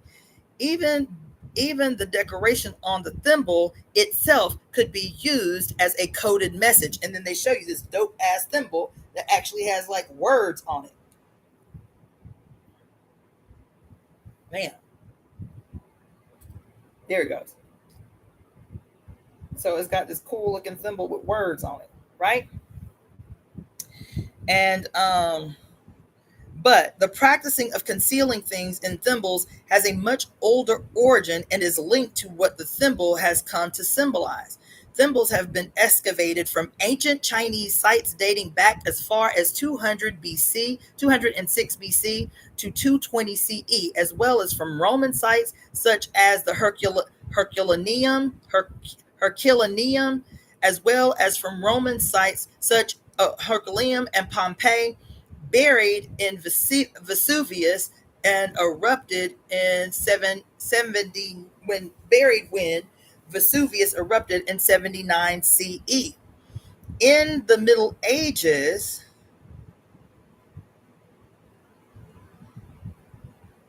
in the Middle Ages, thimbles made from brass or copper alloy and were used by men, women, and children. For sewing coarse cloth, they used topless thimble rings, pressing the needle with the side of the finger. And for finer cloth and embroidery, they used a beehive shaped thimble. By Tudor times, the given elaborately decorated thimbles as lovers' tokens or an occasion gift was well established. These were often engraved with initials, coats of arms, and mottos, or decorated with emblems in the form of birds, flowers, animals, Queen Elizabeth bestowed thimbles studded with precious stones on her favored ladies in waiting. In 1693, John Lofting, a Dutch thimble manufacturer, set up a thimble factory in Islington in London, England, before moving his production to Buckinghamshire to take advantage of water power. He was able to turn out 2 million thimbles a year, such was the demand. But thimbles had become far more than tools for sewing. Sorry the way I'm reading it, but my screen just cracked the fuck, so I'm having to read through a broken screen. They had taken on symbolic meanings too. Traditionally, a ring, a coin, or a thimble are baked into a wedding cake for guests to share. The person who gets a ring will find happiness. The one who gets the coin will be wealthy. But the one who gets the thimble will remain unwed, quote, a spinster. The same applied if a girl was gifted 3 thimbles, presumably because that meant she had 3 suitors and had not settled for any of them. The more important meaning of the thimble, though, was protection and good fortune. A thimble is one of the most common objects metal decoratists unearthed in fields and gardens. Many were simply lost there. At harvest time, field hands often wore thimbles to protect their hands when binding straw, and women and children would join menfolk for the harvest and continue to sew and mend while resting from the heat of the day. So many thimbles were probably mislaid, but some seem to have been deliberately placed in the earth and contain scrolls of paper, grains of cereal, hazelnuts, crystals, and pebbles, many found with scraps of cloth inside. Some of these clothes, of course, would have been rags used as padding to keep the thimble snug to the finger, but not all.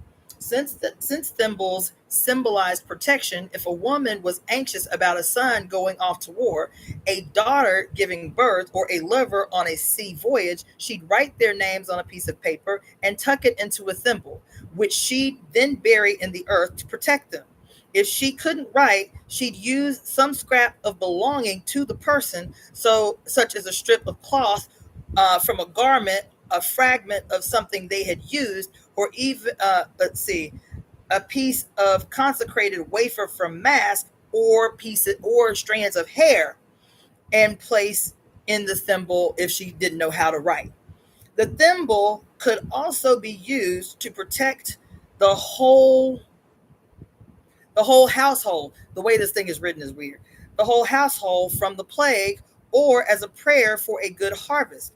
So while thimbles unearthed with a grain of wheat or corn in them can simply be the result of them being lost during harvesting, sometimes a grain of corn might have been put there deliberately. Often too, something red would be added: a red bead, a rowan berry, or a red thread.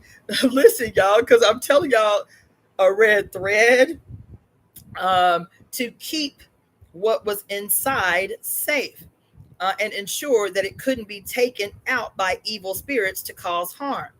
In a curious blending of 2 superstitions some years ago, I was thrilled to be given 2 Victorian silver thimbles by an elderly lady, which were tied together by a red cord. I didn't even read this far. I just read the first part. I was like, "Ooh, this is cool." I didn't even read this far because I'm telling you what I'm plotting on. By a red cord. But I was warned never to cut or untie the red cord or tie a third thimble to the cord for fear of bad luck. Right up until the 1940s, the tradition was that if a wife of a farmer or a farm worker died, a strip of cloth cut from her dress would be stuffed into her thimble and thrown out into the field where she had worked. If a corpse of a woman was proven difficult to get inside a coffin because of stiffness or size, it was said that if her thimble was cast into the coffin first, her body would follow easily.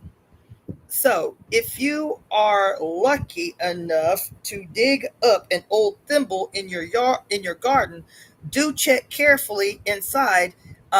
inside it before you wash the mud out.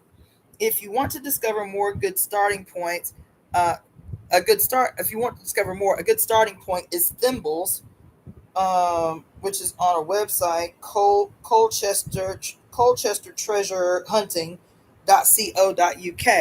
It has fascinating piece of history of European thimbles, including why Empress Maria Theresa of Austria sent spies to Nuremberg to steal the secret of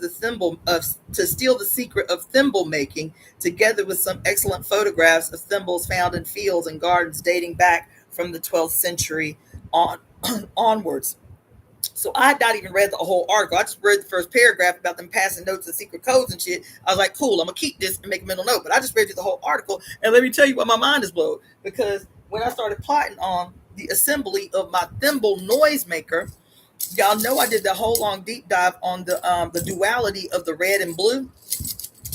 And I was like, and I talked to y'all ad nauseum about the Pisces, the opposing fish that are, quote, connected by the, quote, red cord. Like there's this whole like esoteric symbology of the red cord, right? So I was like, ooh, that's what I'm going to do. I was thinking about the mala, and I was thinking about the mystery of the red cord. You feel me? So I was like, what I'm going to do is I'm going to take 108 of my thimbles. That's the mala. I'm going to take 108 of my thimbles, and I am going to, instead of using hemp like I did for this one, I am going to use red cord for this one. So combining the mala with the mysteries of the red cord, the symbolism and the mystery of the red cord, which is symbolic of the umbilical cord. That's what I'm going to do with this one. Then I thought about it. I said, I'm going to do another one, maybe with the thimbles, but maybe I'm thinking about using these shells for the next one. I usually only use it for jewelry, but I love these shells. I was like, maybe I'll do another noisemaker with the same idea as the thimbles, but use red string for the thimbles, and then use the color of the EIME for this, for the shells, the red, white, and black. Because look at these shells. And then they're the ones that's got the purple backs on them. You can't see that well through here, but that's purple on the back. So I was like, ooh, that'd be a nice noisemaker too. And I got a whole host of them too. A whole nother, noisemaker out of money. Yeah, out of money. And use the colors of the EIME. And I'm plotting on a whole bunch of other shit. But that's about to be my task, bitch, is divine noisemakers.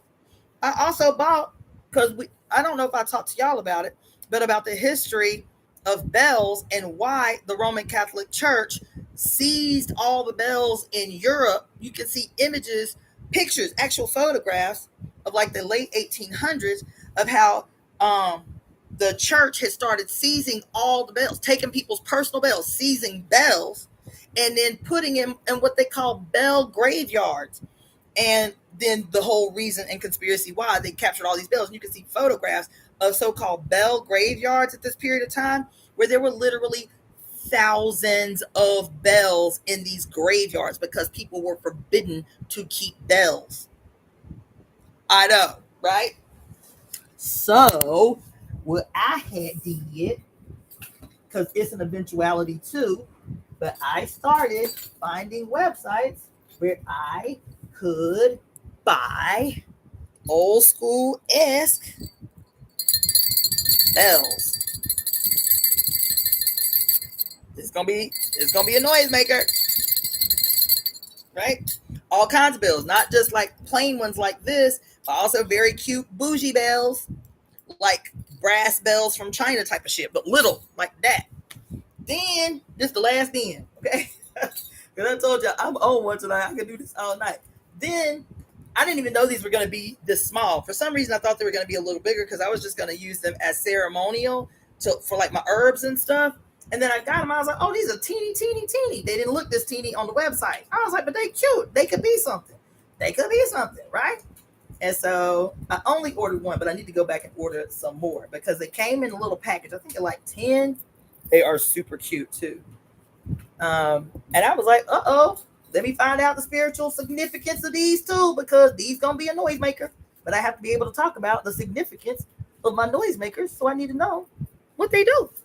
And so look at what came in this little pack. I really thought they were gonna be like, like the little spoons that you get when you buy like cinnamon, powdered cinnamon. You got a little spoon, like a little spoon that you get when you buy cinnamon or something like that. But these were way smaller than that. They didn't look that small on the website. Look at these teeny, tiny, cute ass little spoons. They come in one package. They come in gold. They come in like a bronze kind of thing.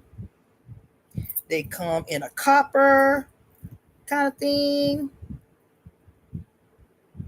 And a silver. Look at that. All the metals of the mothers. Right? And a silver kind of thing. And they teeny tiny. Like you can't tell how teeny tiny. But they teeny tiny. Let me see what I can put next to it. I got a penny.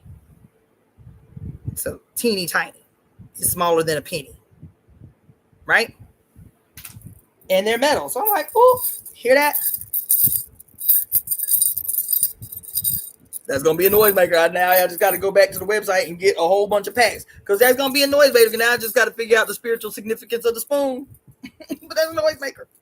You feel me? Anyway, this was fun. I'm going to go. Book your readings. Make your donations. And then tonight, go through the Etsy store because I'm about to dump a bunch of stuff on there. Go to your Etsy store, go to the Etsy store and look on the post for Facebook and such when I put this stuff up. So at least one book I'm posting tonight. The 3 conspiracies that I've been working on, I'm posting that tonight. Several new pieces I'm posting on Etsy tonight. And I think that's it for tonight. But I still got a bunch of stuff I need to dump onto Etsy. So do that. Book your readings. Like I said, readings up until October 3rd. I'll say October 4th, the day after the 3rd. I will 18% off any of those services. Okay. All right. So that's that. Let me do the math right quick. I might need to do a better discount on that. What's the math on that shit?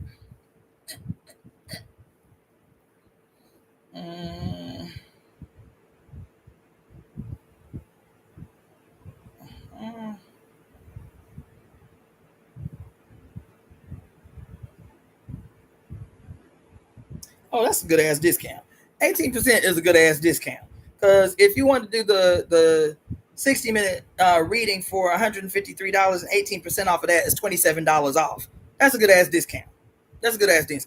So 18% off 5E, off divination, 90-minute and 60-minute. Okay? Until October 4th. So book your readings. Take advantage of the next today, Tuesday, and Wednesday. Because it's going to end Thursday at midnight. All right? Cool. That's it. Now I got to go eat and get something to drink. This was fun. Make sure to timestamp, leave comments, send clips, all the things. And I will see you guys. What's tomorrow? Tuesday? Yeah, I'll see you guys tomorrow. All right, peace.